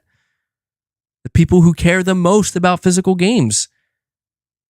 And I mentioned earlier that there were likely people who just at some point said, fuck it. I don't care. They're no longer suffering in that bubble of, and I don't mean to call it a bubble, but it's just like, it is shrinking where it's like, if you stop caring about physical games, this doesn't apply to you anymore. And that's what happens with all things, dude. And especially in the gaming industry where it's all about the long game. These executives are very smart, dude. They are. Some of them are not, but I mean, a lot of them are. They're good at their jobs. They know how to work this shit. And they know that it's not about ripping the Band-Aid off. It's about just slowly peeling it back. Oh, wait, maybe they felt that one. Okay, hold on, put it back. No, it's all good. It's all good. And nobody's paying attention, and we'll start slowly peeling it off some more. Give them an inch, they take a mile. Me saying that, hey, Sony's going to be fine with what they did with PlayStation Plus. That's not me willingly giving Sony a mile. That's Sony taking the mile because they know they can. And I know that there are people out there who are like, well, you should have stopped supporting PlayStation years ago. You should have stopped. But see, that's the problem, isn't it? It's like, well, okay, it's not good. And they are taking the mile. But what made Sony think they could take that mile? It's because of all the good things they did that came before it. Right? All the good things they did that came before it that make people like me say, well, fuck, man. Like, I loved God of War Ragnarok. I loved Ghost of Tsushima.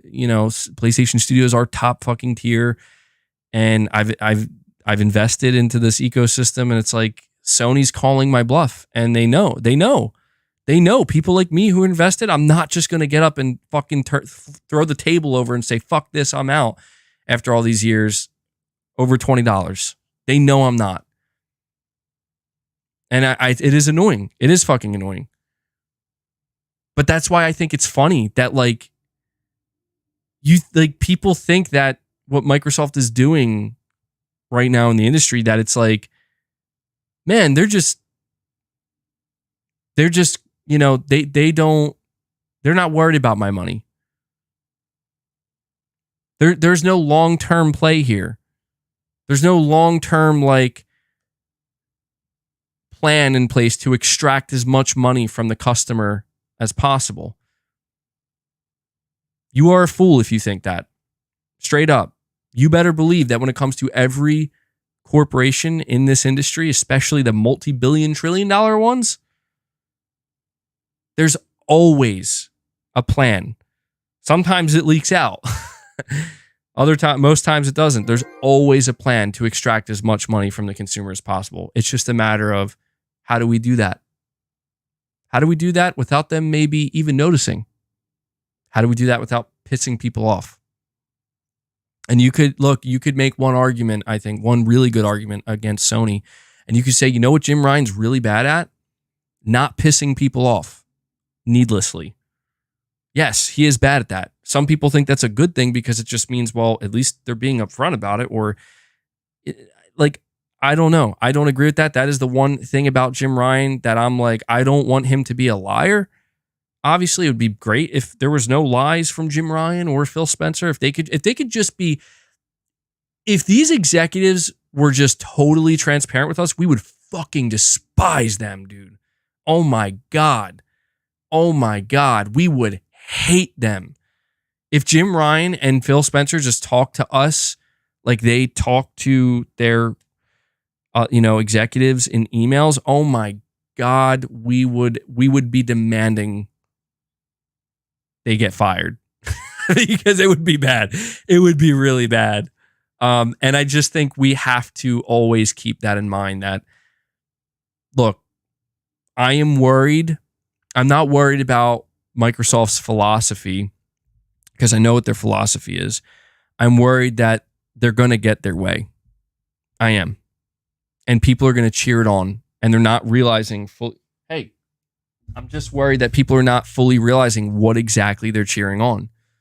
Because this whole time, what about what you've been cheering on, MBG? You know what I've been cheering on? I want more single-player games from Sony.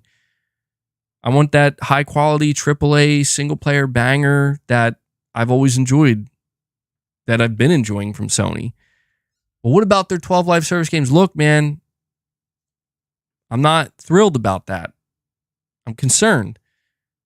But as far as I can tell, that doesn't mean we're not getting Spider-Man 2. That doesn't mean we're not getting a new single-player IP from Santa Monica. Doesn't mean we're not getting a new IP from Ben. Doesn't mean Team Asobi's making a live service game. Doesn't mean Blue Point's making a live service game. Doesn't mean Sucker Punch isn't making Ghost of Tsushima 2. Doesn't mean we're not going to get more single-player games from Naughty Dog and Guerrilla.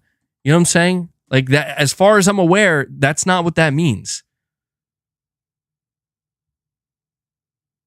There's actual evidence in place right now that straight up tells you, hey man, there are plenty of single player games coming from Sony. You even got a new single player AAA horror game.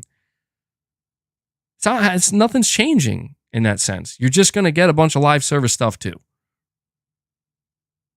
So if you want to say, well, I wish Sony took that money that they put in the live service and put it into single player, yeah, that's a valid argument. That would be cool. But that's not the way it is. Doesn't mean it's, all going down the drain. So when I compare that to Microsoft and the concern there, the concern for Microsoft is the scale. And I just, if I were to surmise everything that I've said over the course of this stream, and even the last stream, saying this in a very calm, relaxed manner, no more belligerent rants. The concern is the scale. That's all it is. The concern is not Microsoft's intent.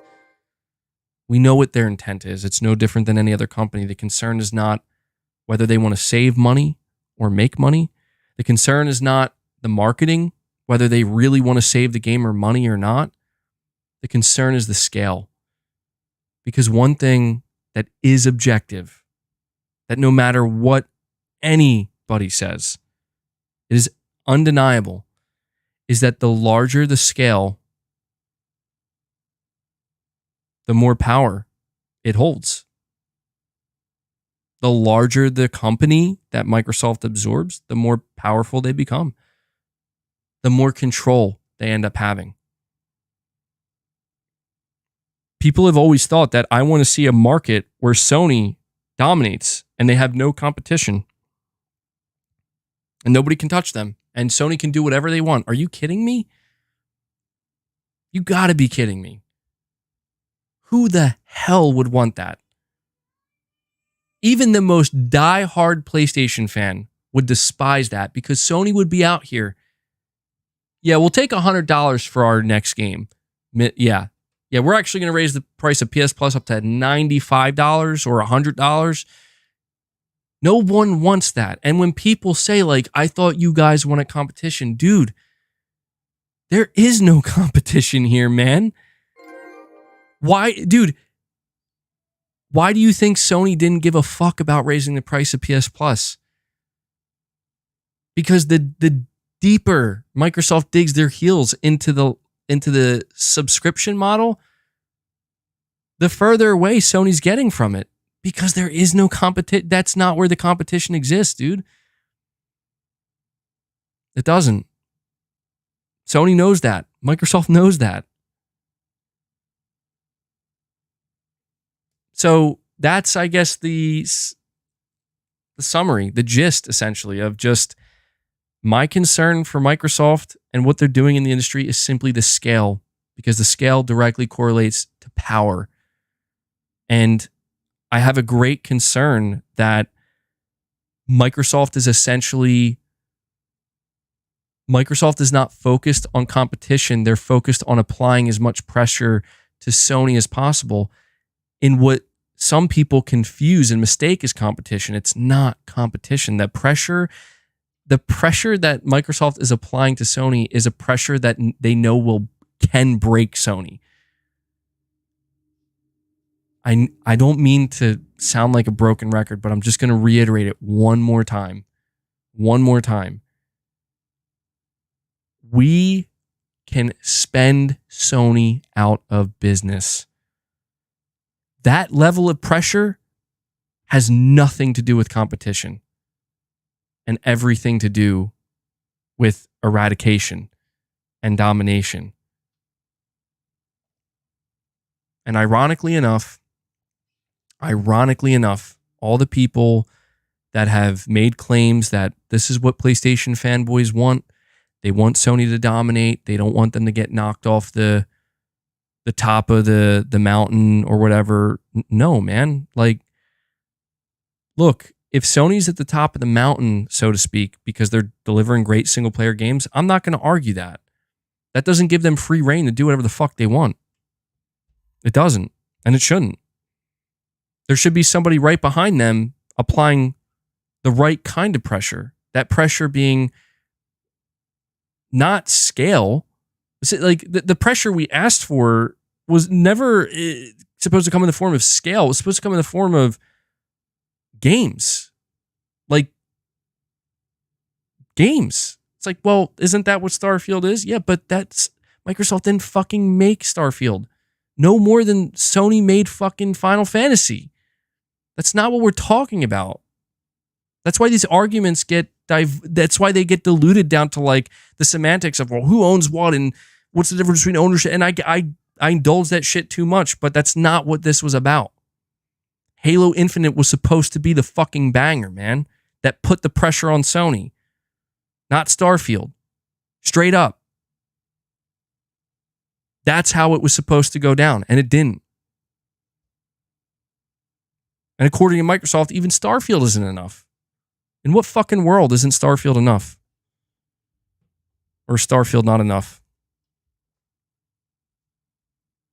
So, I'm not, again, I'm just concerned about the scale, man. I'm concerned about the scale and what it's gonna mean for the industry as a whole, as Microsoft continues to be able to somebody hand my boy a box of tissues. Oh, I mean, yeah. There's definitely been a lot of crying. No doubt about that. Copium. Dude, you have no idea how much copium I huffed before this stream. Practically overdosed on it. All right. I'm feeling the Oh man, I'm feeling the I'm coming down off that hopium though. Now it's starting to hit me. Where's 18 May is asking the real questions. Where is Viva Pinata 3? Come on, Microsoft. All these acquisitions and you can't get a Viva Pinata 3 going. Severin Evans, you're saying MBG, nobody could clown you if you didn't sit here getting so emotional and bothered by video game companies. I told you don't feed the trolls, but you do. No, yeah, but that's the thing, man, is I don't give a fuck if people are clowning me because it's just, dude, I'm just expressing myself as I honestly would. And if that makes me a clown, then dude, I have a fucking emoji of me as a clown. Like what these people think about me or what they have to say about me is irrelevant to what I want to say. I can admit at times though that like getting so worked up about it does interfere with the point I'm trying to get across. You know, it's true. I think it maybe would be harder for people to clown me if I just talk like this the whole time and I was just an unemotional robot and just straight to the point. Yeah, I think it would be more difficult. I think you'd still do it, but it doesn't matter, man. Doesn't matter. These guys are desperate for their own content. They don't know what to do with themselves. They could be making clips of anything. They could be making clips of Starfield. They could be making clips of all this shit, but they're like, no, man, I got to come back and make sure I can make a clip of MBG, and it's fine. They rely on me for their content. Where would they be without me? I complete them. They need me. Do you understand that? They need me, not the other way around. I don't fucking need them. They come to me. They come to this stream. I don't need them. So that's on them, dude. DJ, dude, DJ's coming in. DJ, I don't know if this is the first time you're gifting a membership, man. DJ's coming in and he drops a membership gift. Hell yeah, dude. He brings us up to 84 members on the day. So guys, we are at 84, 16 members away. 16 members away from hitting 100. That's crazy. Thank you guys. Thank you guys. You're saying you come here for the cats? Hey man, I can't blame you. I can't blame you. Bilal, you're saying Microsoft is going to milkify everybody to keep, if people keep cheering them on. Look, man, industry-wide milkification is a thing that is unavoidable. Microsoft's doing it. They're going to do it. Sony does it. Sony's going to do it. We got to accept that to a degree in the AAA space.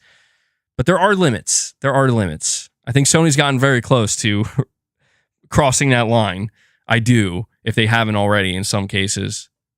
Breaking news, milkification. But yeah, it's part of the industry, man. You see what I'm saying?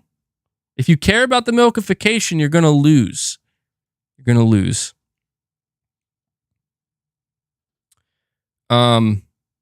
Victory with 2 super chats. Victory says, people make me laugh with the, but they would do it too crap. It's irrelevant when they can't. I would have intercourse with Beyonce, but what does that matter to Jay-Z when that can and won't happen?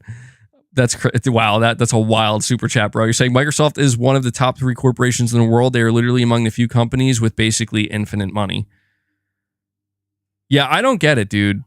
I like one of the things I don't get about Microsoft is they came out and they said, I think it was Phil Spencer that said, yeah, we view like Apple and Meta and all these and Google as our competition, not Sony. But like when you read these leaked emails and stuff, it's like, I don't know. It really doesn't seem that way. It seems like Sony is a big point of fixation internally at Microsoft. And I think that makes sense. Like to me, it didn't make sense when they were like, yeah, we don't view them as competition. Like, what do you mean? But I think what Microsoft really meant to say is they don't want to view Sony as their competition. They want to get away from that. They want to make gaming bigger than Sony. And therefore, if they can shrink Sony or make Sony or do things that Sony can't do, then I guess technically they wouldn't be their competition. So it is interesting to think of it from that perspective. But yeah, Victory, I appreciate the super chats, man. Certainly an interesting super chat. Whiskey Gaming, thank you for the 20, man. You're saying there's a difference in time deals versus permanent removal. Logically follow the current path. Microsoft would have themselves own everybody, then change whatever they want for Game Pass. And as a gamer, where else do you plan to go? It's a long game. Absolutely. That's exactly what I was trying to say, Whiskey Gaming.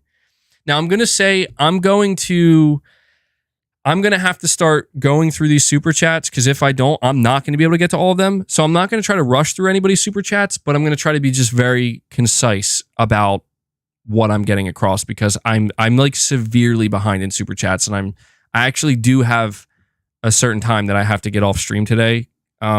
Something that has to be taken care of. So yeah, Whiskey Gaming, you're absolutely correct. Basically what you're saying is that if Microsoft, following their current path, got what they wanted, they would absorb almost everybody, and they would have total control, and they would be able to essentially dictate what happens with Game Pass, or at the very least, even if they didn't dramatically increase the price of Game Pass, they would at least be able to ensure that they're so far beyond that they would never have to worry about competition.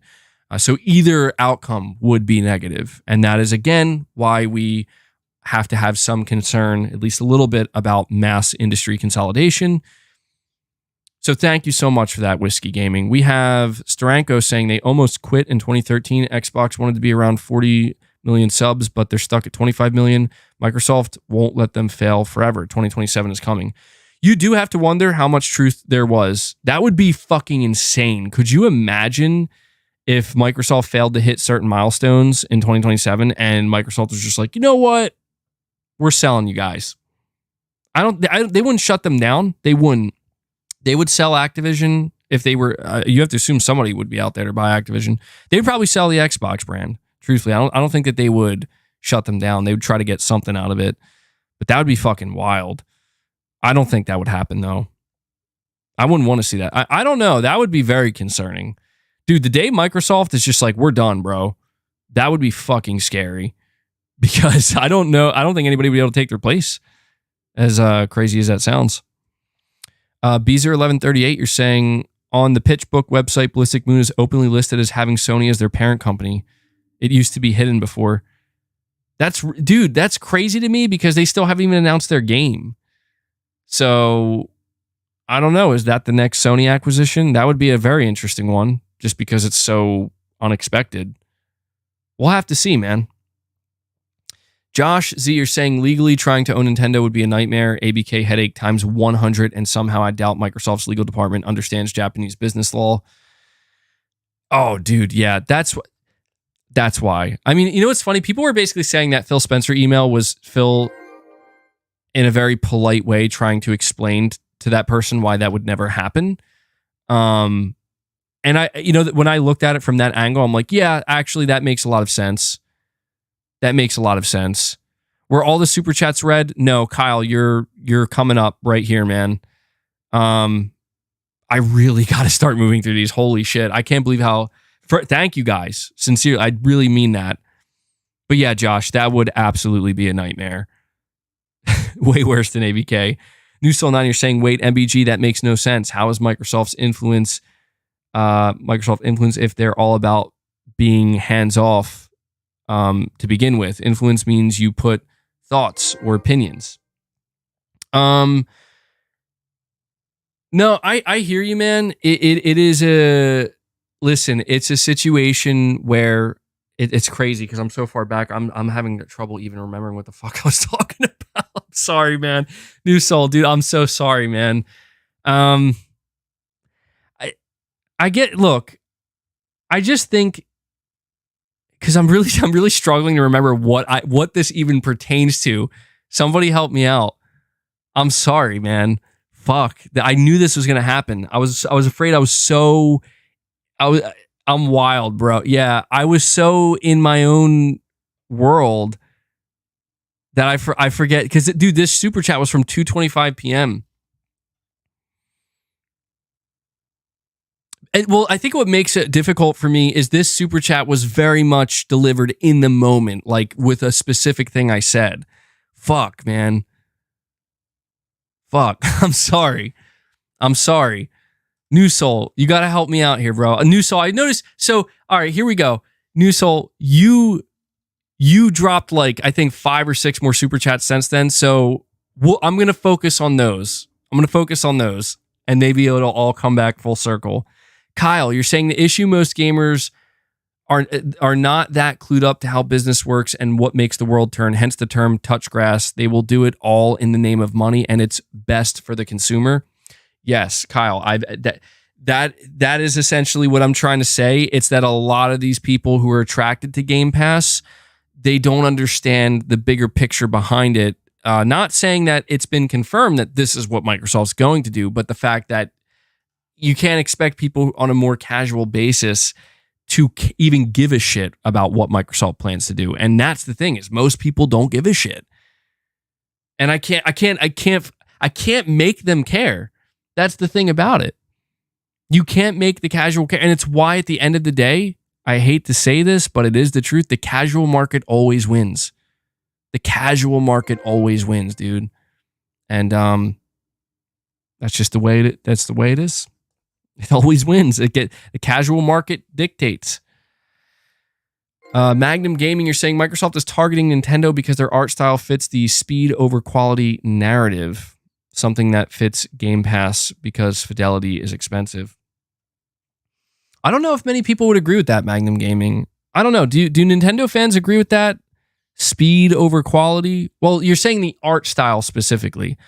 I guess there is some truth to that, because it is true that Nintendo has not been, like, they're not necessarily pushing cutting edge graphics, and you have to imagine that does make it maybe a bit easier. But that's kind of the funny aspect of it, though, isn't it? Because even though Nintendo doesn't care so much about having cutting edge graphics, they put so much refinement into their gameplay that it's like a lot of people are, when Zelda came out this year, there were people trying to clown on it for the graphical fidelity, but then they ended up looking really stupid because it's like, have you played this? Like, do you see this gameplay though? Like, do you see this gameplay? Right? And it's like, yeah, I don't know. One word answers, MBG chop chop. Dude, that would be so funny. I'm going to super chats, one word answers. Severin Evans, MBG once you call it out, that's good, but then you find a way to justify it. I'm not saying you're claiming you are a liar or in bad faith even, but the sincerity of what you say comes into question. Wrong. Okay, moving on. No, I'm just kidding. I'm just kidding, Severin. Dude, that would be so funny, though. I think even Severin Evans would laugh. No, I get you, man. I think it's just because I don't want to see Sony. I don't want to see that type of pressure applied to Sony, because Sony won't be able to do anything. I think that's where the concern comes in, where when I talk about the scale, dude, like, somebody said, man, imagine talking about Sony as an underdog. Sony is not an underdog. However, when it comes to the scale, they are. Like, that's the crazy part. Like, yes, they are the market leader right now, and they're outselling the Xbox console, but make no mistake, in terms of scale of spendability, like just capital and the moves that can, like, the moving the mountain type situation, maybe Sony could move a mountain. Microsoft can move every mountain if they were allowed to. That's the difference. And that is where Sony is technically an underdog, where if Microsoft decides we are going to change the fucking rules of the game because we can afford to do it and you can't, Sony, and maybe that will be the best thing for Sony. Maybe the best thing for Sony at the end of the day ultimately will be them just saying, you know what, we can't fucking compete on this financial level. And maybe we don't have to. Maybe we could just do what Nintendo does and we'll just focus on us and do our own thing. I think a lot of PlayStation fans would be okay with that. But I just get this feeling that that's not how it's going to go down. I just don't see that happening. All right, let me see here. We got Perfect Image. You're saying everyone blind Haiti has no president. Does anyone care? No, it's just the same what's going on in gaming. I cannot speak to that, Perfect Image, but that sounds problematic. I don't know. You're saying they don't have a president. Is there no president in gaming? Do we have no proper leadership in gaming? No one's going to pick up that gaming flag and say, this is what gaming is. I don't know, man. I don't know. My brain is burning out quickly here. Andrew, you're saying, hey, MBG, I have such a bad cold today. Fell asleep and missed most of the podcast, but thanks for the content and keeping me sane while stuck in bed. First off, I hope you get better, Andrew. That absolutely sucks. I hate getting sick. It's the worst thing in the world. I think everybody hates getting sick. So I'm glad I could at least help you a little bit, man. And, drink some tea if you're able to. And yeah, get some rest, man. E-Man2537 says, behind in the stream, your son, MBB, muscle bound baby. Yeah, that's pretty much what he is, bro. He's I'm telling you, he's gonna be jacked when he's older. Absolutely. Herpy Derps says, seeing that you like MK1, are you going to get Tekken 8 in the beginning of the year? I actually totally forgot Tekken 8 is coming out in January. I would like to. Yes. Mortal Kombat, playing this has kind of reignited the fun I get out of fighting games. It's been a long time since I played a fighting game, and I've always loved Tekken as well. I don't know which one I've liked more. I think I like Mortal Kombat more than Tekken, but they're like basically neck and neck. So yeah. And Jake S215, oh God, I lost it. He does a super sticker of an ice cream cone, and then he says, this is the last one until next Thursday. Hope you and your family have a good day. I have to get back to work. Hey, I appreciate that, man. I appreciate that. Sorry you weren't able to catch the entire stream, but it's probably went on too long anyway. And thank you for all the support, Jake. It means a lot. 18 May says, as an Xbox fan, I'm really missing the 360 days. Microsoft talking about acquiring Nintendo and mass consolidation instead of running their own race is truly unhinged. Microsoft is unhinged, bro, and the fan base is becoming just as unhinged. I may be unhinged, but it's really the Xbox fan base being so unhinged, it's making me unhinged, and everything's becoming unhinged. We're all losing it. And I feel as though we have no choice but to embrace it at this point. 18 May. Yeah, I missed the 360 days too. I would absolutely have an Xbox if it was like that again.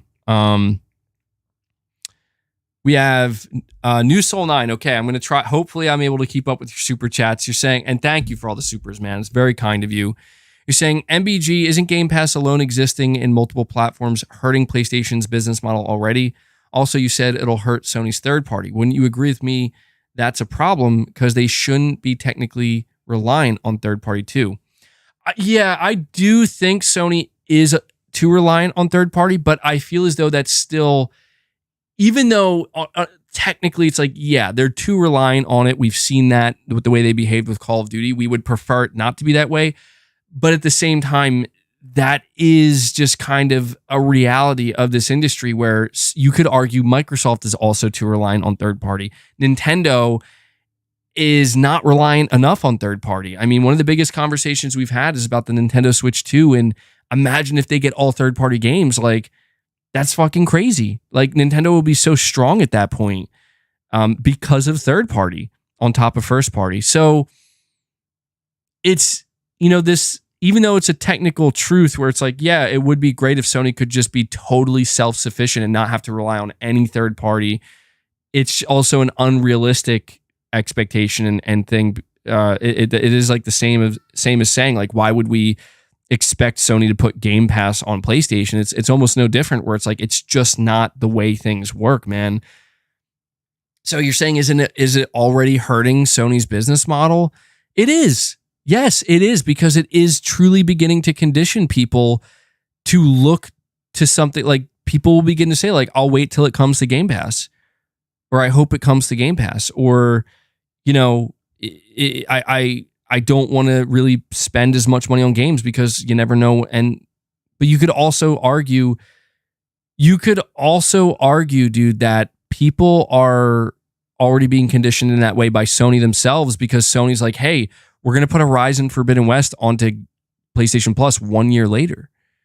So I guess I'm saying there, look, New Soul 9, this is the best answer I could give you and the most honest. The truth is, Sony may be so against Game Pass for the simple reason that they may consider that it could be the future. Like, that could be what Sony ends up saying, you know what, it's time for us to do this now too. That could be why they are now beginning to raise the price of PlayStation Plus. I'm not saying that I think that's what they're doing. I mean, if that's actually something Sony is considering, we would have to see it in a leaked document. At that point, we're all just doing guesswork here. But one of the biggest reasons why Sony might not be allowing Game Pass onto PlayStation is, even putting the third party aspect aside, it could be that, look, if we ever have to pivot and embrace that model, yeah, Game Pass may be technically ahead of us, but we still have something established here. We have established PlayStation Plus Extra and Premium. We have established that we will put our first party games onto this service, just not day one. They've established all of these things. So it's like, if Sony were to just say, okay, Game Pass, come on board, come to PlayStation, Sony gives all of that up. They can no longer, they give all of that up because you just allowed your it would be no different than if we're talking about the console wars, like when it was all about console sales and the console race. It would be no different than if Sony said, you know what, we're going to put all of our games on Xbox, all of our exclusives on Xbox. Everybody would universally say, we're not buying a PlayStation because there's literally no reason to. It would basically be the subscription service equivalent of doing that. So, yeah, you are technically correct. Sony is very reliant on third party, and it does in a way make it creates weak spots. And right now we are seeing Microsoft brutally exploit those weak spots to the point where, you get Jim Ryan coming out saying the PlayStation business will never recover. And I would say, like, Sony, if that's true, if your business model, or not your business, but your business in general could never recover due to losing one third-party game, that's a serious problem. So I think if anything, it highlights that Sony has to become more self-sufficient and self-reliant with different game genres. More than anything. I'm not saying Sony can create their own Call of Duty. I've had this conversation, but what I am saying is that if they decided to create something similar to it, so that way if they ever were to lose it, it won't be as bad for their players. That's the idea. And you're saying, oh, you're sorry, you're saying because they shouldn't be technically staying in the market. Look at Call of Duty as a clear example. They rely on third-party publishers to stay profitable. Yeah. That's the thing. It's all about scale, dude. I will say, for as much as Microsoft is scaling up, it's not that Sony hasn't wanted to scale up as well. Sony has been scaling up, just not anywhere near that level. But the dream, the aspiration for Sony is to become bigger and bigger and bigger. And frankly, I don't know that I want Sony to be that big. I do think there is kind of a limit where it's like, Sony, it's okay, man. Like, it's okay if you reach the level of like, we've maxed out the amount of growth we can get out of the console market. Okay. I think that's kind of okay. Like, I don't think you need to go chasing other people who don't have any interest in it. Just retain that. And as Jim Ryan said, the virtuous cycle repeats. Top Shotter, you're saying people must recognize that any market Microsoft is the leader in, no competition, no competitor exists. Competitors usually exit the market when Microsoft is dominant. Yeah, that's what I'm talking about here, guys. Like, it is something that happens in other markets, not just with Microsoft, but with other companies, man. Like, we've literally witnessed this happen, and I just don't know why people are so okay with it. And I guess it just comes down to what we said earlier. Most people are okay with it because most people are casual and they don't fucking care. Now, I can't speak to that. I see somebody saying that's just plain wrong. I don't know if that's true with Microsoft in particular. I'm just saying that a lot of times there's like one monolithic just juggernaut that rises, and there are other competitors technically, but they're so fucking small. It's like they're not relevant. They're not. Like, if Amazon makes a decision or if Walmart makes a decision, it's like, I don't know, man. They're so big. It's like everybody in between them and around them, it doesn't fucking matter. It just doesn't fucking matter. They can do what they want. They can. Yeah, I don't know, man.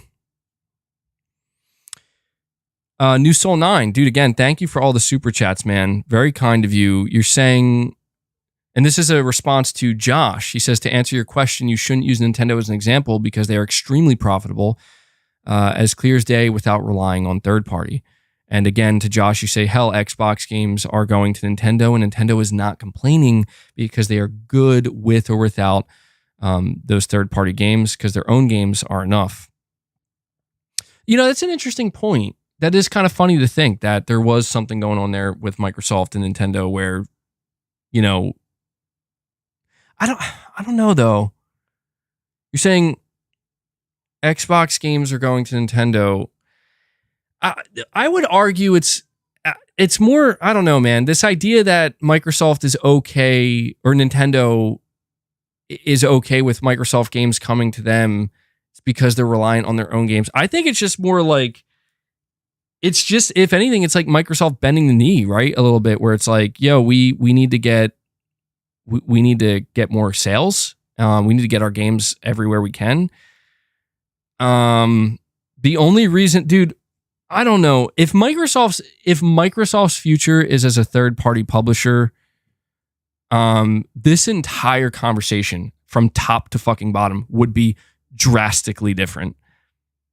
It would be like a part of me, I don't know, a part of me almost, if Microsoft really is going to go this route, a part of me would almost be like encouraging of Microsoft to become a third party. Because if Microsoft became a third party, Xbox fans get exactly what they want, which is, dude, Microsoft can go fucking ham. And it'll be fine, because Sony will allow Game Pass onto PlayStation if Microsoft goes third party. I'm pretty certain they would, because there's no more console competition. It would mean that anybody who wants to buy an Xbox, like all those people who bought Starfield, you know, on the Xbox ecosystem, imagine if that was also available on PlayStation, but Game Pass was also available on PlayStation, right? It's like you can buy the game from the PlayStation Store. Well, yeah, I don't know. Maybe not. I keep forgetting that all of the shit that goes on Game Pass is tethered to the Xbox store, the Microsoft store. I keep forgetting that. I don't know, dude. It's so complicated, because you do have to wonder how big of a factor here is the console. Microsoft basically came out and said, we don't fucking care about the console, and yet nothing has changed. I don't know, dude. I don't know. I won't lie. My blood sugars are low. My brain is fried at this point. I can't even fucking think straight. And New Soul 9, another super chat to Josh, a $20 super chat. Really appreciate that, bud. You're saying try to use Nintendo to justify what happens when you don't have third party, even though ironically Nintendo is extremely profitable and didn't go out of business. That's why I said you should use that example. But see, here's the thing. And to be honest, look, man, this isn't so much about what Josh had to say. This is more about, like, you do see kind of the irony in what you're saying, though, right? Because the very thing that you are highlighting about Nintendo, and even with Sony, where it's like, well, Sony shouldn't be so reliant on third party. What about Microsoft, though, dude? What about what Microsoft should have or could have done with their own studios? I'm not talking about buying Bethesda. I'm not talking about buying Activision and buying all these studios. I'm talking about the ones they had. And even maybe we could even count the 5 studios like Ninja Theory and Playground that they acquired in 2018. What about them? You see what I'm saying? So like New Soul 9, the only thing you got to be aware of here, man, is that everything you're saying about Nintendo and Sony is also applicable to Microsoft. And it almost comes off like you're saying it's okay for Microsoft to do this because they just couldn't do it in first party, so it's okay. But like if Sony relies on third party, or if Nintendo, I mean, maybe what you're trying to say, New Soul 9, is that all 3 platform holders should be like Nintendo, in the sense that your first party is so strong that the third party stuff isn't really that relevant. But at the same, and I do agree with that. I think that Sony, Microsoft, and Nintendo should all have incredibly strong first party, like just impeccable. I mean, Nintendo does. I think Sony's very good. To me, Sony is the best in that area because I like their games the most. But I understand that a lot of people do think Nintendo is ahead of them in that case, and maybe the sales prove that. But it also has to be said that this is where Microsoft lacks the most. And Microsoft's solution is not justified just because of this, right? Microsoft's solution is not necessarily justified because Sony is also reliant on third party, if that makes sense. It's just not. It's and it wouldn't be justified if Sony did it either.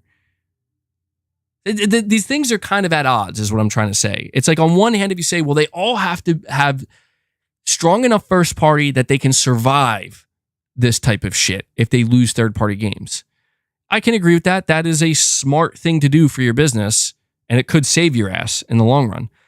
But at the same time, is like, does that mean it's just okay? Well, here's how I'm viewing it, New Soul. It's not that it's just okay, it's that it's just what is. So in that sense, New Soul, I do agree with you in that it would be ideal for Sony to have such a strong first party, such a wide breadth of genres and games that these games leaving, if they're taken away, doesn't, like, it's not good, it's less money, but they're fine. Like, they'll be fucking fine. There was that leaked email where Jim Ryan did say, we'll be just fine, more than fine. Maybe that is how Sony actually views it. I agree with that. And the reason why I would agree with that is because it doesn't matter if I or you or anybody else thinks something is wrong. Like, oh, them buying a publisher's wrong and trying to consolidate is wrong. You have to ask, regardless of whether it's wrong, is it what it is? Like, is that what's happening? The answer is yes. Is it stopping? The answer is no. Okay. Then the morality factor goes out the window at that point. So in that sense, I do absolutely agree. The Zombie Fanatic, you're saying people saying that Sony will go all digital as well. I hope not. I really hope not. They could. Sony, we'll see, man. Sony could be changing their plans right now. I doubt it. Ty Bud, thank you, man. You're saying, MBG, I have a complaint. Been around since you were a YouTube infant. Damn, dude, that's a long time. Enjoy the content, but never in chat. Came to chat and I was told I can't because I subscribed when content was for kids. LOL, what the fuck? Hold on, wait. You're saying came to chat and I was told I can't because I subscribed when content was for kids? What? Something has to be wrong there, Ty. I think it's been like a year, 2 years ago, YouTube implemented this thing where for every stream and every you have to check a box that says yes, it's made for kids, or no, it's not made for kids. And obviously my streams are not made for kids. So Ty, I'm not. I wish I had something to tell you other than I'm perplexed. I'd have no idea what that is. I subscribed when content was for kids. What? Hold on. What the fuck? That is weird. You might have to unsubscribe and subscribe again, dude, because that is, I've never heard of that. That's crazy. It's basically saying you've been subscribed so long that it's, how old is it? I don't get it though. The question is, what is your age for Google? Like, does it, like, because I'm looking at your profile picture, it looks like you're a grown man. So there's no way it would be, unless you're on like a different account or something, or you lied about your age. I don't know. That's very strange to me, dude. So try unsubbing and resubbing or checking what your age is on your Google account because that's so weird. Because like if your age is like 28 or something or 30 on your Google account and you know you subscribed way back then, still like it doesn't make any sense. Dude, unless this is not a real profile picture and you're just, I mean, you could be like 10 years old or something. I don't know. Ty, you say you had to unsub and resub. Did I lose my tenure? No, I don't think so. Yeah, I don't think it works like that. You should be good, bro. You should be good. Top Shotta. I appreciate the super chats, by the way. Top Shotta, you're saying Microsoft is not leaving gaming. Phil's email says gaming gives Microsoft consumer relevance with the youth. Microsoft doesn't want to be like IBM.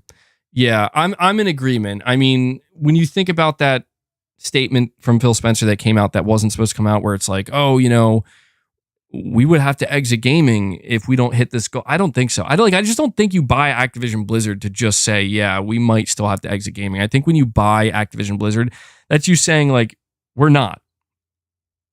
We're going all the way. We're going all the way. So I am caught up with all the super chats, guys. I have to apologize to everybody who super chatted. Things just took too long. My rants went on for too long. And I do apologize for keeping you guys waiting so long. That wasn't cool, but I clearly just had way too much to say today. But I also do want to make sure I give everybody a massive thank you for the super chats. Omen86 says this streams like Xbox's false promises, endless. Damn. Omen is not happy with Microsoft. And you know what? Look, Domingo813, you're saying you're missing a big pro of Microsoft merging with Nintendo. You'll be able to play as Phil in the next Mario game. That is true, man. That is true. I mean, the idea of like Phil entering Smash Bros.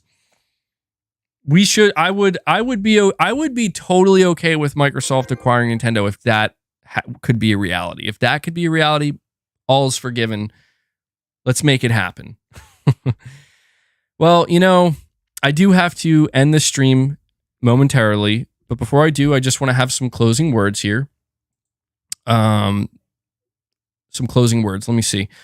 All right. So first of all, I stand by everything I've said about Microsoft, about Xbox. I get worked up and I will get clowned on. No doubt about it. You're going to see people, they got to come to my channel. They got to leech. They got to suck it dry. They got to suck my channel dry for all it's worth. And that's fine. I make it too easy for them. I will admit that. However, I do stand by everything I said because you know what? At the end of the day, I'm not telling anybody to hate Microsoft or hate Microsoft Xbox fans or unsub or not enjoy your games. I want everybody to enjoy their games. I want everybody to do you. And if that means supporting Microsoft and what they're doing, that's fine. I just want people to be aware in the same way that we have concerns about what Sony would be like if there was no competition, right? I want people to just be aware of the same way we have concerns of what Sony would be like if there was no competition. We do have to be worried about the opposite happening with a company like Microsoft because of the scale at which they are making these moves. I look at everything that's been out there, that's been put out there. I look at everything that's been laid out, Phil Spencer emails, Matt Booty emails, all the things they're saying directly to us. And I simply come to the conclusion that I do not trust Microsoft at all. I don't trust them. To me, their plan and what they're trying to achieve is very obvious. And I don't fault anybody for wanting to save money. So if you are supportive of that because it's saving you money, I understand. And I'm not going to hold that against anybody. That's just the nature of business. I get it. When a company as big as Microsoft is able to make these moves and keep people happy, even though their long-term plan might be to just fucking steamroll, I'm not going to fight that. Because there is no fighting that. So, yeah. But I do stand by everything I said. I've just reached a point of, I don't want to say, ironically enough, actually, I don't want to say that I've reached a point of apathy, but I kind of feel like I have. I'm not a fan of apathy and being apathetic, but it's like at the end of the day, when I've expended all my energy and I've said everything I have to say and I've ranted and I've raved and I've lost my fucking mind and then I calmed down and even talked about it more, there's no solution here. There's no solution here. I thought that Microsoft was going to get more blowback than they did with these leaks, but again, I saw Phil Spencer acknowledged the leaks, and then I saw one of the most diehard Xbox fanboys basically consoling him and talking to him like it's a group therapy session. And I get that. But that told me a lot. It did. It made me realize that this is getting nuts. Like, this is legitimately getting fucking nuts, and I can't do anything about it. So I'm either going to partake in that insanity or I'm not. And I think today it's safe to say I partook in that insanity. I admit I partook in that insanity, but the stream is coming to a close. Shit seems to be going down out there. So I got to end this, guys. I do want to, before I head out, ask you, hit that like button as you're leaving. We're at 486 likes. We could absolutely demolish 500 likes if everybody contributes. I want to give a massive, just an absolutely colossal shout out to everybody who supported my content today, everybody who supported my channel. You guys know who you are. We are sitting at 84 members on the day. Massive, massive number. I cannot thank you guys enough. Ton of super chats. I think this is like, I don't know. I don't think this is like a record or anything, but it's a lot. It's a lot of super chats, and I really have to thank you guys for that. You kept the conversation going in an interesting direction. I kept you guys waiting too long. Domingo813 says, request to make the LEDs turn yellow. Maybe the next stream, dude. The next stream I will. I think my phone actually died. I forgot to put it on the charger. So I'm going to come back the next stream and I'll try to make that a reality, okay? But yeah, we hit a 5-hour stream. Crazy shit. Did Sony make the right decision? A lot of people would disagree. And it is what it is. Disagree. I said my piece. And yeah, so that does it, guys. I hope everybody enjoys the rest of their day. I'm going to hopefully have another video out for you tomorrow. And then Saturday, we should have some members content. And then Sunday, we'll be back here with another stream. So that does it, guys. Once again, hit the like button on your way out, and I will catch you in the next one. Shout out to Devil Shooter, by the way. Almost forgot. He does the timestamps for every stream. If you see him in the comments, show him some love. Give him a thank you. Show him your appreciation. He does a great job. So that does it, guys. I will catch you all in the next one. Until then,